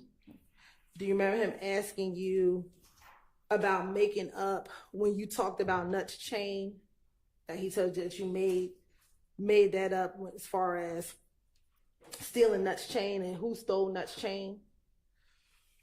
I made somewhat to a certain extent, but the truth of the matter, I didn't steal it. The door was open. I keep telling you that. Okay. He asked you about making up characters as it related to threats shooting up the barbershop. Do you remember him asking you about making up individuals regarding the barbershop being shot up? I'm listening. I'm listening. So if you know how to make up people in those instances, why won't you just make up people for the night of Nut's murder in order to finesse your way out of getting in trouble? So if you realize Gaither and them wasn't in front of me, so when Gaither and them did get in front of me, I know what I'm dealing with. And when it was in the investigator that I knew didn't know me, I could tell them anything. But when it's Gaither and them in front of me, I gotta convince them. Like I gotta convince them to make them believe me. So just like for instance with Shannon, it was stupid that I put Mitch's name, cause I know Gaither gonna be like, Woody, really? When have you and Shannon never not been together? But it's just a roll of a dice. Okay. Do you recall that it was Gaither who you told about Little Rick and Quez? You confused. Say that again. Do you recall that it was Gaither who you talked to about Little Rick and Quez? So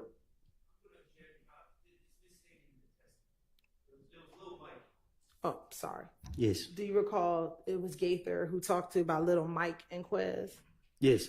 But I said they were from West Side. Okay. Ms. Hilton, how much longer do you think you anticipate on your redirect? Probably about 20 minutes, Sean. All right, go Maybe ahead. about 25 minutes. Go ahead. Well, I'm sorry. I have 2 jail calls, so it's going to be a little bit longer. All right, let's break for lunch. Y'all be back at 1:30, please.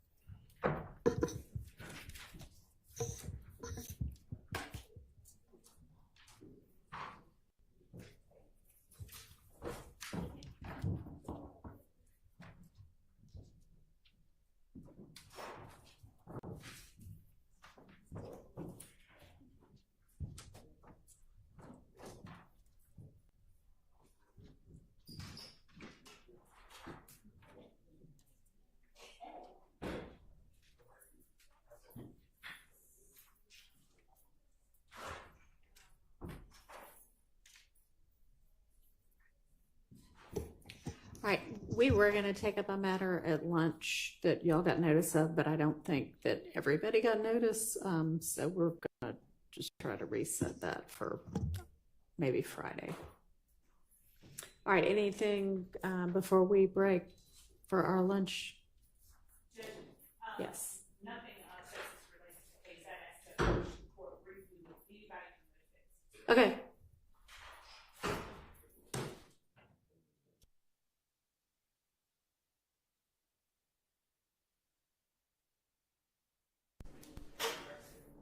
Does it have to do with like scheduling or something? Okay, well, I'm not going to release everybody to go until they want to stay and hear it.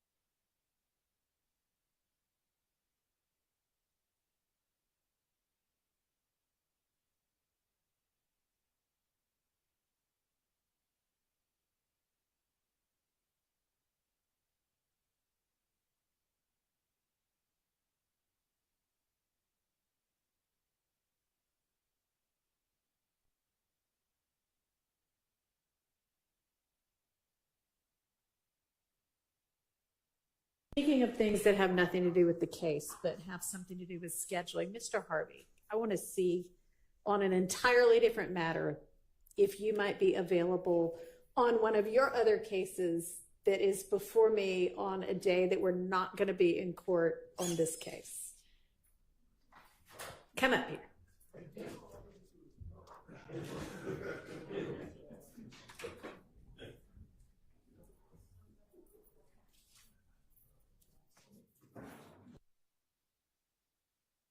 So we'll see everybody back at 1:30.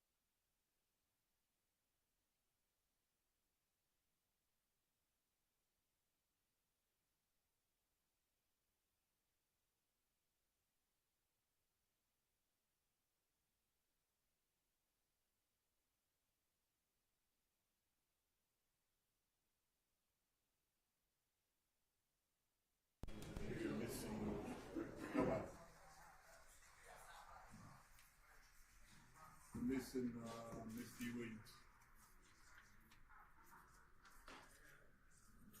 Oh, there she go.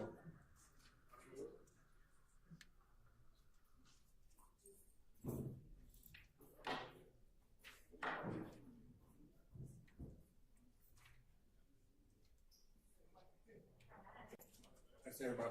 Okay. I don't know how far we're going to get today, if we're going to finish Mr. Copeland, but do y'all have your next witness lined up just in case? Okay. All right, let's get Mr. Copeland back in and get the jury. I suppose, because it's something moved at all. What does it say now?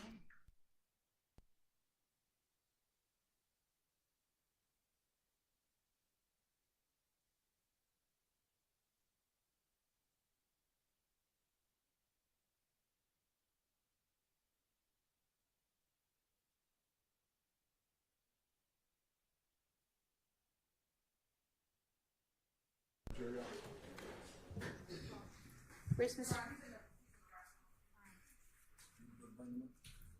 Yeah, we can.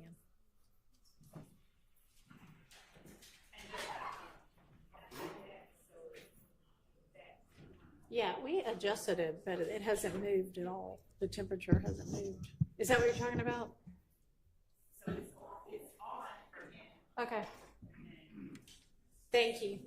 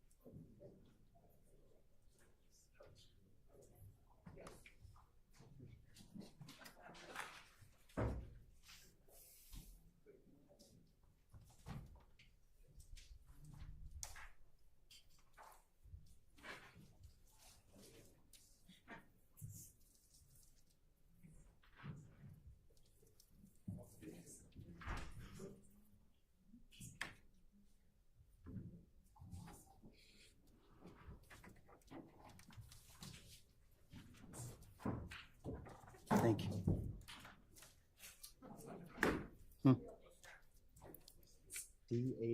DAISHAWN.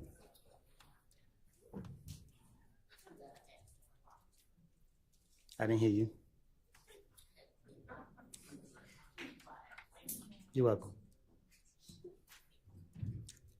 Anybody me now? All right. Thank you. Go ahead, Ms. Holton.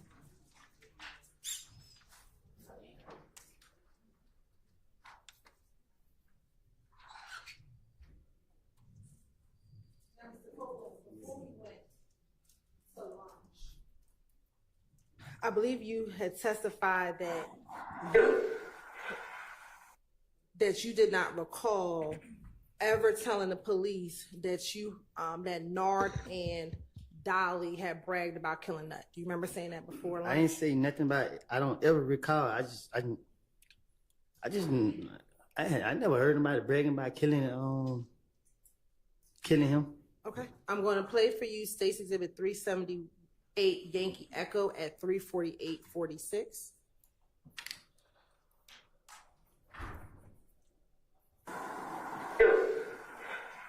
The dude telling me the story, he's like, shoot. But they talking about it, you know what I mean? But I ain't never heard Shan talk about it. I heard God talking loud about it. I mean, what is it? I mean, fuck they did. You know what I mean? So I laughed. Then I heard Dora first talk about it. She talking about a lot. I mean, what she say? She just that's that girl. Yeah. She just talking about it like, yeah, fuck that nigga. Something about I pay my brother. I mean, wait. Did you hear when you told the police you heard Thug's sister talk about it and say, F that nigga. He something. He shouldn't play with my brother? No, I didn't hear. I didn't understand not one word out of that whole thing. You need to play it again? You can play it 10 times. I just can't understand. I can't make out the words.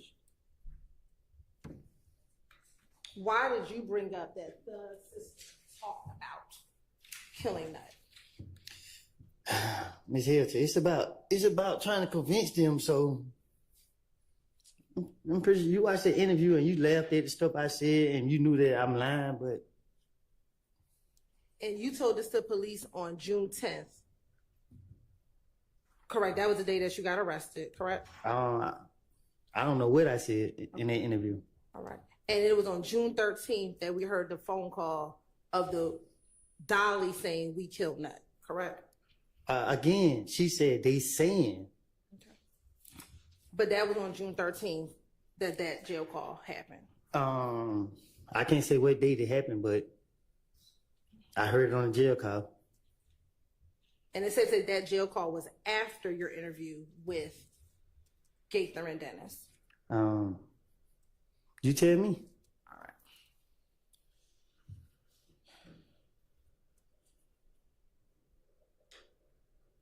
Now, you've said on numerous occasions throughout your testimony that you feed the police whatever lies that you're telling in the moment, correct? What you mean? That whatever lies you're making up, you make it up in the moment, correct? Not necessarily. Sometimes they might ask me a question where I'm not prepared for. Like, my own thing is, my being interrogated, my only thing is get them off of me. So, by any means necessary, get them off of me. With Detective Gaither and Dennis, I know that, you know what I mean, I got to be more convincing with it. I keep telling you that. And all the lies you make up while you're in the interview, correct? No. So you make it up beforehand? Yeah, I actually tell myself lies on a daily basis back then. Like, I'll put stuff in my head and make myself believe it so that. But they just when it comes to certain, you know what I mean? Like, I don't know, man. I'm just, at this point, I'm over it. You know what I mean? Like. So when you're sprinkling your truths with your lies, is it fair to say that you don't make up the lies with anyone else?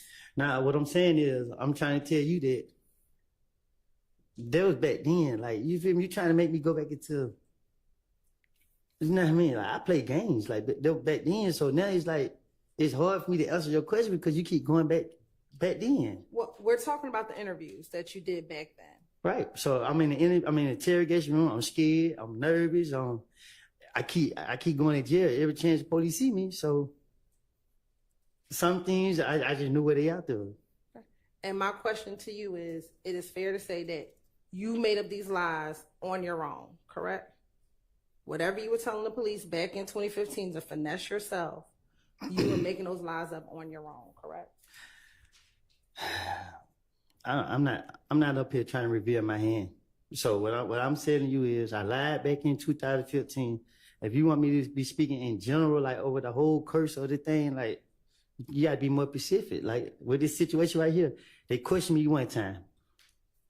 I told them out the real, when he questioned me, I told him whatever I told him, I don't remember. The next time he questioned me, I told him something different. I don't remember. Every time he questioned me, only thing I could remember was to convince them that I ain't do these crimes. And Let me go. And my question to you is, in all of your interviews in 2015, you keep telling the jury that you sprinkle a little bit of lie with a little bit of truth. My only question to you is, those lies that you were sprinkling in, you made them up on your own, correct? Well, somebody supposed to help me make it up? Like, I don't get what you're asking. That's all I'm asking. Did you make up those lies on your own? Did I make them up on my own? What the heck? Did I make them up on my own?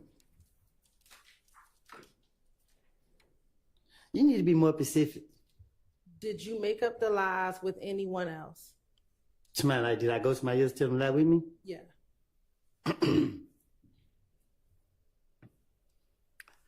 I went to people and told them what was going on, Okay. what the police was questioning me about, and I said certain things to certain people.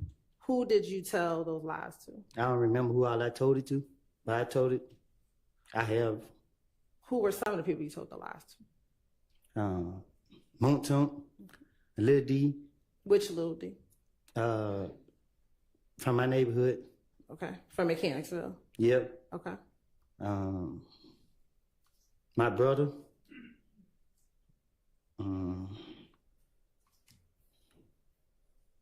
Shit, I told Vlad to screw my name. Yeah.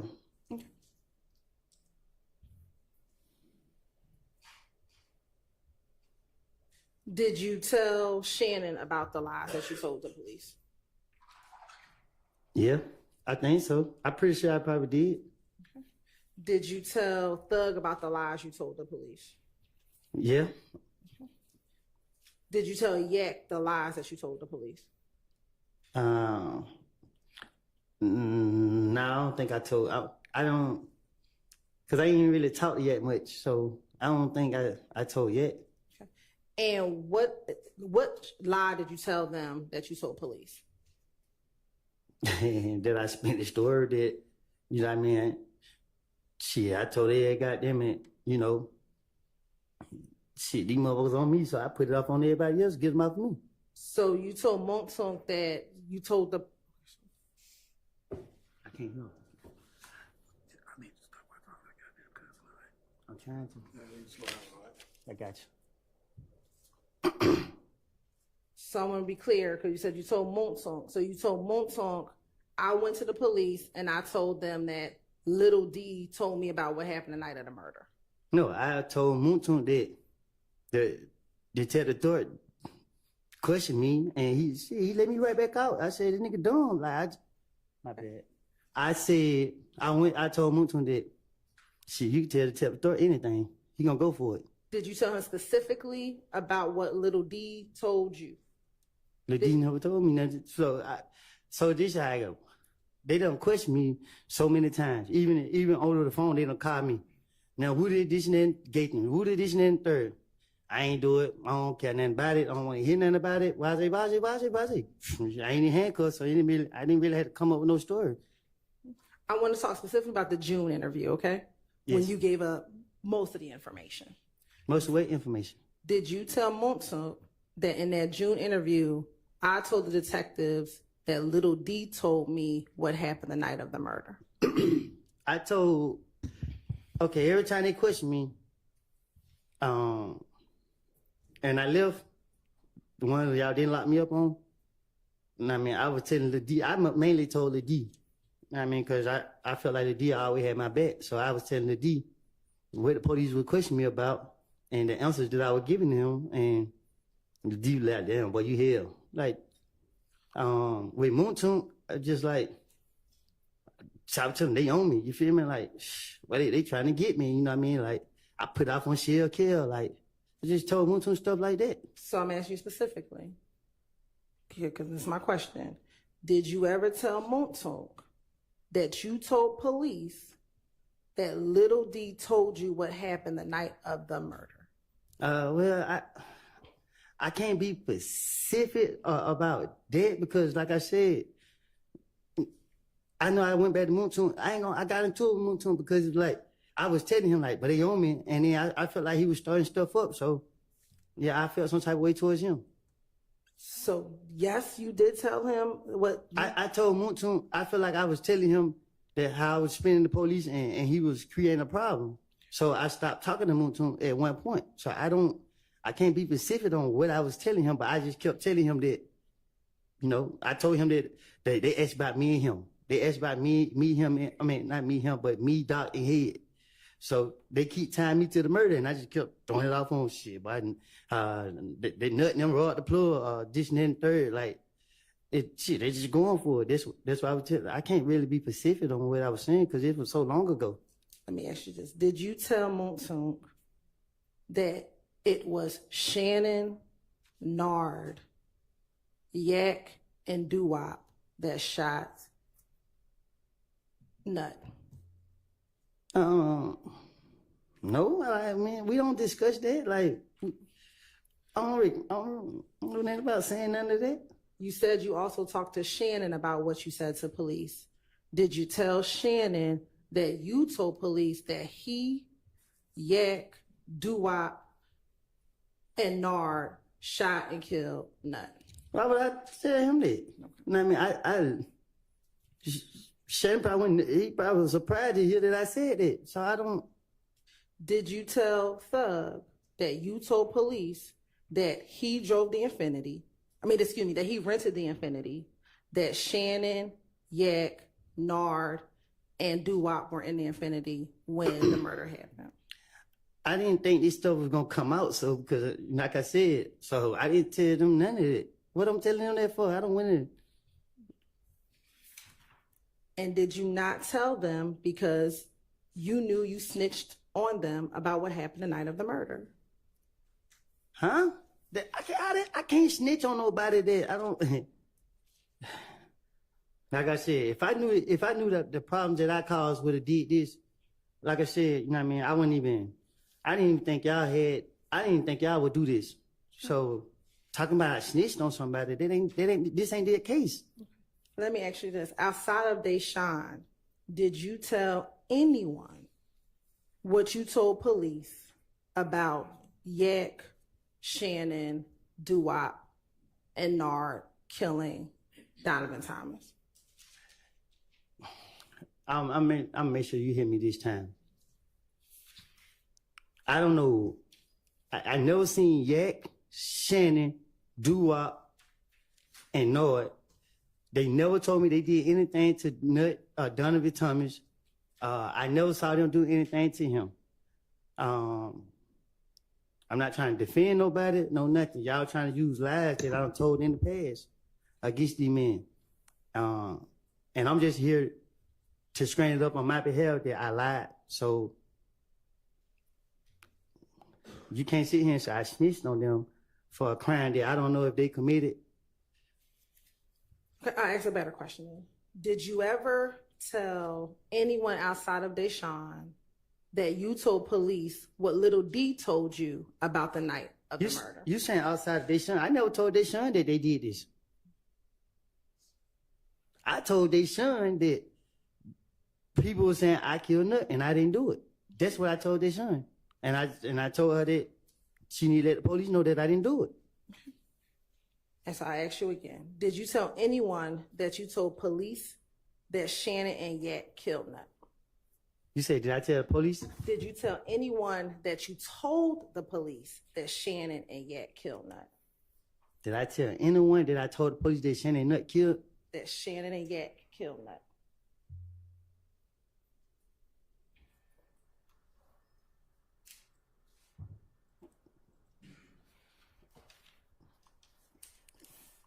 Not that I know. I don't know. You confusing me. Now, so is it fair to say you never told anyone that you told the police that Yak and Shannon? You trying to trap me up? Sustained. Did you ever tell anyone at all? Yes, no, or you don't remember? I don't know that he's answered it, so I'm going to overrule that. It's either yes, no, or I don't remember. Did you ever tell anyone that you told police that Yak and Shannon killed Nut?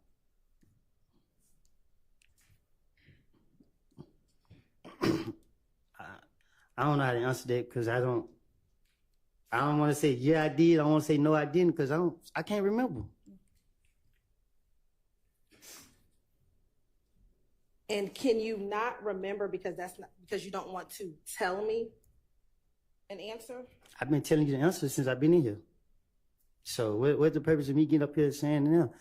Like I told you last week, or whenever I told you that if I would have seen them, or if they would have told me that they killed Nut, I would have sat right here and said that Shannon said he killed Nut, or Yak said he killed Nut. Neither one of those told me that. I told you that I was going through a phase in my life, you know what I mean, and trying to tell the police anything.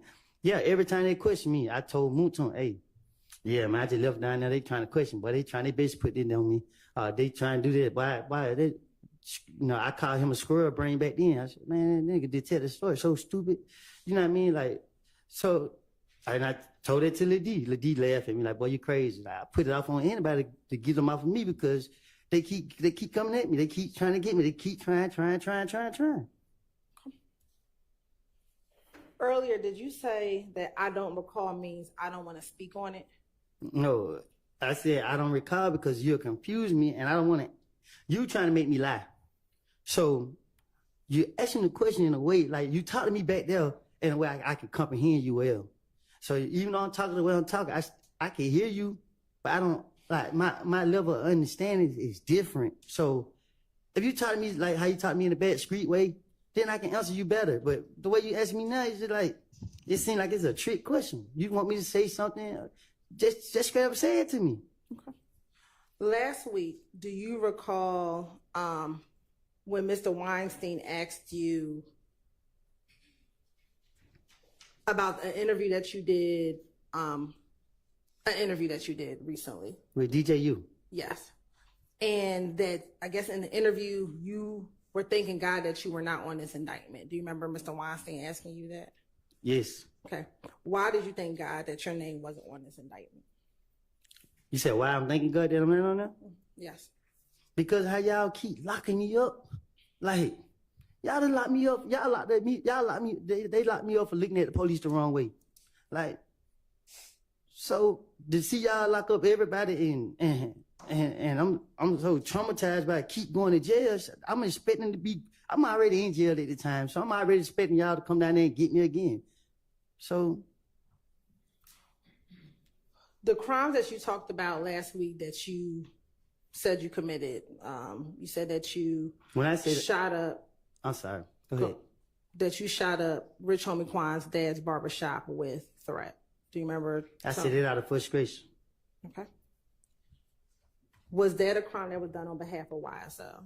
Huh? Was that a shooting that was done on behalf of YSL? Miss Hilton, you know me.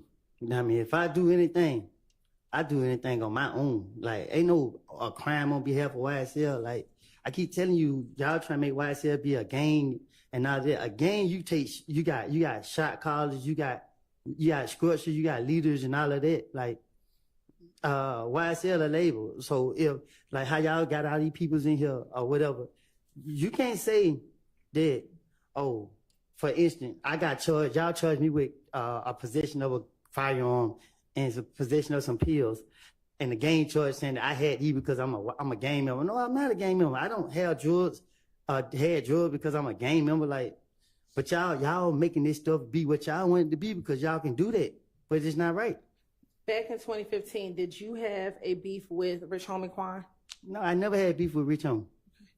And isn't it true that you told police that Thug had an issue with Rich Homie Quan because he brought some IF gang members to his condo? No, Threat had issues with Rich Homie Quan.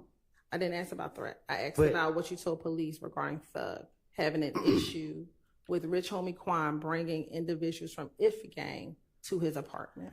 Thug was protecting Rich Homie Quan. That's what I'm trying to tell you. So, like I keep telling you, y'all don't have y'all facts together. So I'm asking you a specific question. Did you tell police that Thug had an issue with Rich Homie Quan bringing members of IF gang to his condo? Again, when I'm talking to the investigators, I'm going to tell them anything to get them off of me. But as I sit right here, I'm telling you the God and the truth that Thug, I had an issue with Rich Homie through Threat. And about my partner, whatever he went on with, they don't have nothing to do with YSL. Y'all trying to make it seem like this has some, just because they don't have nothing to do, what I do and what Threat do, they don't have nothing to do with YSL. I still don't think I heard an answer. Did you tell police that Thug had an issue with Rich Homie Quan? I don't think you did. Oh, if you did, I did not hear you. So I'm sorry. I said it. Thug was trying to protect Rich Homie. He was calling us saying that, man, hey man, leave Rich Homie alone. Like, yo, he don't tell me what to do. So that still didn't answer the question. Yes, no, I don't recall. Did Thug have an issue with Rich Homie Quan bringing members of IF gang to his apartment? Thug, did you have an issue with Rich Homie? I'm asking you for what you told the police. And I'm answering you. I just told you several times. I tell the police anything. Okay. Do you recall talking about the shooting at the studio with Rich Homie Quan's car last week with Mr. Shard? I don't know nothing about it. And you asked him if he had proof. He asked you if it was you who did it, and you asked him if he had proof. Right.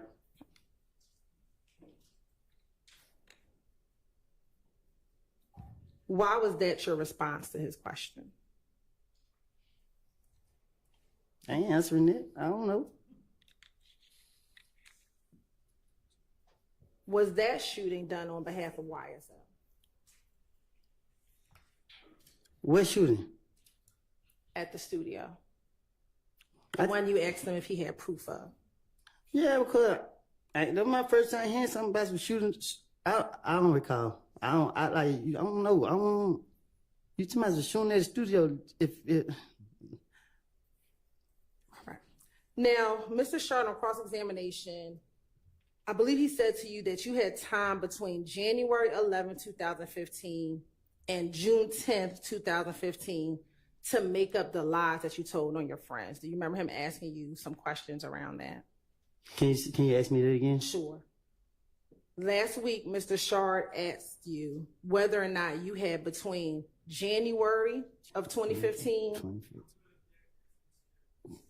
Okay, can you sustain, but with regard to being able to hear you, do you have I think the mics might be working now, so pick it up and. I'm going to. Yes, it works. Yes. I'm going to eject. Sustain. That's a mischaracterization of the testimony. Do you recall testifying, regardless of maybe I had the question wrong, about what happened between January of 2015 and June of 2015? Can you ask it again? Sure. Let me just ask you this. Yeah, that'd be nice if you would just get to what you want to ask instead of whether he recalls what he said last week or not. I mean, just skip that part. Thank Just you, get Your to Honor. the question you want to ask. Thank you. On January 11th, you did not tell the detectives what you knew because you were trying to protect your friends, correct? No, I told you I was raised to lie to the police. So if you look at my history, like police asked my name in the past, I told them somebody else's name. I just do that for no reason. I walking down the street, police, what's your name? I say, I give my little cousin's name. Driving without license, what's your name? I give him somebody else's name. So this is how we raised up. And in all these interviews, you gave them your real name, correct? Because they know who I am. All right. And in all these interviews, you gave them your real phone number, correct? Because you got to understand, like, when you lying, you ain't lying to get caught. But you just said you were raised to lie to the police. So, but you didn't do that in these interviews. I did it to the ones who didn't know the information. Like for instance, with Gaten. Gaten knew my name and stuff. She knew my number. Why would I lie in? But you didn't do that with Thorpe, correct? Yeah, because what I had to do that for. And you didn't do that. I had to. Go ahead. No, you go ahead. Yeah, because it didn't take a rocket science. So they talking about a murder. This is serious. So you gotta come correct. You didn't lie to Detective Curry about your name and who you I don't know who that is. The one who interviewed you after they shot at you, Deshaun and the baby, correct? I'm a victim. All right. And in that June interview, when multiple detectives came and talked to you, you didn't lie to them about who you were, correct? About who I was? Who you was. They knew who I was. Okay. It get to the point the police don't even ask me my name no more. They just walk up on me. Yeah, they already know everything about me. In January of 2015, you hoped or you thought that your friends were going to protect you out in the street, correct? I've been protecting myself since I've been protecting myself. By the time June came, Shannon wasn't talking to you anymore, correct? That's a lie. Okay. If Gang wasn't shooting at you, correct? If Gang was shooting at you, correct? You know who was shooting at me? People from If Gang were shooting at you, correct? I can't say for a fact. In June, you thought that Thug was trying to kill you, correct? In June of 2015.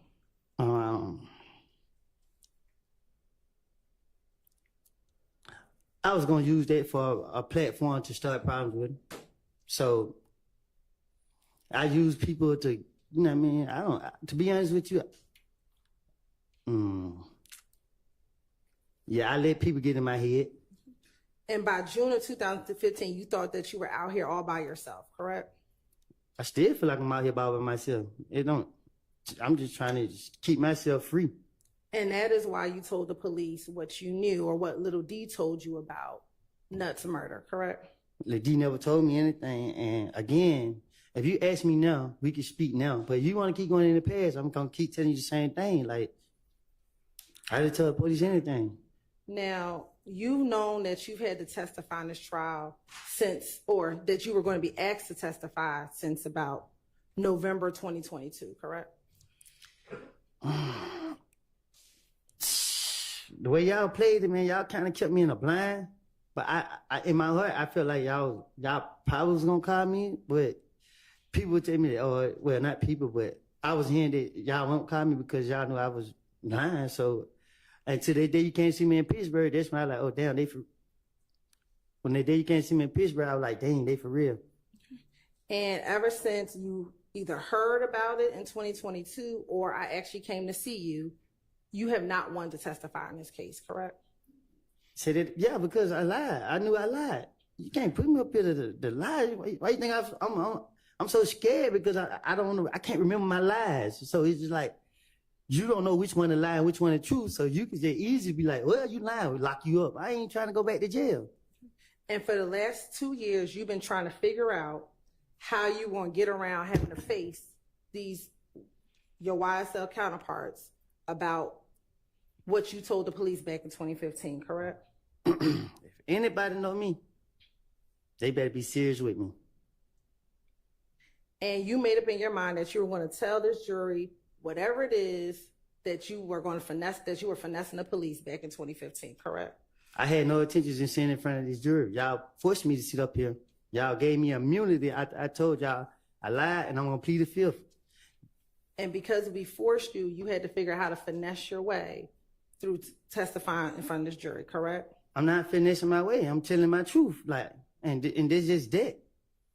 Now, in 2015, you consistently said you told the police whatever you could to get yourself out of jail, correct? Yes, ma'am.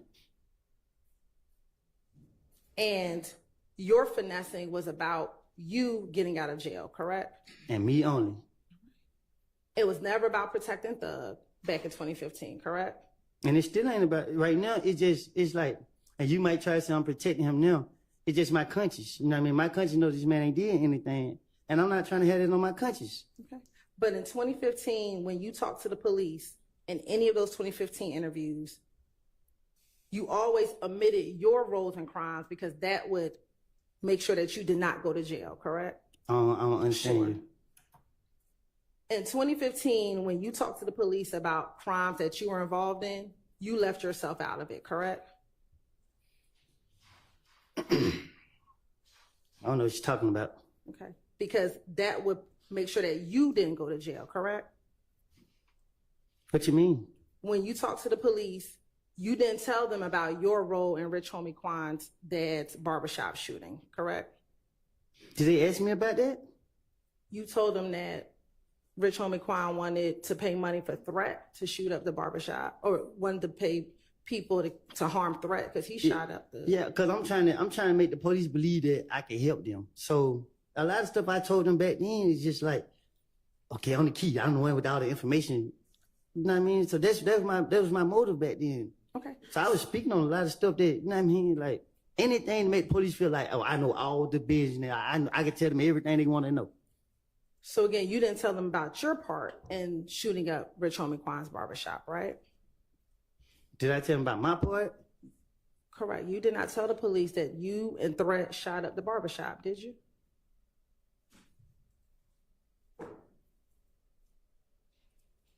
So what, you gonna charge me now? I didn't say that. I'm just asking you a question. Did you tell the police back in 2015 that you and Threat shot up the barbershop?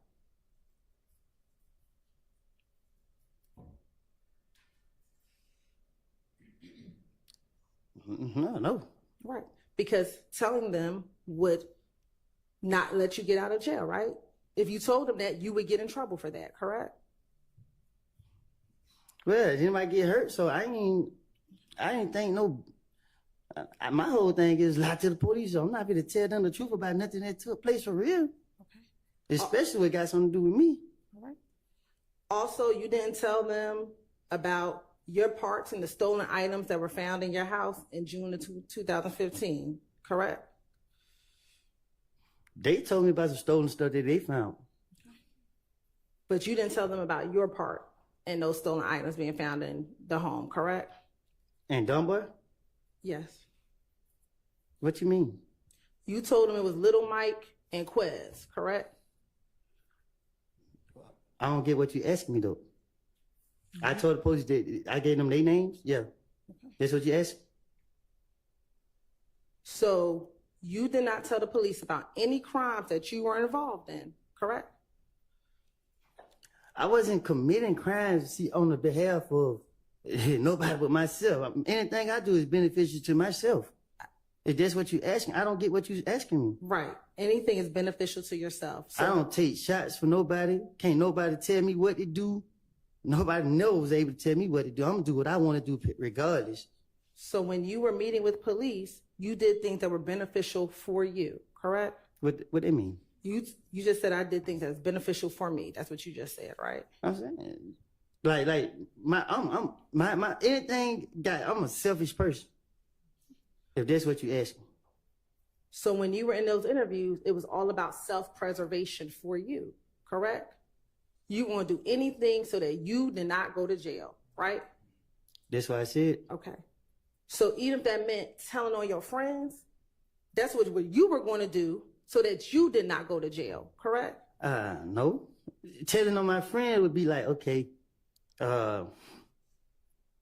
Bobby robbed this store, and Bobby did rob the store, and it's proof that Bobby robbed the store, and I was with Bobby when he robbed the store. But making up things saying, okay, Bobby shot Tony. Bobby was over there somewhere else where he could prove that he ain't had nothing to do with it. It wouldn't make sense. They're just getting the police off me. That's what I was doing. So the finesse was, I'm going to tell the police what I know about the murder because that's going to keep me out of jail. But I'm not going to tell them what I've done because that's also going to keep me out of jail, correct? No, my whole thing was, I don't got nothing to do with nothing, and nothing don't got nothing to do with me. So when I'm talking to the police, they're so convinced that I did this crime, and they're not going for the stuff I done told them in the past. So I'm just keep trying to talk my way out of it, and I'm making stuff. I'm stupid at the time. And the finessing that you did to police back in 2015 is always and only was going to be about you and what you needed, correct? I don't get what you're asking me. You told Mr. Weinstein last week that you were a BSer. Do you remember telling him that last week? You told me that yourself one day we was in the back talking. Do you remember telling Mr. Weinstein that last week? Yes. Okay.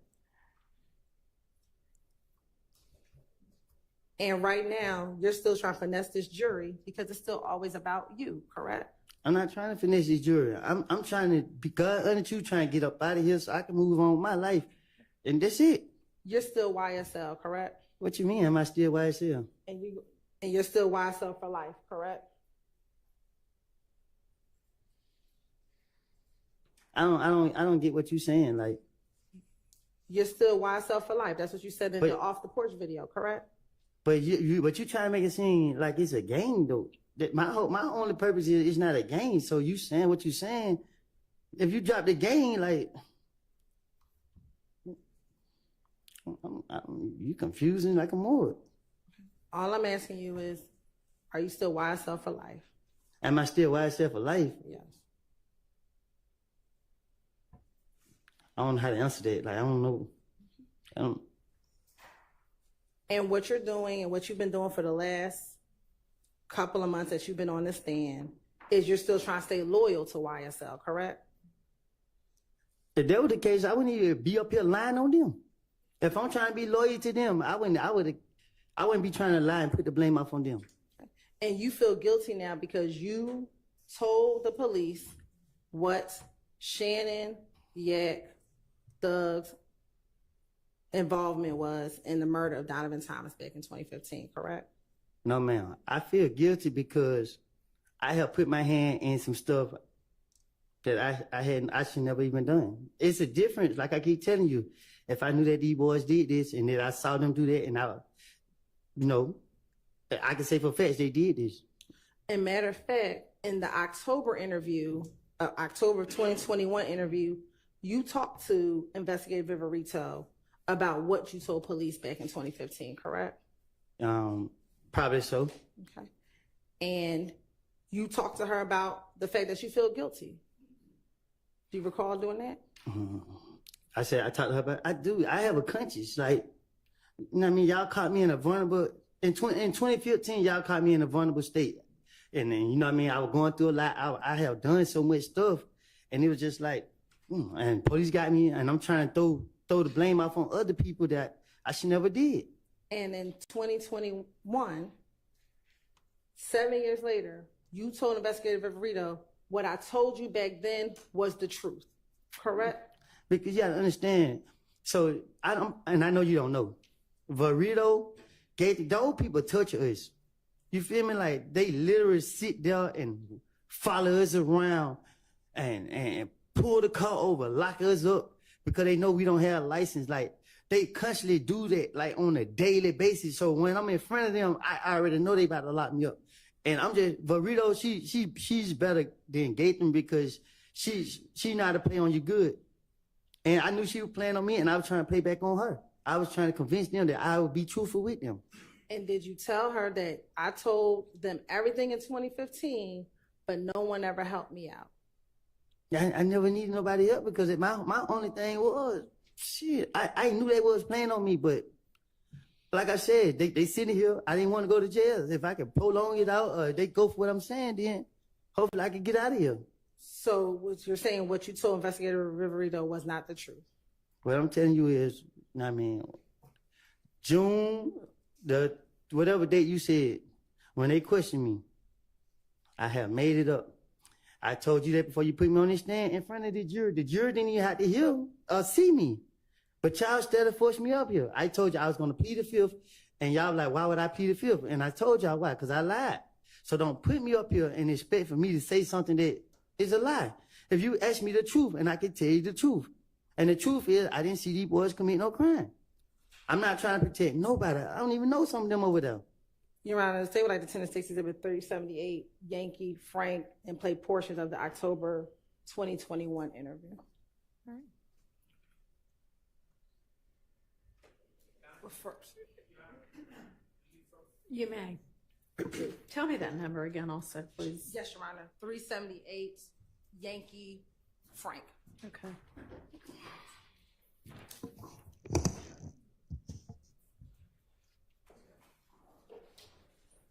Any of y'all need a restroom break? If you don't, that's fine. But if you do, let me know. It would be a good time to take one. Y'all all good? All right.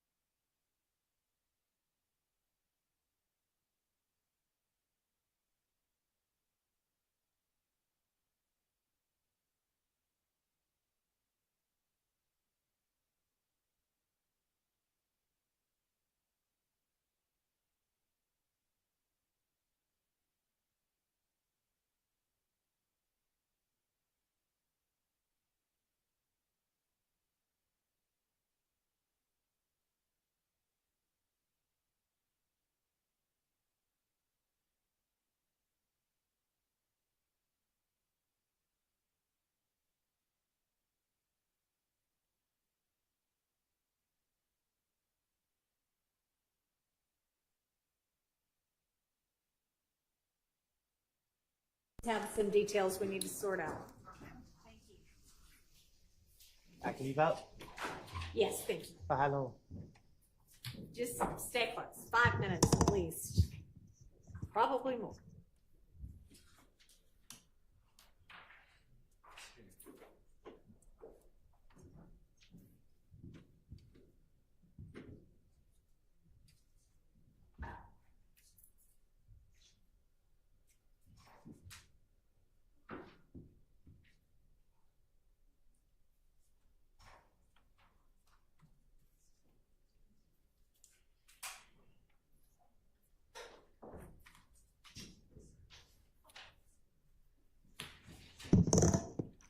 All right, so yeah, Mr. Short, you were saying that this was not one of the statements that we had kind of litigated in detail or at all, and I think that's right. And Ms. Hilton has 4 specific little excerpts, but instead of trying to sort that out up here, let's just, if you'll go ahead and put on the record what those are and let the defense attorneys have a chance to see what you're talking about and whether there are any objections that we need to go ahead and sort out without the jury being present. And we can play it right now. It's only about 2 minutes in total, Your Honor, the 4 sections. I'd really not want to hear it 2 and 3 and 4 times if necessary.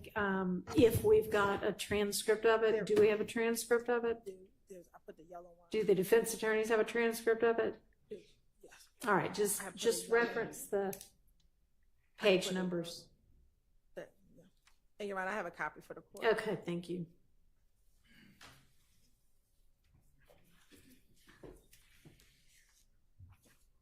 Your Honor, may I approach? You may.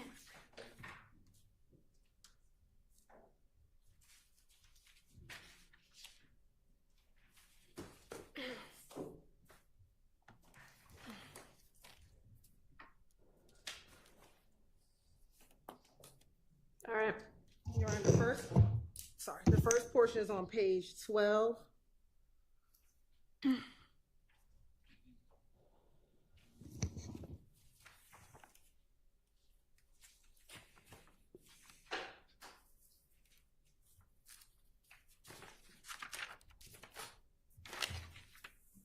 And it goes to page 13,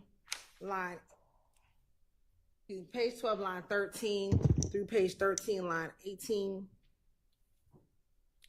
And it says, Investigator Flores, what you want to do. Then Kenneth Copeland says, this, no. And I told them everything that I knew about in this situation. Investigator Rivera says about what? I can read it. I mean, we can all read it. We don't need you to read it out for us.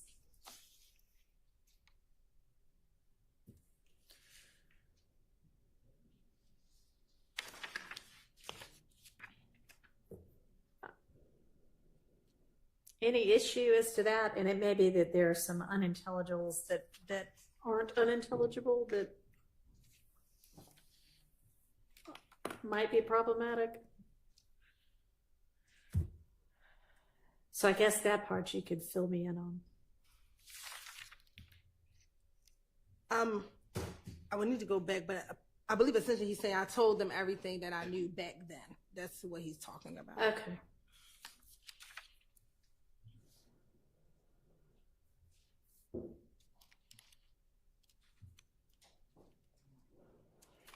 Any issues with that being played?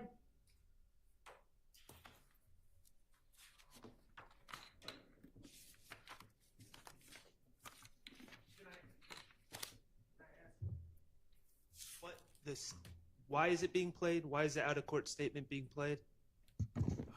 Your Honor, it's impeachment by contradiction. Mr. Copeland has, again, testified that everything he said in 2015 is a lie. In 2021, they can see his demeanor about how when he's talking to Investigator Viverito, Investigator Flores, he is referencing everything he said back in 2015 is not a lie, that he gave them information. He gave them what he knew about what happened in 2015. And so this would be a contradiction to what he's now testifying to in court. Okay, all right. By the time this is going on in 2021, right? This yes. Interview with Viverito? Yes. So he's given all of the 2015 statements, right? The January and February ones, but also the June one. Correct. And he's now telling them, what I told you all back in 2015 was true.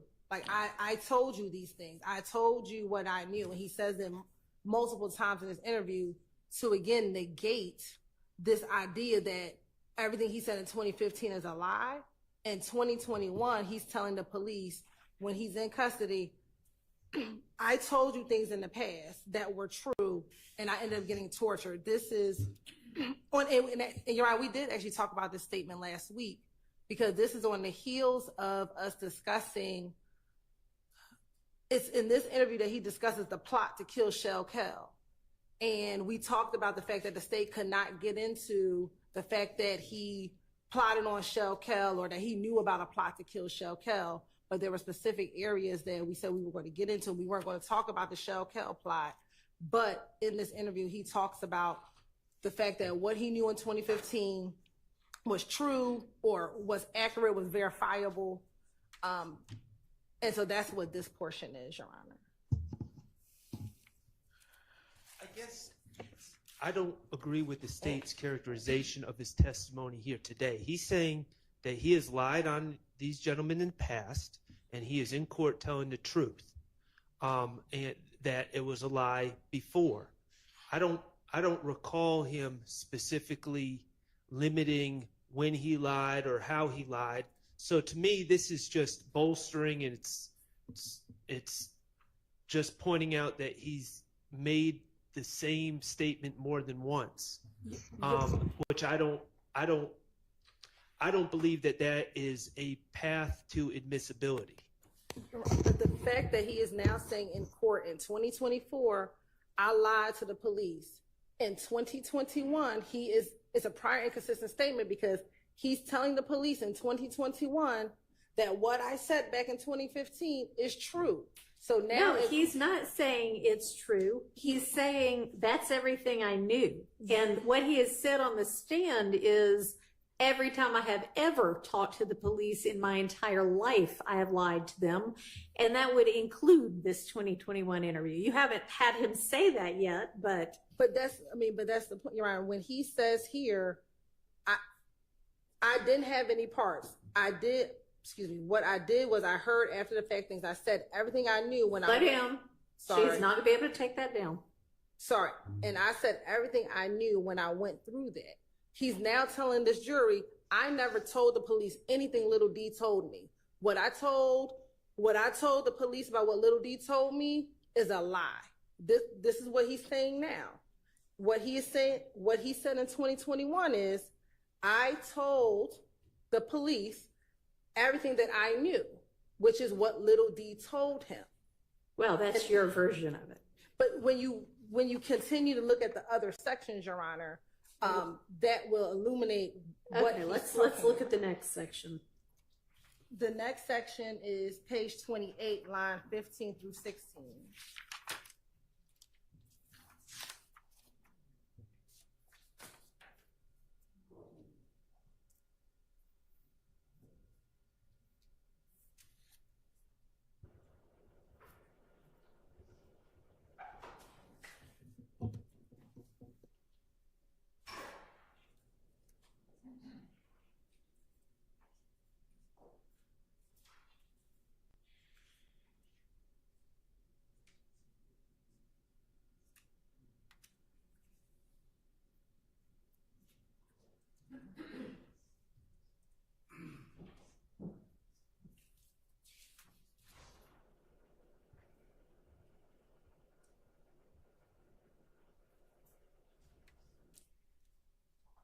So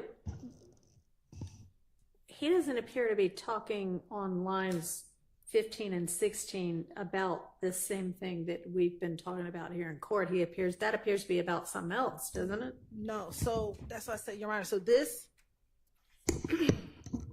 this interview starts with Copeland going into, after he's arrested, he goes into the interview and he's like, I have information I can provide. Right. The information that he can provide is about a plot to kill Shell Kel. Mm-hmm. So when you get to page 55 and he starts at line 12, there's a murder. We were on page 28. Excuse me, page 28, line 12. Okay. When you start, he starts there. This is a murder that's about to take place with some very bad people. Bad people. The stuff that I know right now, you know what I mean, should be good enough, I think he says, to get out of my situation. You know what I mean? I'm not bullshitting. You know the last information I gave y'all was right. The last information that he gave was about 2015. That is what he's talking about here. And then I can further continue. Do you have something that establishes that that's what he's talking about? Yes, he tells Investigator Viverito, I think earlier, and I'll find the page, because he keeps bringing this up in front of Investigator Flores. Investigator Flores doesn't know about what happened in 2015. So Investigator Viverito says, are you talking about this stuff in 2015? He wasn't here. So you have to give him some more information because Flores wasn't around in 2015. So the context of this is he's referencing what occurred back in 2015. So where's that part? Let me find it.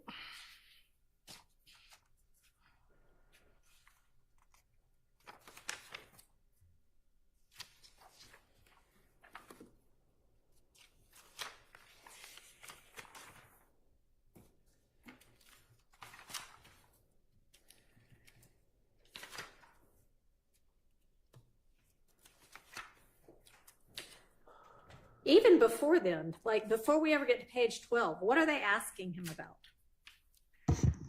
So before you get to page 12, when he gets into the interview room, he's about to get arrested, and he begins to tell them that he has information about some stuff that's going on tonight, getting ready to happen tonight. He then proceeds to tell them he's not going to give up a lot of information because previously when he's given up information, no one ever helped him out. Mm-hmm. So then he proceeds to give a little bit of information, but to say, I'm not going to give you much because when I've done this in the past, no one has helped me out. So what he's talking about is in 2015, when he gave information to Gaither and Dennis, no one helped him out. He still had to go to the feds. He still had to go to jail. So throughout this interview, when he makes references to the past, he's making references to what he told police back in 2015.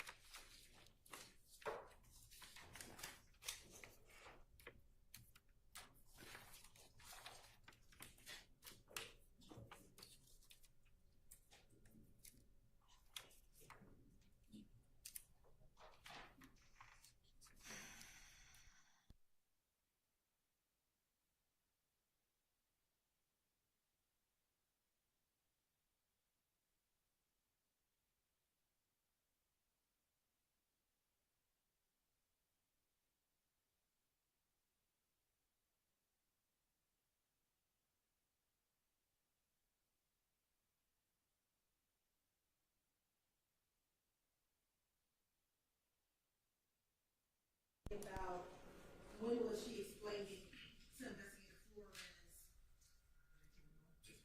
I'm getting there. So we're on page 12, Your Honor. Mm-hmm. At line 25, going to page 13, line 2.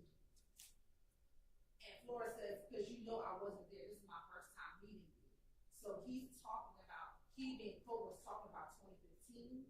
And Flores doesn't know what he's referencing because he wasn't around in 2015 when all this stuff occurred.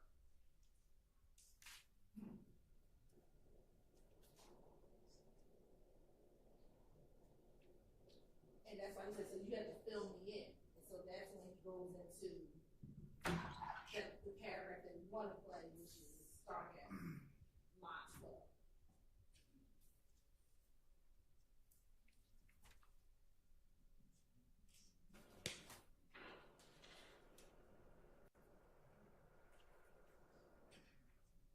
Yeah, I'm just looking for anything that lets me know or lets me have any comfort that when he says, I told them everything I knew about this situation last time, that's everything I knew, that he is talking about whatever he told police in 2015 about the Donovan Thomas murder, because I don't see any reference to that before he starts saying this.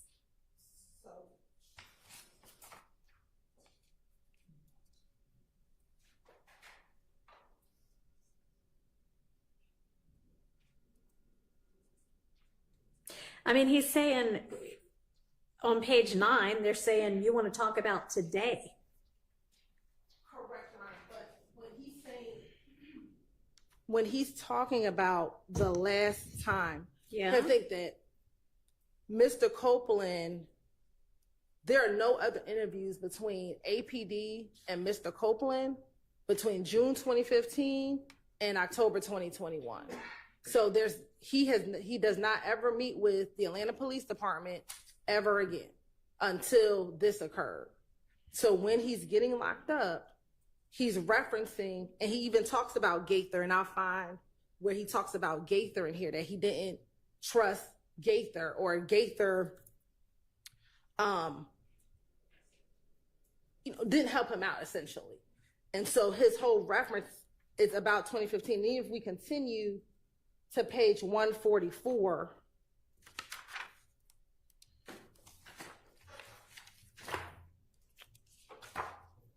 line 25 through 145, line 15.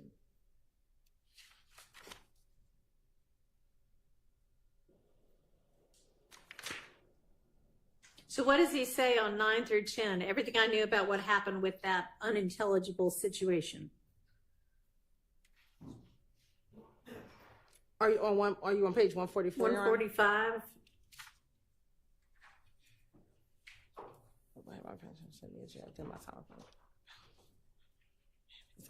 I mean, I do see he says everybody felt I had something to do with it. So that at least is some kind of circumstantial indication that he might be talking about the Donovan Thomas murder. And if you give me, of course it doesn't go 217, Yeah. 23. Answer your question. According to my notes, the unintelligible on line 10 is same. Is what? Same. Same. Yeah, with that same situation. Okay. And then I also talked to that he talks about Gaither.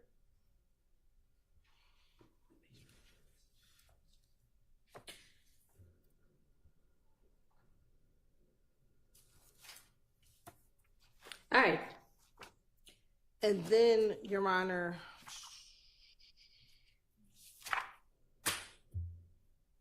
he mentions Gaither on page. So what's the other section? Part, the other section. The last section, Your Honor, is page 168, line 18 through page 169, line 2.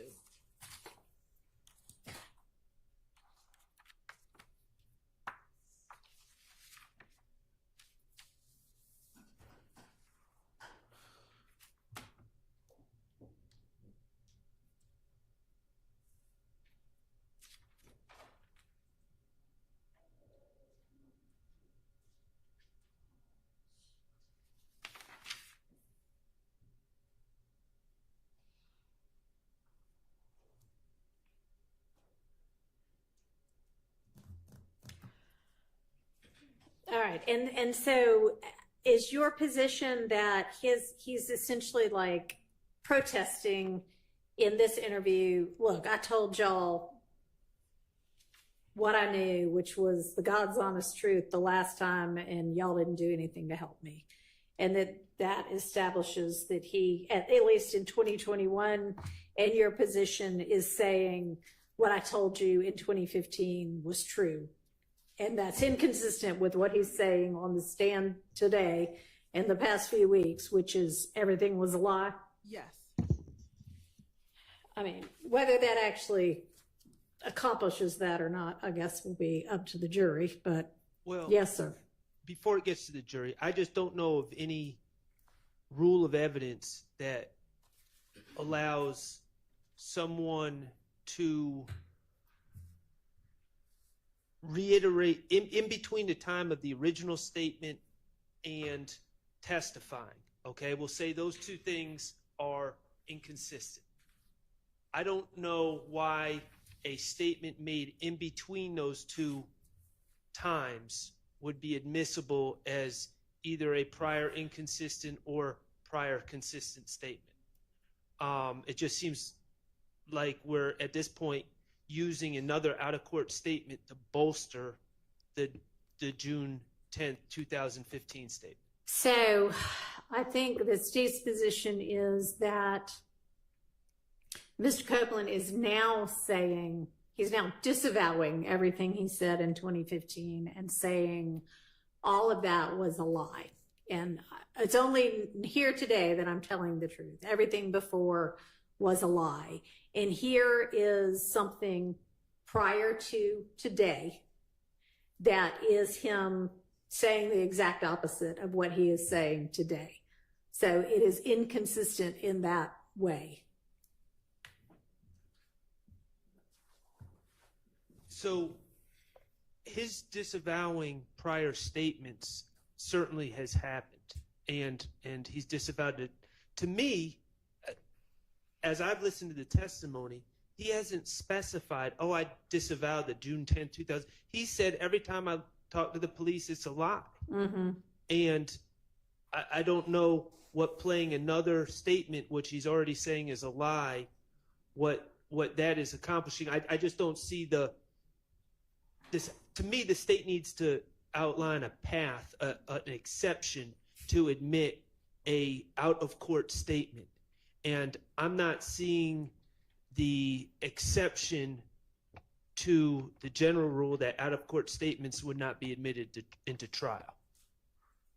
Do you want to speak to that, Ms. Hilton? I believe the court said in its analysis that you just gave, what he's saying in court now in June of 2024 is inconsistent with what he has said in any of his interviews to police. And in 2021, 6 years after he gave his initial statement, he is still telling the police in 2021, what I told you in 2015 was true. You all didn't help me in 2021. What I told you all then is what I knew. I gave you the information. That is inconsistent with what he is saying now in court, that he's just finessing the police, that he's just telling them whatever, and the jury can determine if they believe what he's saying now in court or if they believe what he told the police back in 2015 and in 2021. They can make that decision. But this is an inconsistent statement with what his court testimony is. But isn't someone in 2021 saying what I told you in 2015 is the truth, was the truth? Isn't that exactly what we don't allow in the trials, is someone self-bolstering their own statements? Like, I mean, if I make a statement and then I just go around town and tell everyone, hey, that statement I made is the truth, that statement I made is the truth, are we going to have a trial where we call in 100 people to say I said it was the truth? Yeah. So, I mean, Ms. Hilton, is your position that even though he is saying on the stand, everything I said before was a lie and what I'm saying today is the truth, that it's in fact the opposite of that? Yes. What we believe that what he told the police back in 2015 and in 2021 was true. Like that's the state's position now. And that he is now you believe, lying on the stand. Correct. The state believes he is lying on the stand, saying that what he said back then isn't true. But even and that his motive for doing so is, we believe his motive for doing so is that he's now present and has to deal with what he said back in 2015, now sitting in front of the individuals he testified or he talked to police about. He now has to confront his own statements in front of these defendants who he talked about back in these interviews in 2015. and so he's trying to wiggle out of it today. He's trying to wiggle out of what he told the police back then, back in 2015. And furthermore, in 2021, he's asserting again what he said back then was true, but now he's trying to tell this jury that everything he's always said is a lie. But in 2015, with no prompting from anyone else, he brings up what he told police in 2015. Investigator Verito didn't ask him about what he said in 2015. With his own prompting, he told the detectives his first line, which is on page 12. All right, so I think that this would come in under 24-6-613 C, that essentially right now he has, and I'm not saying he does, but the state's position is that he currently today has a motive to lie, and that this 2021 position he took with the police is before that motive to lie arose, and it's prior to that. Although honestly, it's not a consistent statement, then it's an inconsistent statement. So, I mean, in all honesty, I mean, you've already rehashed a lot of this, and I think we're just kind of plowing the same ground. And furthermore, the defense counsel brought up this interview, one, by playing the jail calls that they played. This is the interview that was leaked. And I believe Mr. Shar asked a line of questioning about this particular interview. I think he ended up asking the question. He was getting ready to play the video, but he did not play the video. I think he asked questions regarding this interview, and I would have to find the exact clip when he actually was going to play this interview for the jury. But I think he ended up just asking the question because there might have been some technical difficulties with the interview itself. So this interview has been discussed. The portions are about 2 minutes total. And more importantly, Your Honor, the last section is what I just asked him about, which is feeling guilty about having to confront or be around thugs. And what he says in this, it's the same thing. I feel guilty about it. He doesn't say why he feels guilty about it. On page 24, he does. He says, on page 168, he does say why he feels guilty. He says, "You don't understand how it makes me feel when I go around. You want to know?" I think he says, "You know the truth. When I go around, dude, I know what I done.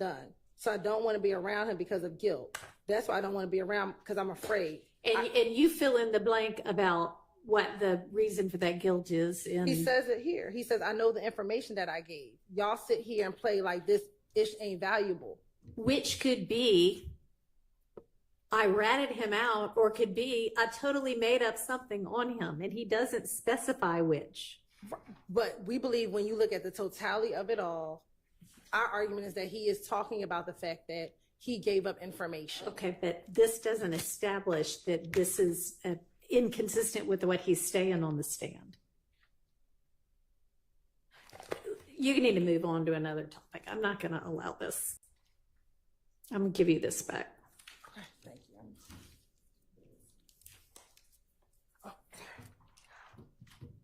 All right, let's get the jury back out.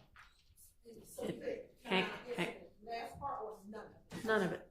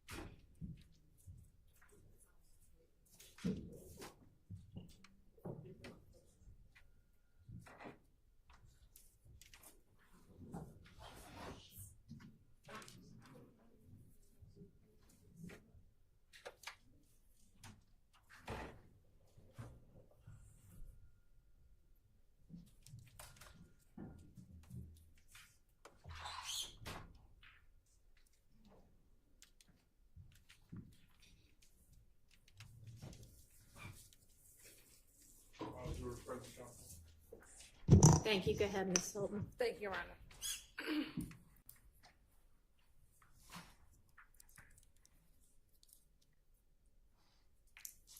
Now, Mr. Copeland, you've told the jury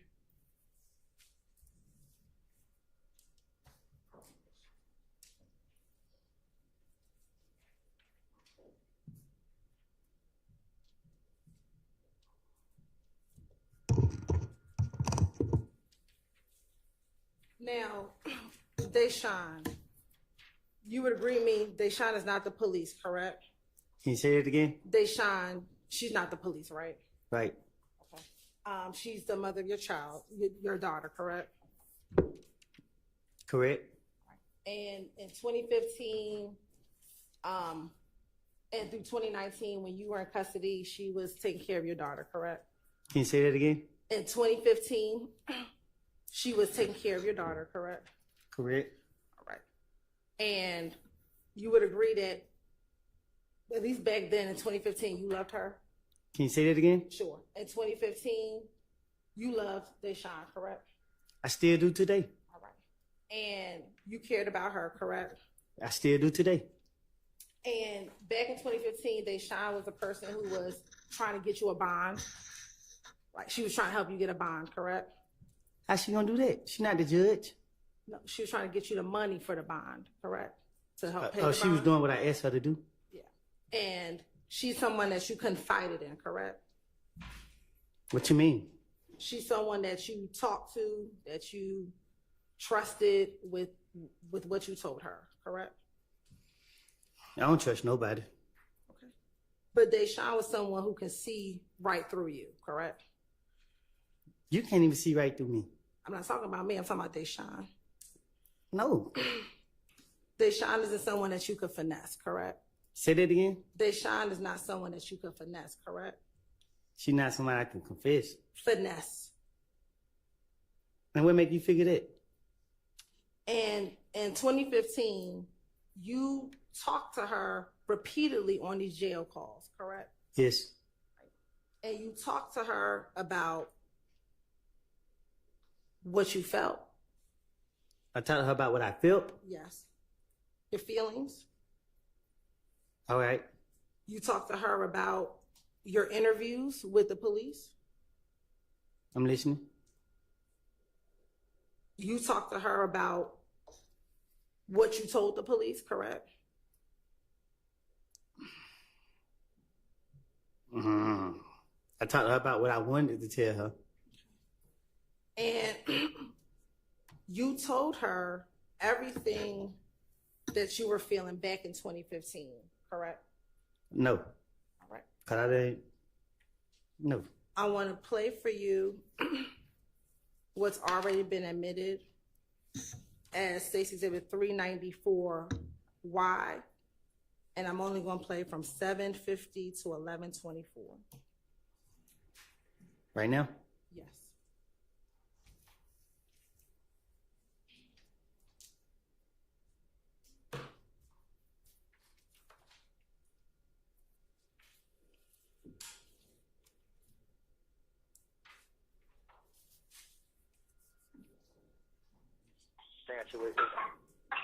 What? Yeah. Dog. Yeah, I just know I ain't tell you, cause I ain't want you to be worried and nothing like that. Mm-hmm. So that's why Shannon act like they told me. Yeah. So I said, but man, I ain't had nothing to do with what man going on. If I let you take me with my family, man, I just go out like a sucker. Yeah. I mean, but they say they gonna move me so I can't by doing that to me and like it, and then they gotta see how everything works, and they like shit. They need D tell them what happened, cause D told me what happened. So I mean, they can't go out with They told you what happened with what? about what happened to they know what's going with that shit, man. Talking about what? Yeah. Mm.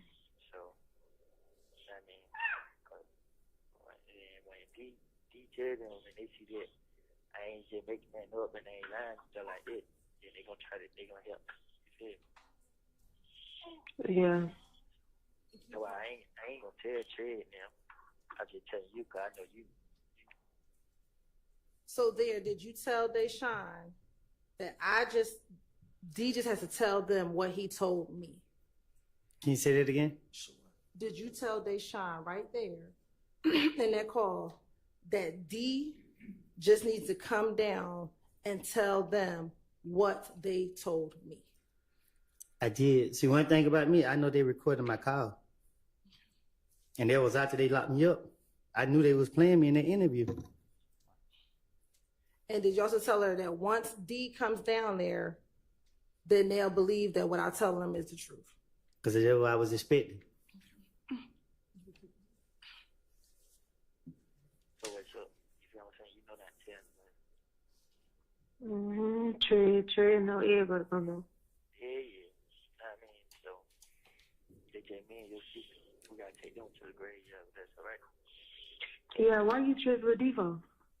I ain't telling the all this. You just told me you did.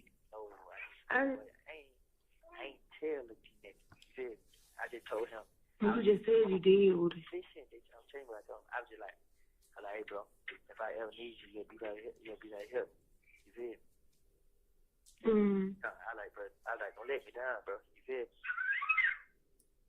You just said you told him. Cause you. Listen, bro. I only told you. Yeah. I only told you. You the only person I told. Woody, which one you gonna say? Cause why'd you lying? You're not listening to me, bro. I told you what I told him. Listen, I just asked him like, hey, bro, would you ever be there? Would you ever be able to? You just switched the whole thing up. No, you're not. I just told you. I let him know like.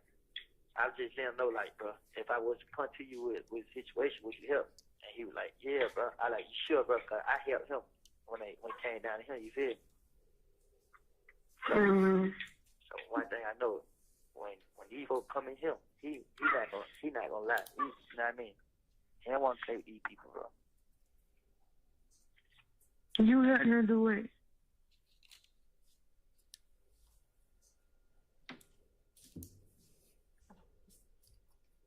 Okay. You still playing it? No, we've stopped it.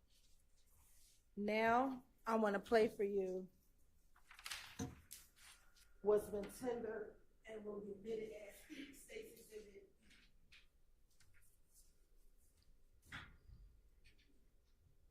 $404Y.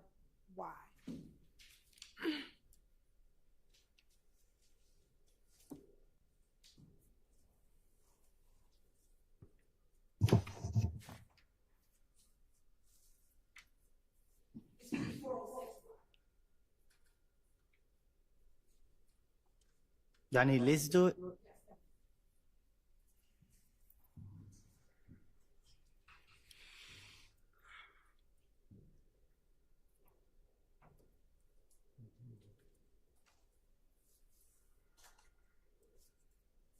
Hello, this is a prepaid collect call.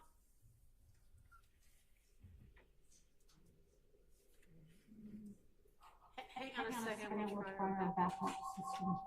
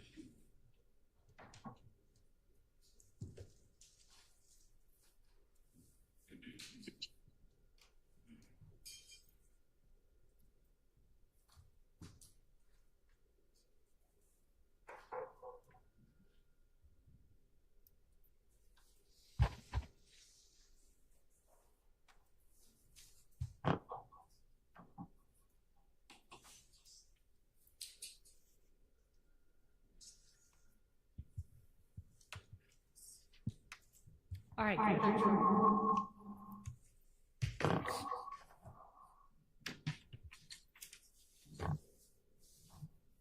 Let's try it. You can hear it.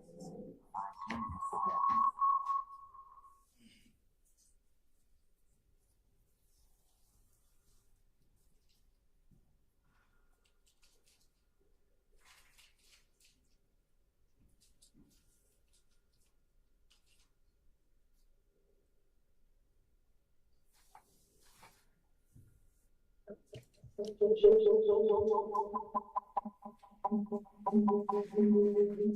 try that setting in my phone.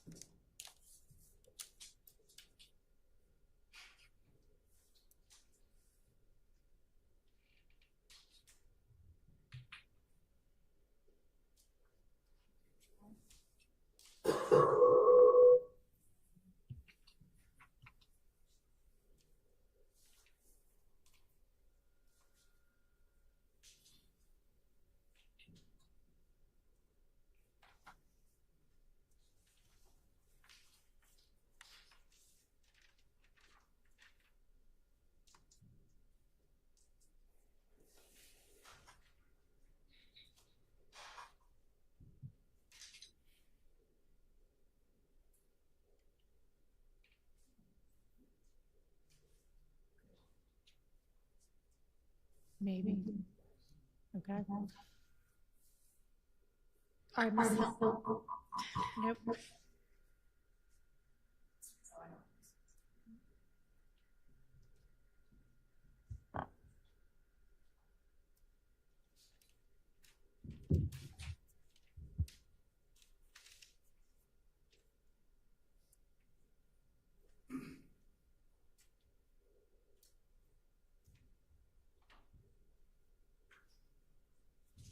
Okay. Yeah, that seems to be. No. Nope. Maybe. Maybe. Okay. See if you can play the audio. I don't know if this is going to work or not. Just give it a try. Nope. We'll try.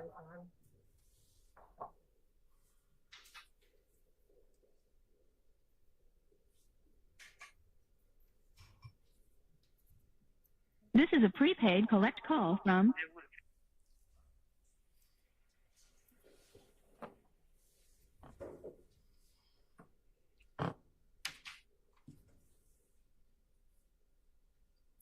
Hello, this is a prepaid collect call from an inmate at Fulton County Jail. Can you hear it, Mr. Cook? Can you hear it? Yeah, I can hear you. We're there.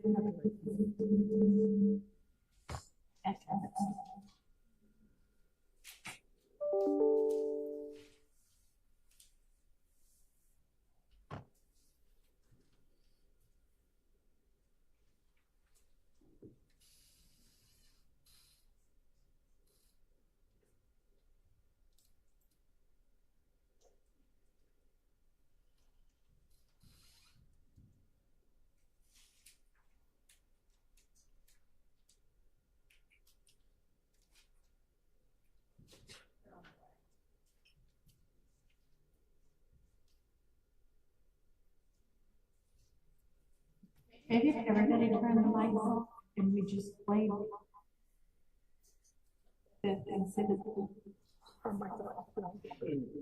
like go back at the end of the All of our methods. nobody does. I choose another.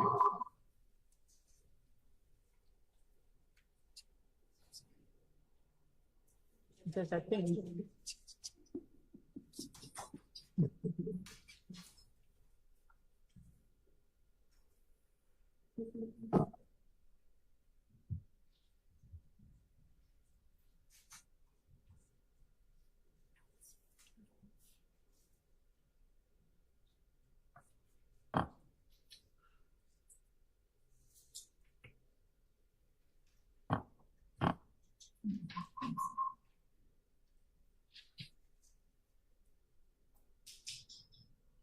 We're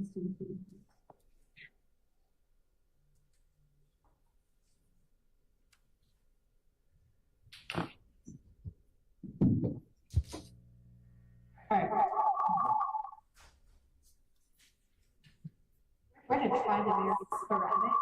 First, turn off the backup system. Clearly, doing it right. And maybe our system will work. In the meantime, IT receives. Maybe they'll have an idea for fixing it. I don't know. Whatever. Clearly, the backup is not the answer.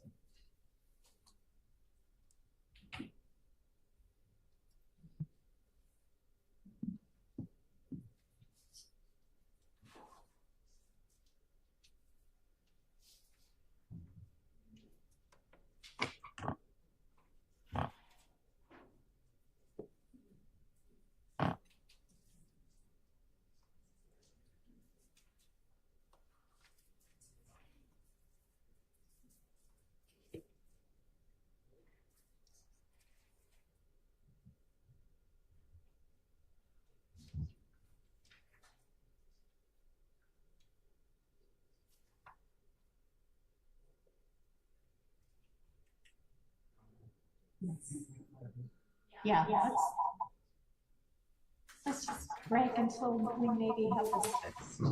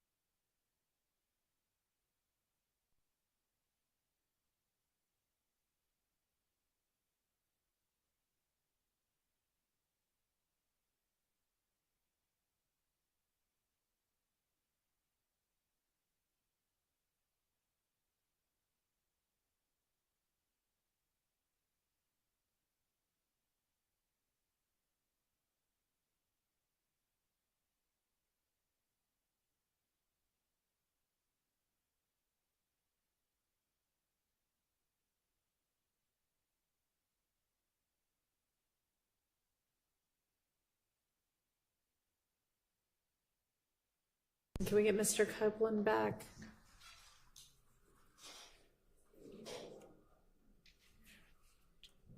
Do we have either Mr. Steele or Mr. Adams on the others? Well, is anybody let them know to come back? There's Mr. Kokomo. All right. All right. There he is. You have everybody else.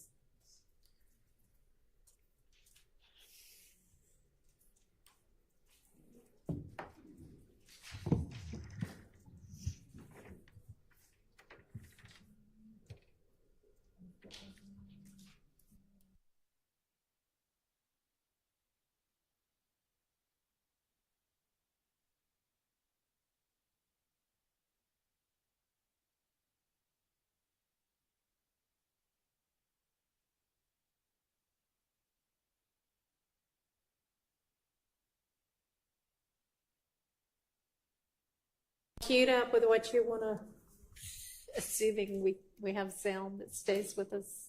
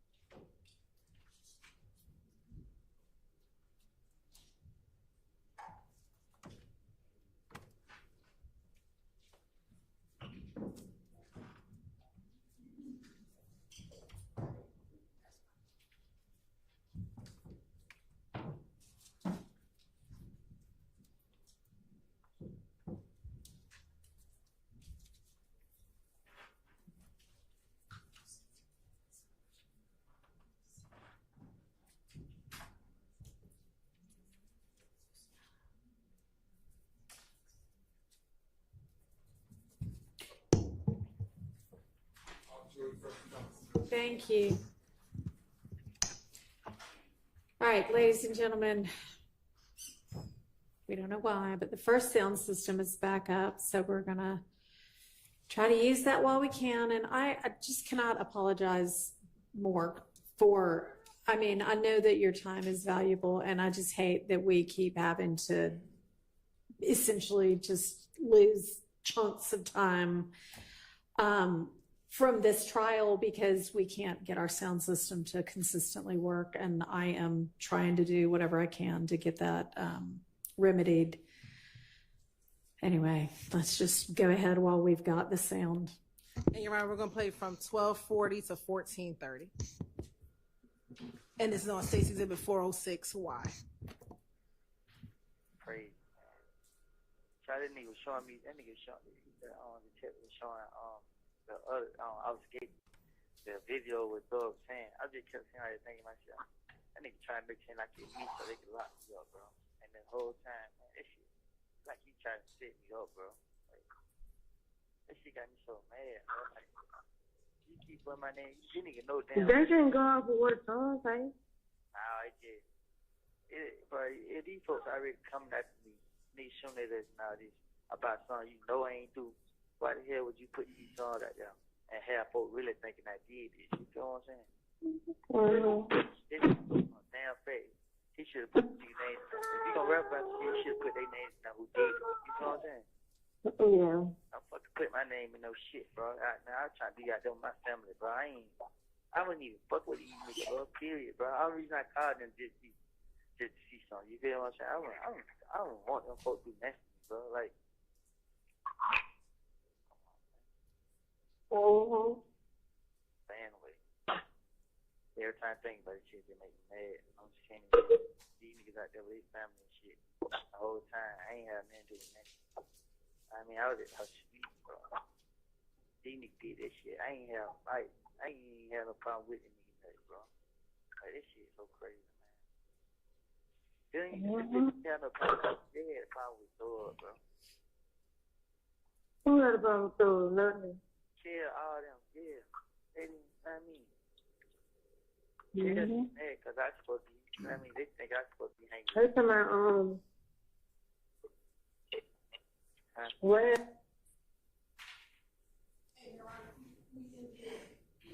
1428. Now, Mr. Copeland, in that portion of that jail call, that's you talked to Deshaun, correct? Yes. And in that call, you talked about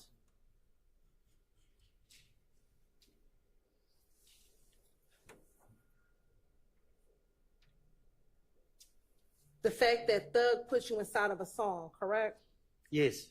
And you didn't like the fact that that song had been released at this point because people are thinking that you did something, correct? Yes. And that's what got you upset, correct? That's what it say. And were you upset about that? That he put your name in a song? You sure right about that. Okay. And when you said these N-words are shooting at us and all this is about something you know I ain't do, what are you talking about?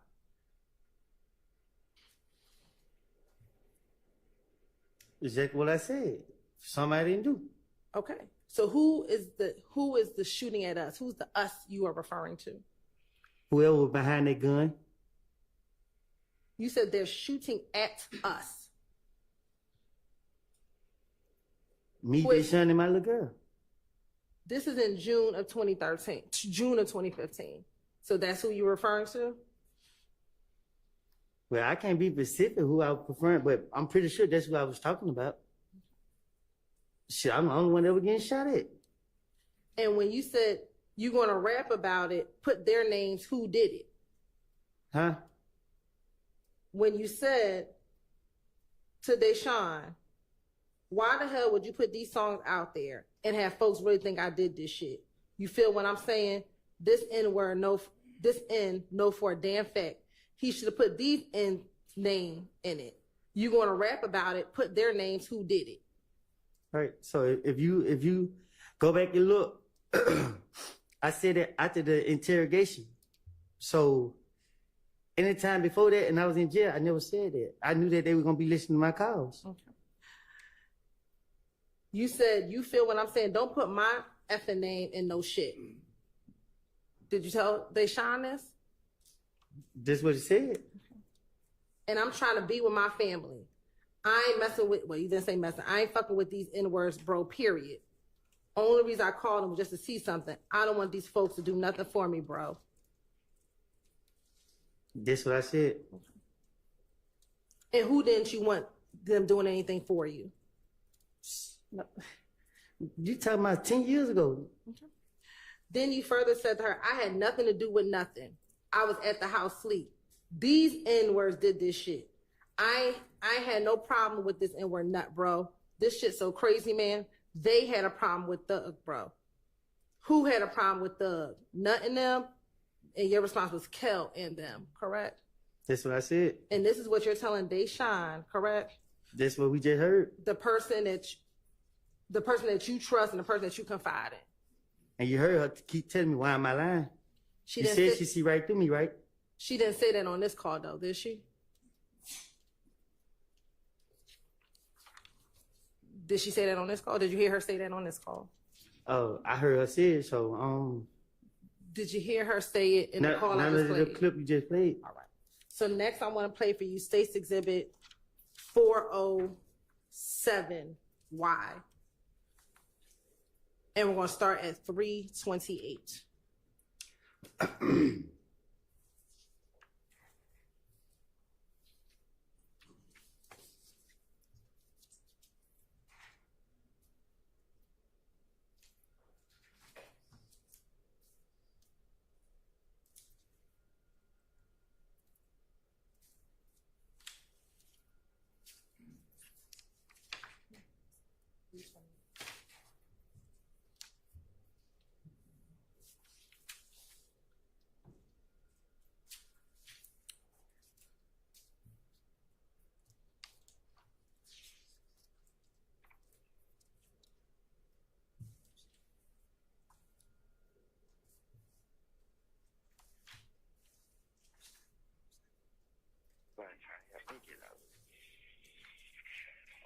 I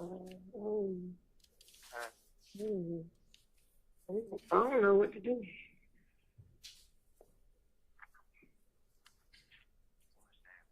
Crazy. What they say. What you say? I don't know. I ain't called back. I was talking about what the I was forgetting something. I ain't talked to her. Mm-hmm. I know she's is all right. Mm-hmm. You hear me?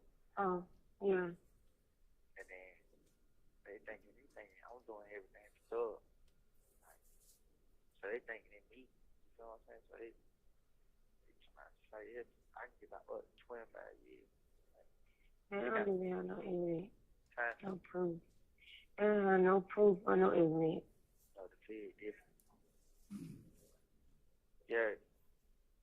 Yeah, I hear you, but they don't have no proof, no evidence, and you know you ain't doing it, then why you stressing yourself out? No, it ain't about it. It's about it's everything them niggas doing, man. Like they thinking of me, then you know you already put my name in those songs and stuff. Talking about what I do. I mean, he making these folks thinking me who doing it. You know what I'm saying? Like this shit is on another level. You know what I mean? This shit ain't got nothing to do with it. It ain't got nothing to do with it. When home getting killed, it ain't got nothing to do with it. It got something to do with all them houses getting shut up, all them guns through that. You know what I mean? I ain't got nothing to do with none of this shit. You know I want to hang with them. You feel me? But I just got to prove that I ain't have nothing to do with none of this. You know what I mean? Yeah. That's why I was trying to tell you. Don't tell nobody. I mean, I don't care. I ain't told nobody. Huh? I ain't told nobody. Yeah, I know that. I know. Shit crazy, man. I told her. Why you should told? You told her what? What? What you say? Why you infiltrate one $50 debt they gonna get you down there? I can't hear you. Why you think you infiltrate but bring the $50 they gonna get you on your book? What, to you? To put on your book. Cause he ain't getting out of there yet. He probably trying to steal money. So he had to put the $50 they gonna get you on your book. He's gonna give me some money from himself. Like he's gonna come put my own. I just ain't. They trying to kill it. You know, I ain't got a chance to tell nobody. Yeah. You want me to text him? Yeah, text me. And that's okay. He come put money on the book. Hold on.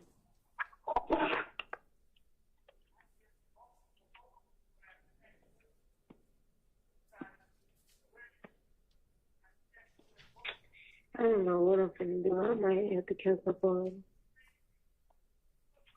Hey, this shit like you hit me with that right now, bro. Because It's my fault. I know.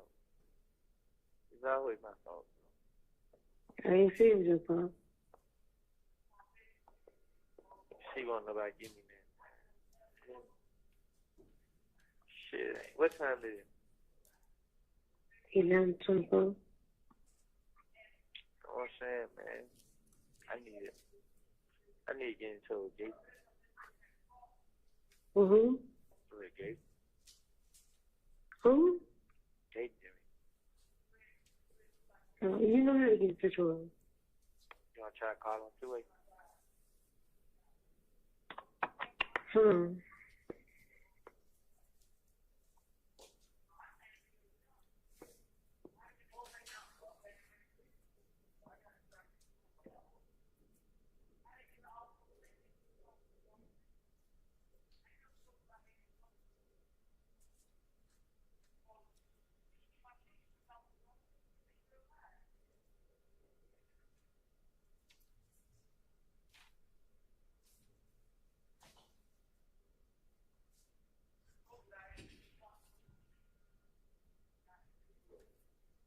You finished? No, it's still playing. 04291. Please enter your password. Please enter your password. Mailbox number, please. Sorry, could not find a mailbox for that number. Please enter the mailbox number specified by your system manager. Hello. Please enter the mailbox number specified by your system manager. Sorry you were having trouble. Please try again later. Goodbye.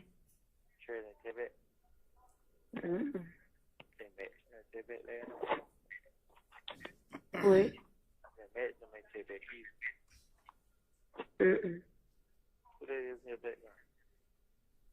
Nobody in my background. I just said I'm here by myself. Hello. Yeah. Anybody even went to your window? Saying about your window. Hello, what? About your window. You said they went there? I said, ain't nobody went to the window. I know. I'm paying attention. Well, last time they start spreading around rumors. Huh? They need to start spreading around rumors. Yeah, look, I'm not saying it. I need to get timing them. Who they? Catch me a brother who I always be speaking to, Johnny Kelly. Mm-hmm. I need to ask him, can he be able to help me out on my bun? He know that's money. Let me do turn. He said, ask him, did he check to see was it on there? Tell him I couldn't go out here, eh?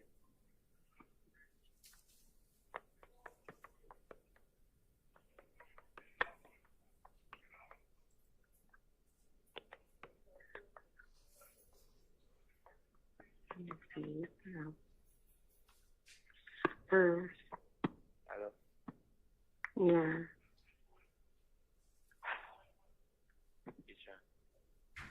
Yes. Miss you. I miss you too. I just let you get me in all the trouble, bro. About somebody too, man. You have 1 minute remaining on your call. You can play them, but you won't play on that issue or Okay. When you said it was on there, can't you call me from your book? I can't hear you. Can't you call me from your book now? So, JJ. He said like it was on there, so can't you call me from your book? I'm here trying to check and see if it's on there. Yeah. I love you, okay? I love you too. I need you to be here for me. Hold on, I'm here. I'm just trying to, get my book and call you, right? All right.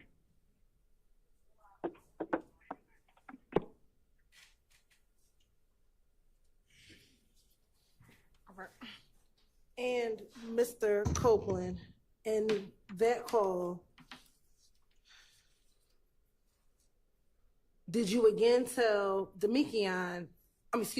Deshaun, that he's already putting my name in songs and stuff about what I do? He's making these folks think it's me doing it?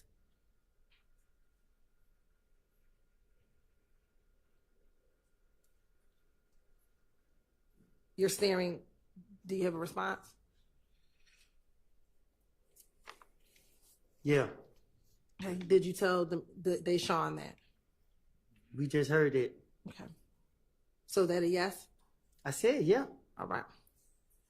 And that this shit is on another level. This shit ain't got nothing to do with homes getting killed. It got something to do with all those houses getting shot up. That's what I said. All right. And all them guns Thug got. That's what I said. Okay. I ain't got nothing to do with none of that shit. I was just not just hanging with them. I just got to prove I got nothing to do with none of this. You know what I mean? That's what I said. All right. And then later on in the call, you said, I let these N-words get me in trouble for something I did not even do, man. Do you recall hearing yourself say that? That's what I said. All right. Now, these are 3 jail calls that we played All of these were between you and Deshaun, correct? That's what we heard. And on June 10th, you told Deshaun, not say June 10th, on that first call, you told Deshaun again that when D comes down and tell them, they will see that you're not lying, correct? You testified to this jury that Demekion never told you about Nutt's murder, correct? That's what I said. Okay. So which one is it? Is it what you told Deshaun on his jail call, the woman that you love, or what you telling this jury here today? What I'm telling the jury today is that Ladie never told me that. Okay. But that's not what you told the mother of your child in a jail call back in 2015. And you heard her telling me to stop lying. So she know that how I am. You Did you hear her say stop lying in the call I just played for you? She said, what are you telling too many, like, just stop. You heard her, man. She get no different treatment from nobody else. I'm not trying to I'm not trying to drag her in nothing I got going on. And what were the houses that you were referring to when you told her these houses getting shot up? Whatever houses that were being shot up. Okay. And do you know which ones you were talking about in this particular? No, I do not. Okay. And what guns were you talking about? None. So why would you tell her that? Because I'm in jail. Like I don't know. Okay. Isn't it true, Mr. Copeland, that when you talk to Deshaun, she's not the police? She's not anyone you have to finesse? That you told her exactly what was happening back in 2015? Miss Hilton, you heard her say out of her mouth, why am I keep lying? I did say this, why am I switching my... You doing it to yourself, just stop. In these last two calls,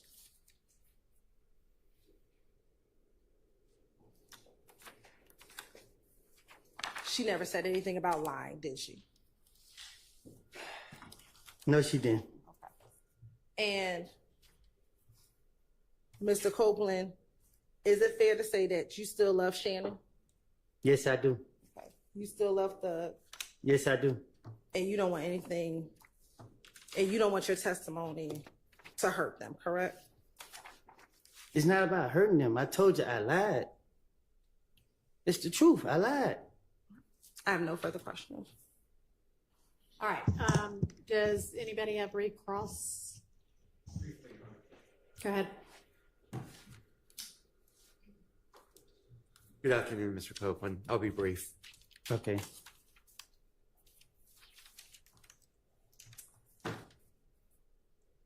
You recall this morning, Ms. Hilton spent a lot of time going over the fact that you're a liar, correct? Yes. And you told Ms. Hilton that before you ever testified to this court, correct? Correct. I did not call you here as a witness, right? You didn't receive a subpoena from me. I haven't spoken to none of y'all. Okay. You received a subpoena from the state to be here. State? Yeah, from Ms. Hilton. Thank you. Anybody else?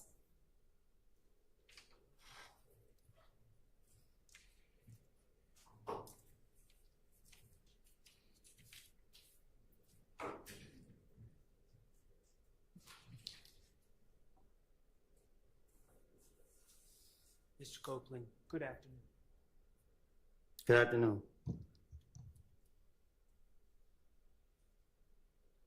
I want to make sure we're all on the same page here. Your testimony is that what you told... Gotcha. Can you hear me now?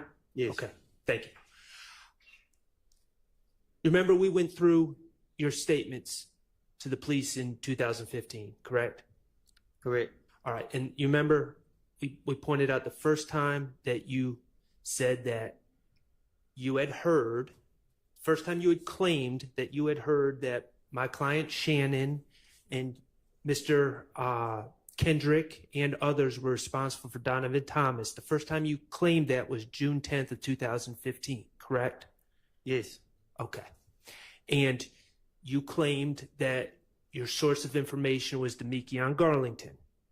That's what I told the police. That's what you told the police. And you have made it very clear, I think, that your testimony is that was a lie. It is. Right.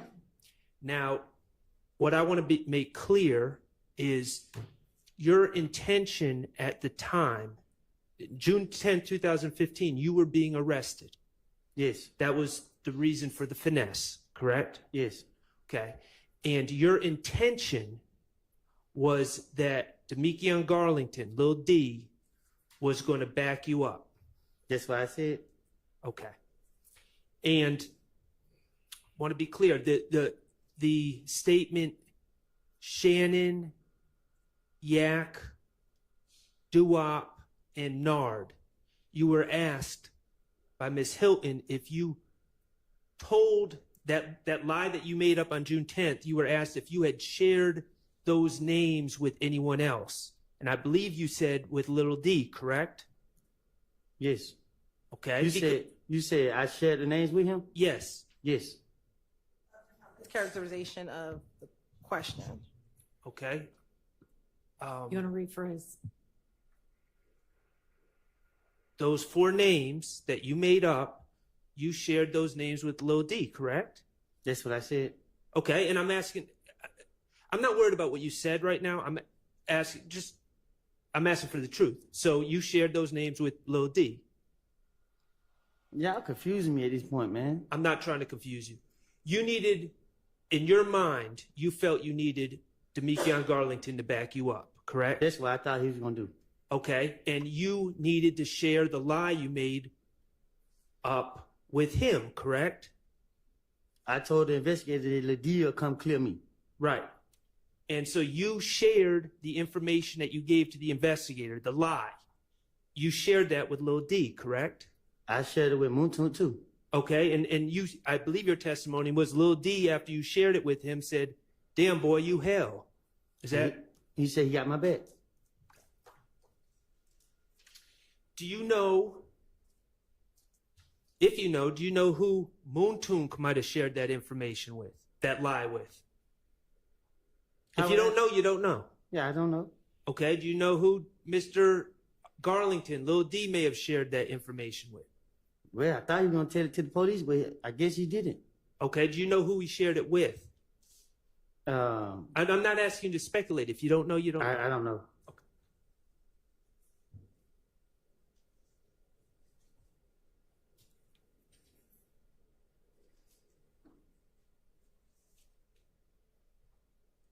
Okay. We just played some jail calls from 2015. Correct? They just did. Yeah. I guess. All right. And that was 394 Yankee, I believe, was the exhibit number. Every time you speak on those jail calls from jail, every jail you've ever been to, they play a recording in the beginning. A lady's voice comes on in the beginning, right? Your call is being recorded. Right. You know your calls are being recorded, correct? Right. You knew in 2015 your calls are being recorded, correct? I knew before I even went to jail. That's common knowledge, correct? Right. Okay. And obviously, if you're being recorded, you can control what you say on the recorded line, right? Right. So you can say things like, Lil D told me this or that, right? I can say whatever I want to say. Right. What you can't control is what the person you're talking to says. Like when Deshaun said, "You're a liar, you're lying, you switched it up." That's the part you can't control on the jail recorded calls, right? Well, you know that. Talk about recordings. Let's move to meetings with the district attorney. You talked about several times the district attorneys, members from the district attorney's office coming to meet you in jail and in prison too, right? Federal? Not federal. Okay. But state. State jail and state prison? County jail. County jail. Okay. Rice Street. Fayetteville. In Fayetteville. Okay. And Verito came to Rice Street. Okay. Viverito had a, when we say Viverito, we're talking about investigator Viverito. Yes. She had a cell phone, you said. She did. Okay.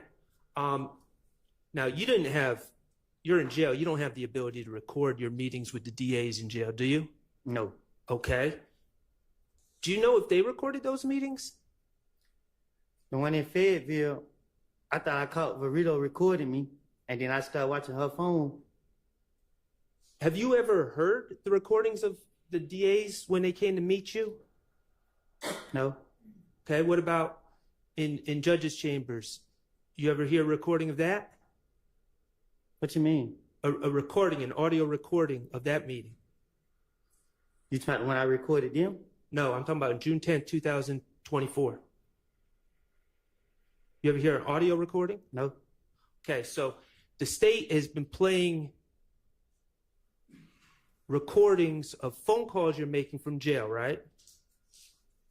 I don't understand. The state has played phone calls, recordings of phone calls you've made from jail. We just heard some, right? Yes. Okay. But do you know where the recordings of the state meeting with you, those meetings are? Objection. Know where those recordings are? Human facts, not evidence. Sustained. Okay, let's talk about the warrants for the murder of Donovan Thomas. Okay, you acknowledge that you were charged with the murder of Donovan Thomas, correct? They charged me. Right. And when you say they, let's talk about that. When you say they, you're talking about Detective Thorpe, correct? So I'm talking about the police, the DA. I don't know who did it, but they told me I was being charged with murder. Okay. Do you remember in 2015, and we talked about it, you gave statements about where you were that day, right? That you felt cleared you from the murder. I did. Okay. And you also lied to the police about Demekion telling you certain information. Well, I don't say that for like a billion times. Right.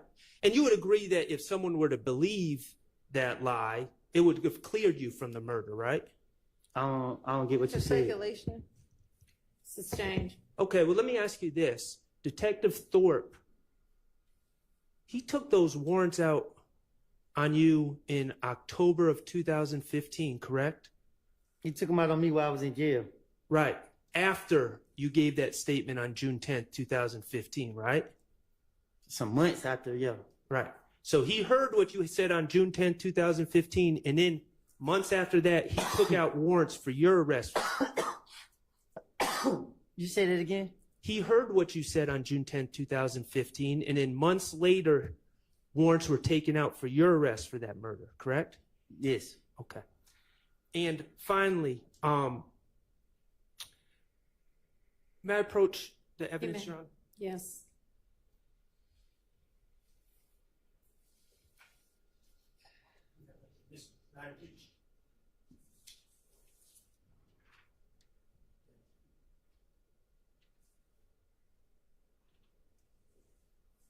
Mr. Kokomo, could you play that prior testimony?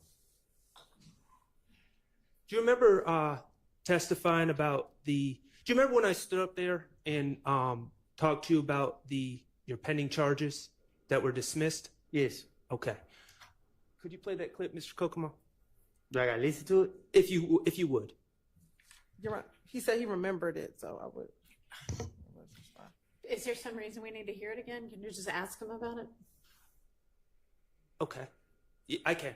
Okay, let's do that. And you remember I was standing right there and reading the sheet? Yes. Okay. I was reading the sheet and you were agreeing with me, correct? Correct. Okay. And I never said that Fonnie Willis signed the piece of paper, did I? You said who name is that? Okay. Mr. Kokomo, could you publish 27D?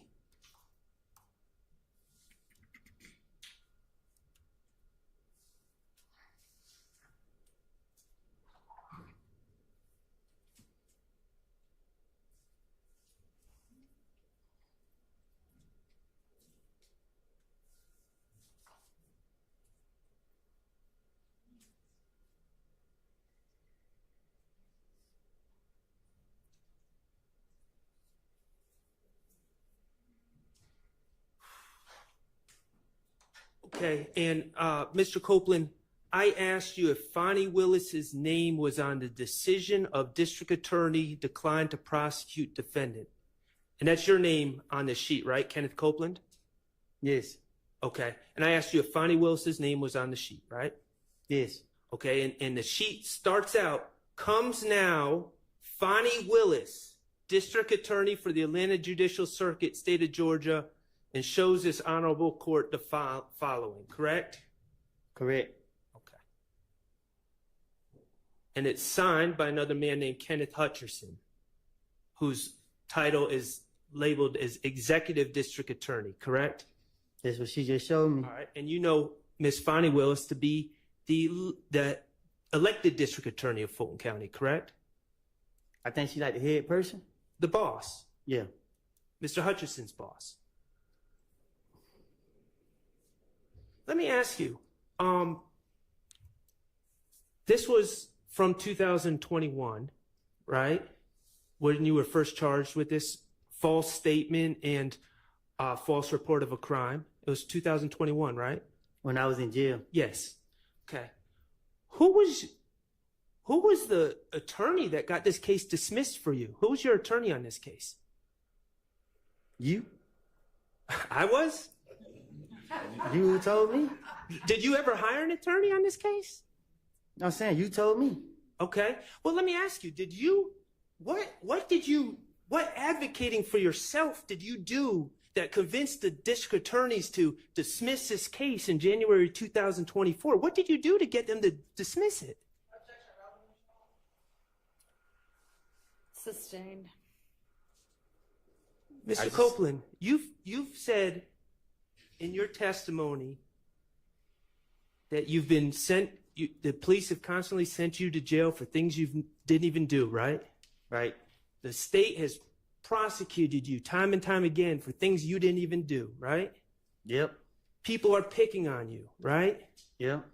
And then in January 2024, your case just got dismissed and you didn't even do a darn thing to make it happen, huh?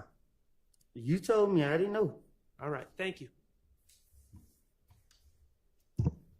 Any other recross?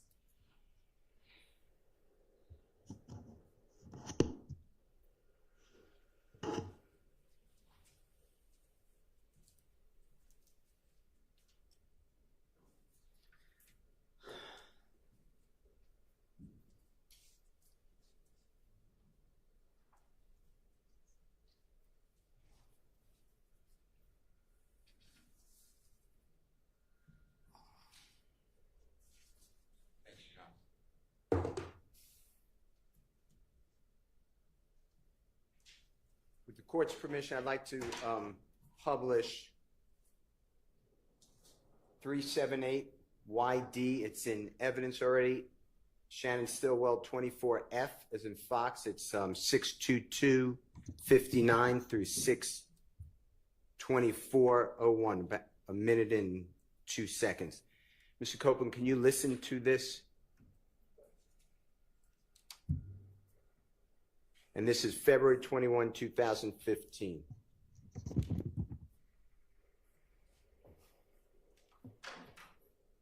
If you need better headphones with the court's permission, we have other ones if you need it.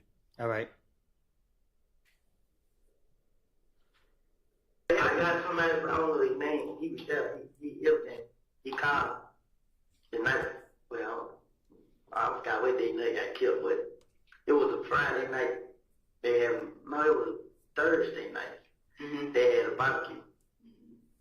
But the barbecue did go out. It was blood and everything blood.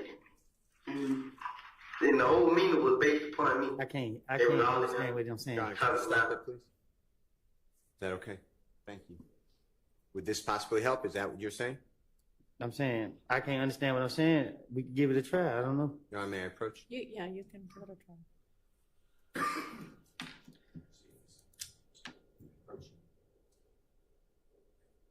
And keep your knee.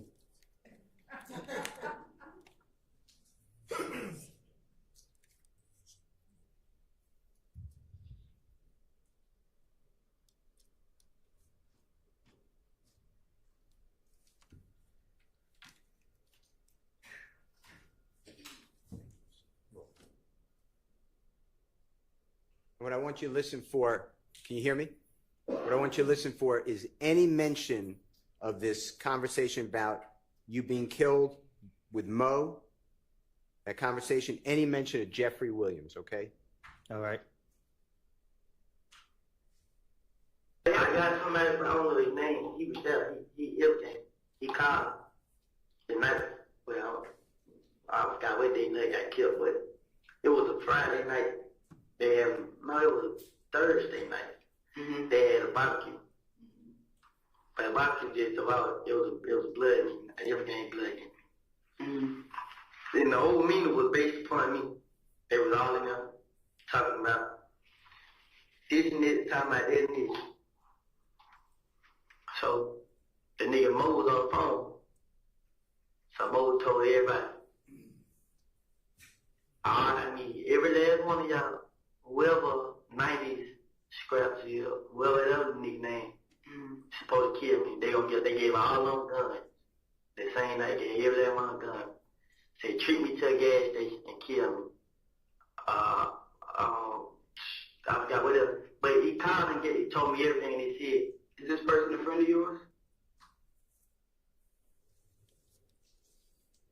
Did you hear anything about Jeffrey Williams, or Young Thug, or anything like that? No, I didn't say nothing about him. All right.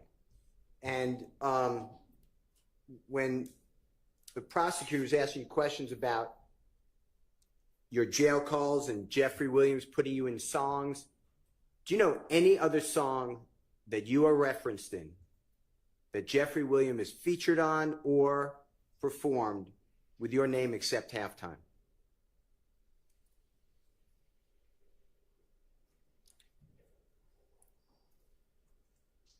You said do he got any other songs with my name in it?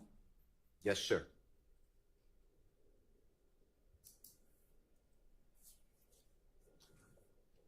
Yeah. Which song? Beat It. Anything else? I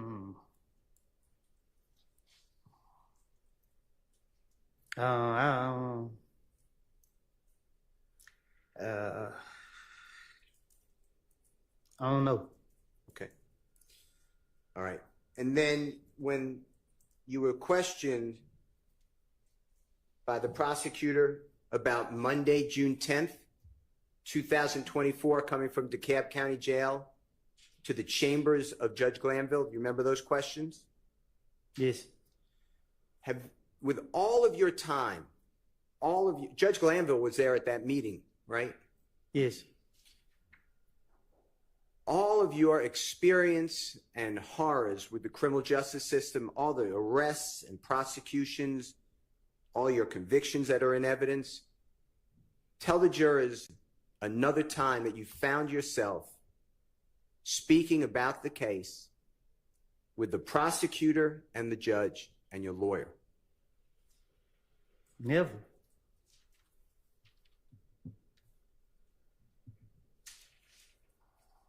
You said that you were coerced and pressured. Do you remember using those type of terms to testify? I am.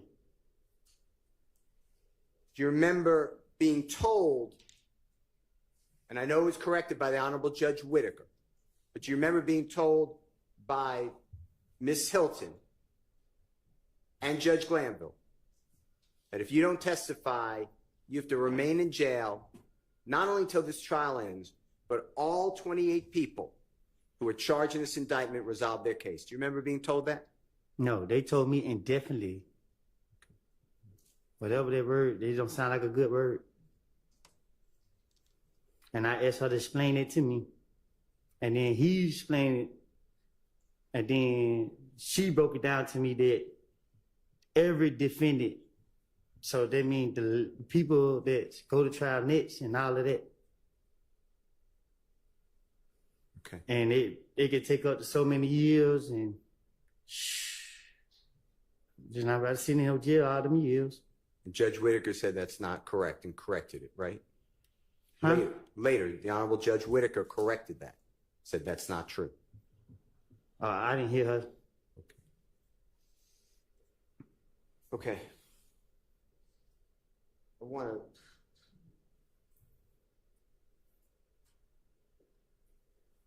to ask you, and if you need those, if those help, the headphones, I want to talk with you about the jail call. It's stage 295Y, as in yesterday, starting at 350, Your Honor.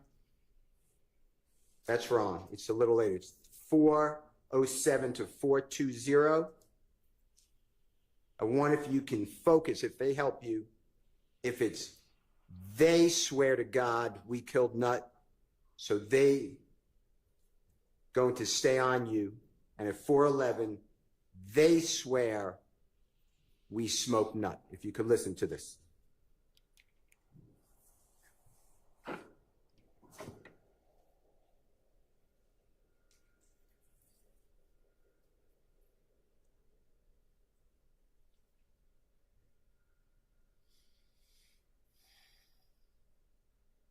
Baby, yeah, swear to God, we killed Nut, so they gonna stay on you. They swear he smoked nut. Hello? Stay away from that shit, bro. You just don't know it be your hood, bro. Your hood is scared of you, bro. Don't. Were you able to hear that better? Yeah, real good. What was said? Tell the jurors, and they could listen to it their own at their leisure too. Which part? Both parts. When Max was speaking, who you call Max, Jeffrey's sister. She said, tell the jurors. They gonna swear to God we killed Mac. She said, Nut. She said, can I hear it again? Of course. With the court's permission, Your Honor, we're going to replay. And that again is the same exhibit 295Y, and it's from 407 to 420. Baby, yeah, swear to God, we killed Nut, so they gonna stay on you. Swear to God we killed Nut, so they gonna stay on you. Say it one more time. Swear to God we killed Nut, so they gonna stay on you. Okay. Did it say they swear to God, or did you hear it? What did you? I apologize. Did you hear they swear to God we killed Nut? Objection, explanation. So that's how Dolly talk. Sustained. Okay. Explain it. Explain what you were going to say. She talk fast, so when we was on the phone, she like, they swear to God we killed Nut, so they gonna stay on you. Okay. And then Mr. Kokomo, with the court's permission, is going to continue. For that other person speaking, it's a man's voice. If you know who it is, tell the jurors and what that person said, if you can tell. And that's at 411. Nut, so they gonna stay on you. They swear he smoked nut. They swear he smoked Nut. They swear he smoked Nut. He smoked Nut. Okay. All right, Mr. Copeland. Now, you said, you can take off the headphones if you want to. You said multiple times that you were raised in a situation where law enforcement, you believe you had to lie to them. Do you remember saying things like that? Yeah, I'll have to. Yeah. And some people don't have that experience. Law enforcement assists them. Was that your experience growing up in your area? Yeah, when I grew up, the police used to run in my grandma's house and beat my uncles up and kicking our door for my whole life. Up until my mama died. So yeah, we didn't like the police. And when you get in that interrogation room, you said earlier, it's not about the truth. You remember saying that? I'm listening. Is it about just getting out of there? Yeah, that's the purpose of going in the interrogation room, to finesse your way out. And do you know people, other people, do you personally know, who lied to the police in the interrogation room? Shit. Sustained.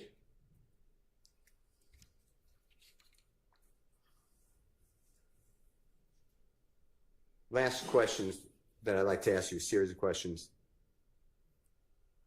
Ms. Hilton asked you Jeffrey's not seen on the Texaco video changing cars like you told the police. You know what I'm talking about, right? I have you? Yes. She then asked you about, was there switching of cars in the back of the Texaco? Do you remember something like that? Yes. Where did that come from? That's my first time hearing it.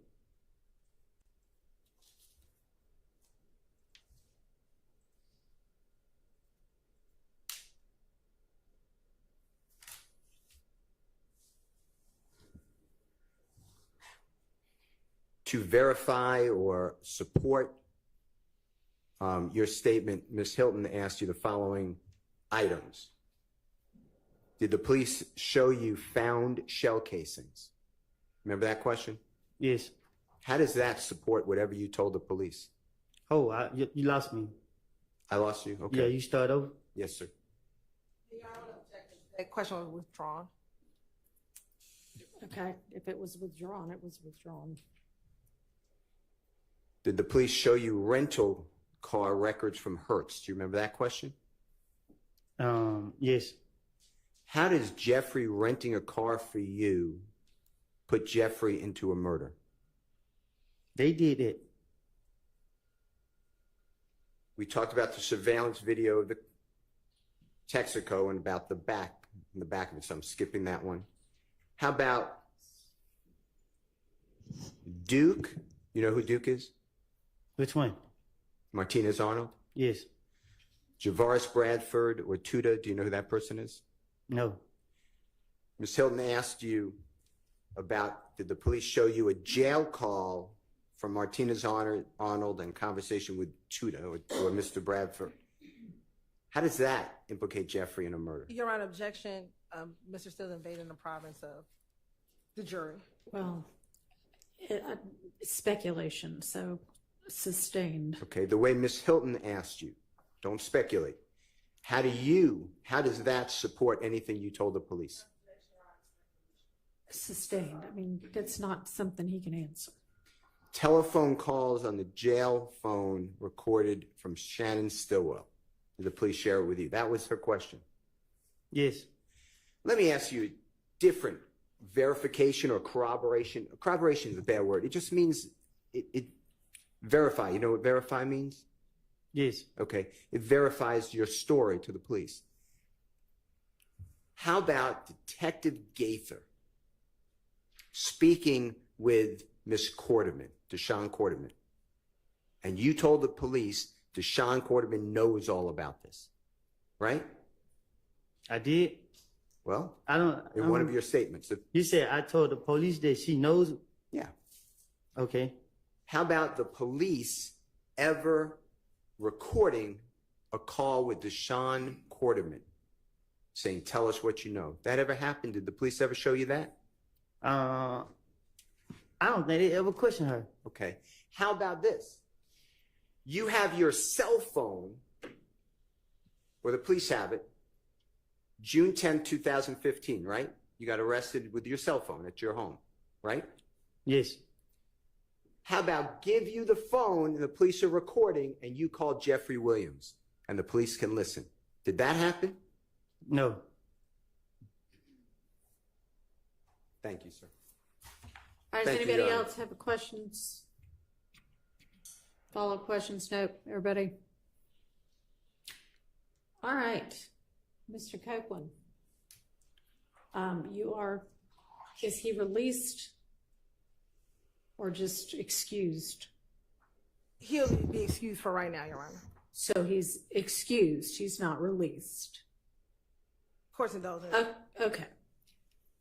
Mr. Copeland, you are excused. It is, I guess, possible that you might be called back, but until you hear otherwise, you don't have to come back here again. It's not over with? Well, your testimony for right now is over with. The trial is not over with, but you don't need to concern yourself with the rest of it. But as I understand, he's still under subpoena. Yes, Your Honor. Okay. And Mr. Engelberger, thank you again for your willingness to step in here for us, for the court. You may be, and obviously stand by as well. because he's not released, but yeah, we would let you know and give you all both some heads up if he's to be recalled. Thank you.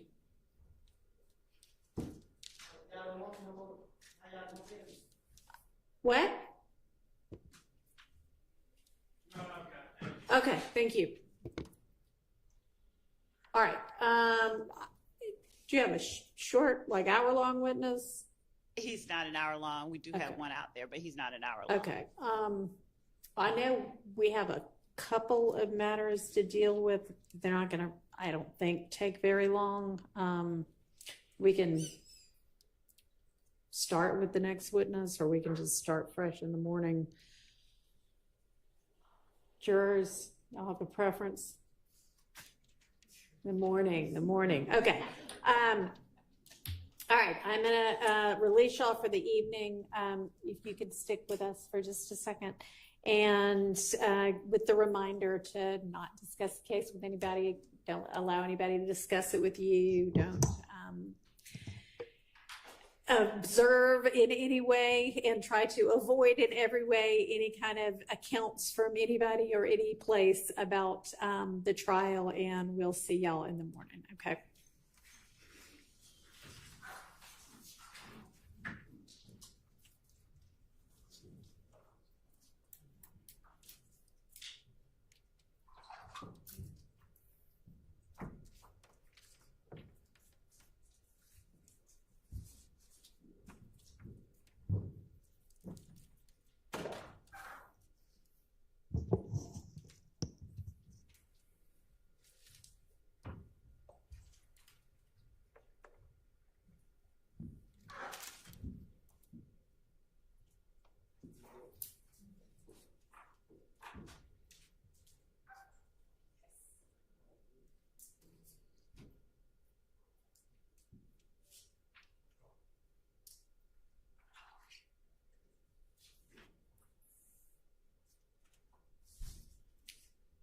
All right, this next matter is going to be, it's going to concern a juror, so if the media could please stop recording.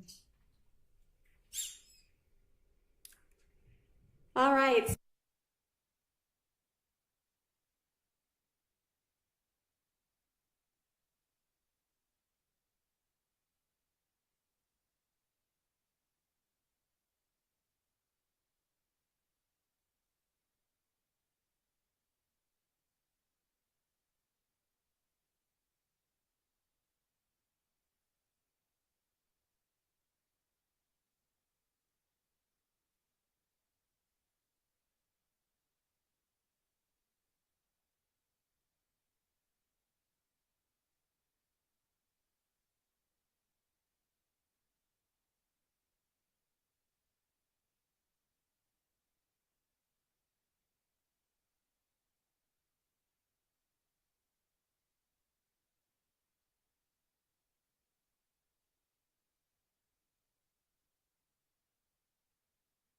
He can be here tomorrow. He did tell me that he was letting the court know his schedule, but he did apprise the court, I believe, in Dublin. Wherever else he needs to be, that he's going to, and once he's here, he's going to need to stay here until we're finished with that witness. He understands that, right? I believe he does. We spoke outside at Okay. lunch. Is he here now? He should be. Do you want to just have him come in, and I'll just let him know if I need to reach out to any of the other courts and let them know what's going on? I'm happy to do that. Yes. How long do you anticipate with, and I know you can't know if you're certain, but 3 hours. okay. And then, so I don't know how much cross there will be, but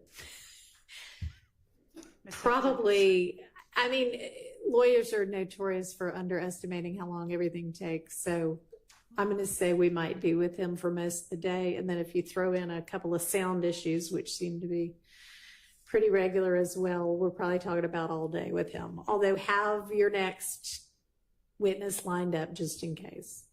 Yes, Your Honor. Okay.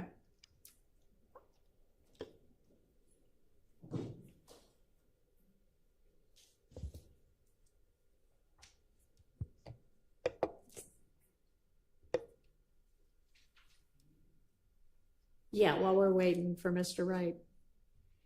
Your Honor, I may have missed it. The state earlier, I thought, announced that there was 2 interviews of Mr. Sledge, and I think that was in an email. Isn't that what we were talking about this morning? Yes, and we said we were going to verify. We just haven't had the opportunity, but we're going to verify. We'll email everyone this evening. Okay, well, y'all were, I thought, going to talk about that at lunch, but I'm fairly certain that the defense only has 1 interview in the discovery. can somebody kind of go ahead and sort that out before we leave here? Good afternoon. So I think that we're going to see you and your witness tomorrow. And I appreciate you being here. You know how it is. You never know exactly when the next person is going to get called, but your witness will be first thing in the morning, 9 a.m. The estimate is somewhere between 3 hours, and I'm thinking more like the whole day, but who knows?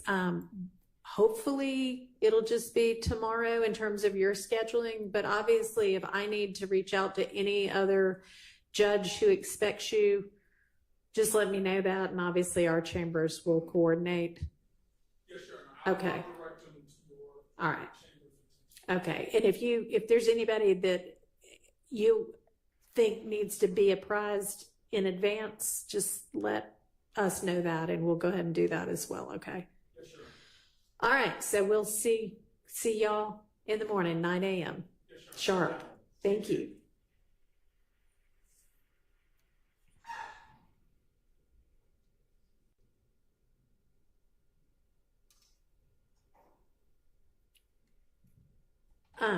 How fast do you think y'all could find out about, because I kind of wanted y'all to do that over the course of the day?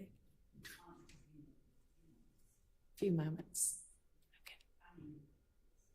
Okay. Okay.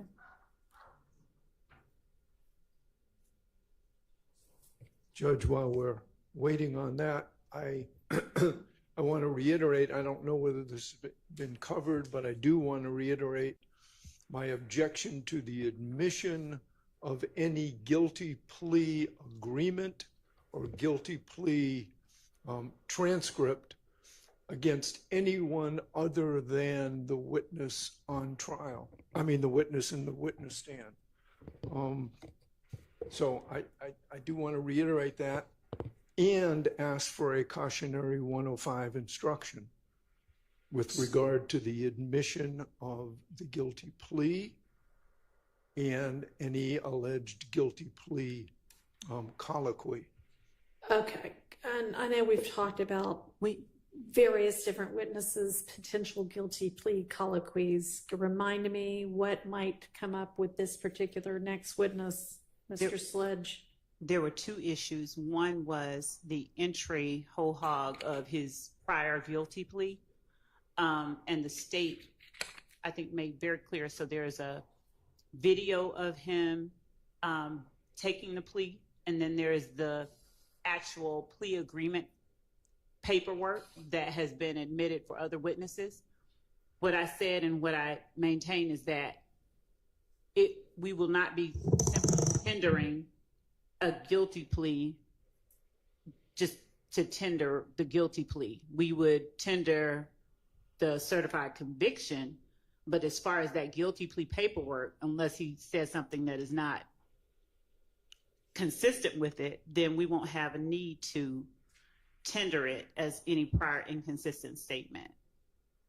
Or if there is some challenge to something that he said as a recent fabrication, I mean, unless there is an exception to it, there won't be a need to have it read into the record.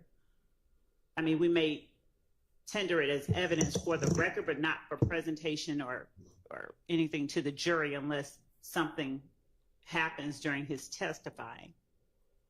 All right. That was the first. You're not intending to introduce anybody else's guilty plea with this witness, are you? No.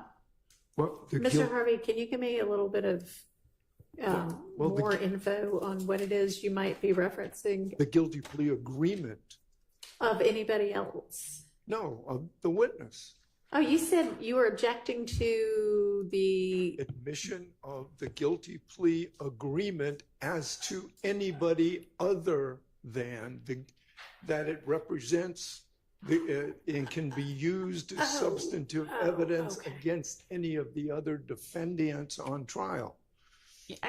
It can be used traditionally, and there are 100 cases on that point. I understand what you mean now. I thought you meant somebody else's guilty plea agreement. No. You mean its use against somebody else? Yes. That's correct. Okay. And do you have a proposed instruction on that? What did he plead to? Your Honor, he pled to the indictment. So two things. One, I'm not certain why Mr. Harvey is saying that a 105 instruction is necessary. As it relates to this particular witness, he will be on the stand testifying, and his testimony would be admissible, especially as it relates to count one, as to all of the defendants. If he says something on the stand inconsistent with what he has said previously, then that prior inconsistent statement would be substantive evidence against all of the defendants, if that comes to it. But I don't know that it will come to that, so I can't really speak to, All right, yeah. Okay. So, I mean, just have something ready, and it may just depend upon what the circumstances are. Well, the rule is as follows. One person's guilty plea or conviction may not be used as substantive evidence of the guilt of another. The evidence, however, a co-defendant's guilty plea is admissible at trial, provided that, quote, the evidence serves a legitimate purpose and the jury is properly instructed about the limited use they may make of it, close quote. That's United States versus Deloach at 34 Fed 3rd, 1001 at pinpoint 1003, as discussed in United States versus Clay. In United States versus Clay is, I don't know whether you want a Westlaw or Lexis site, but 2021 U.S. Appeals Lexis 36080 or 2021 Westlaw 5795330. That's the general rule. Judge, I think that's the general. That's the general rule. That's not when we're talking about something like a RICO count. It's the general rule as to anything. He can testify, but the plea agreement cannot be used against everybody else. That provision of the statute and the gang statute has been held unconstitutional. We've argued about this before, but his guilty plea can't be used against anybody else. I disagree with what Mr. Harvey is saying. I think as it relates to this witness's guilty plea and anything, if it's a prior inconsistent statement, federally it may not be allowed, but under the Georgia rules of evidence, a prior inconsistent statement is substantive evidence. So given that it would be substantive evidence against each of these defendants as to count one, a limiting instruction would not be warranted. A 105 limiting instruction, as Mr. Harvey has requested, would not be warranted. So I'm not certain what he's proposing to the court, so I can't really object specifically to what he's proposing. It's not. But I argue that. Sorry. Please don't interrupt. I'm sorry. I the thought she was attorneys done, when they're and talking. I apologize. Okay.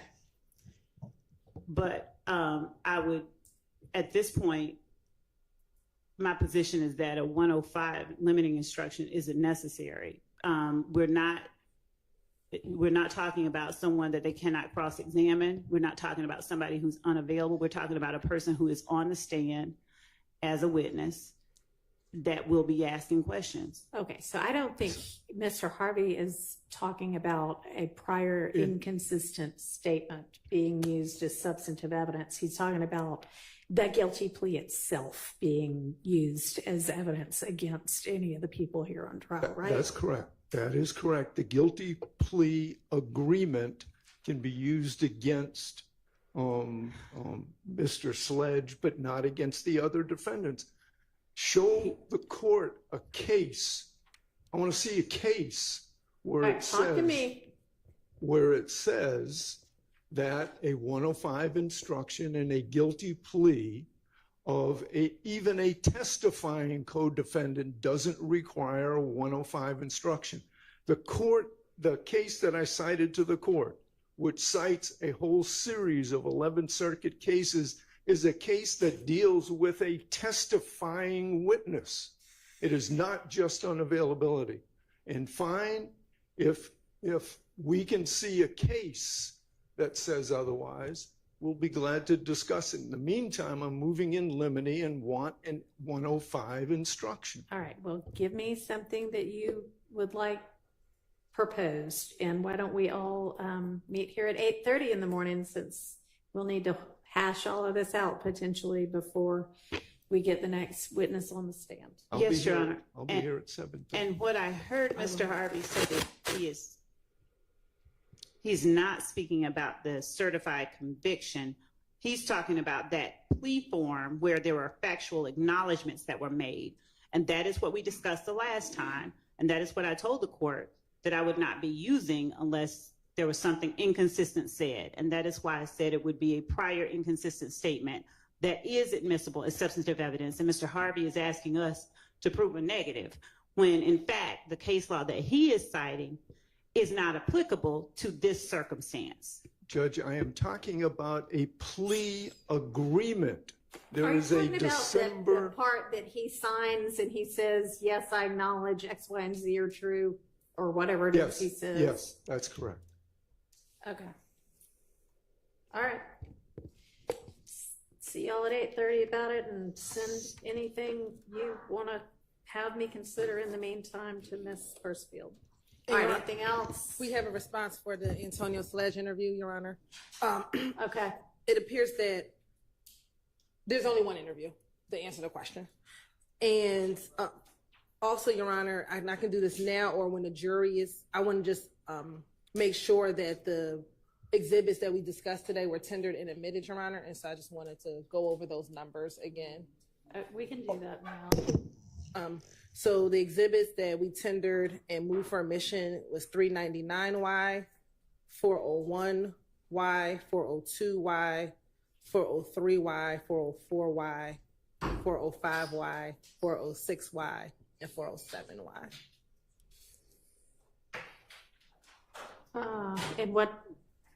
And you think those were all admitted? Yeah. Or you're just If they trying to weren't, make I want to sure? make sure that they are. I know. So remind me what 399Y was? 399Y was the law and crime clip where I asked Mr. Copeland about reading the Hertz records. Okay, yeah. I don't know if you tendered, or, well, I mean, you must have because you played it. So yeah, that was admitted. And then I know 401 and 402Y were, and then obviously anything that you played was. Yeah. Is that what everything else was? So 401 and 402 were the Guilty plea forms, yeah. And then Those are in. And then 403, just to confirm, was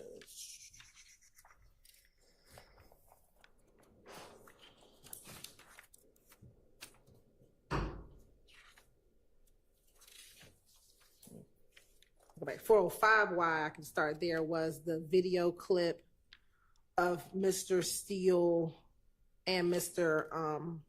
Copeland and the portion of the We Killed Nut call. 6Y was the June 16, 2015 jail call. 407Y was the June 13, 2015 jail call. Okay, those are in. And then I just need to look and see what 405.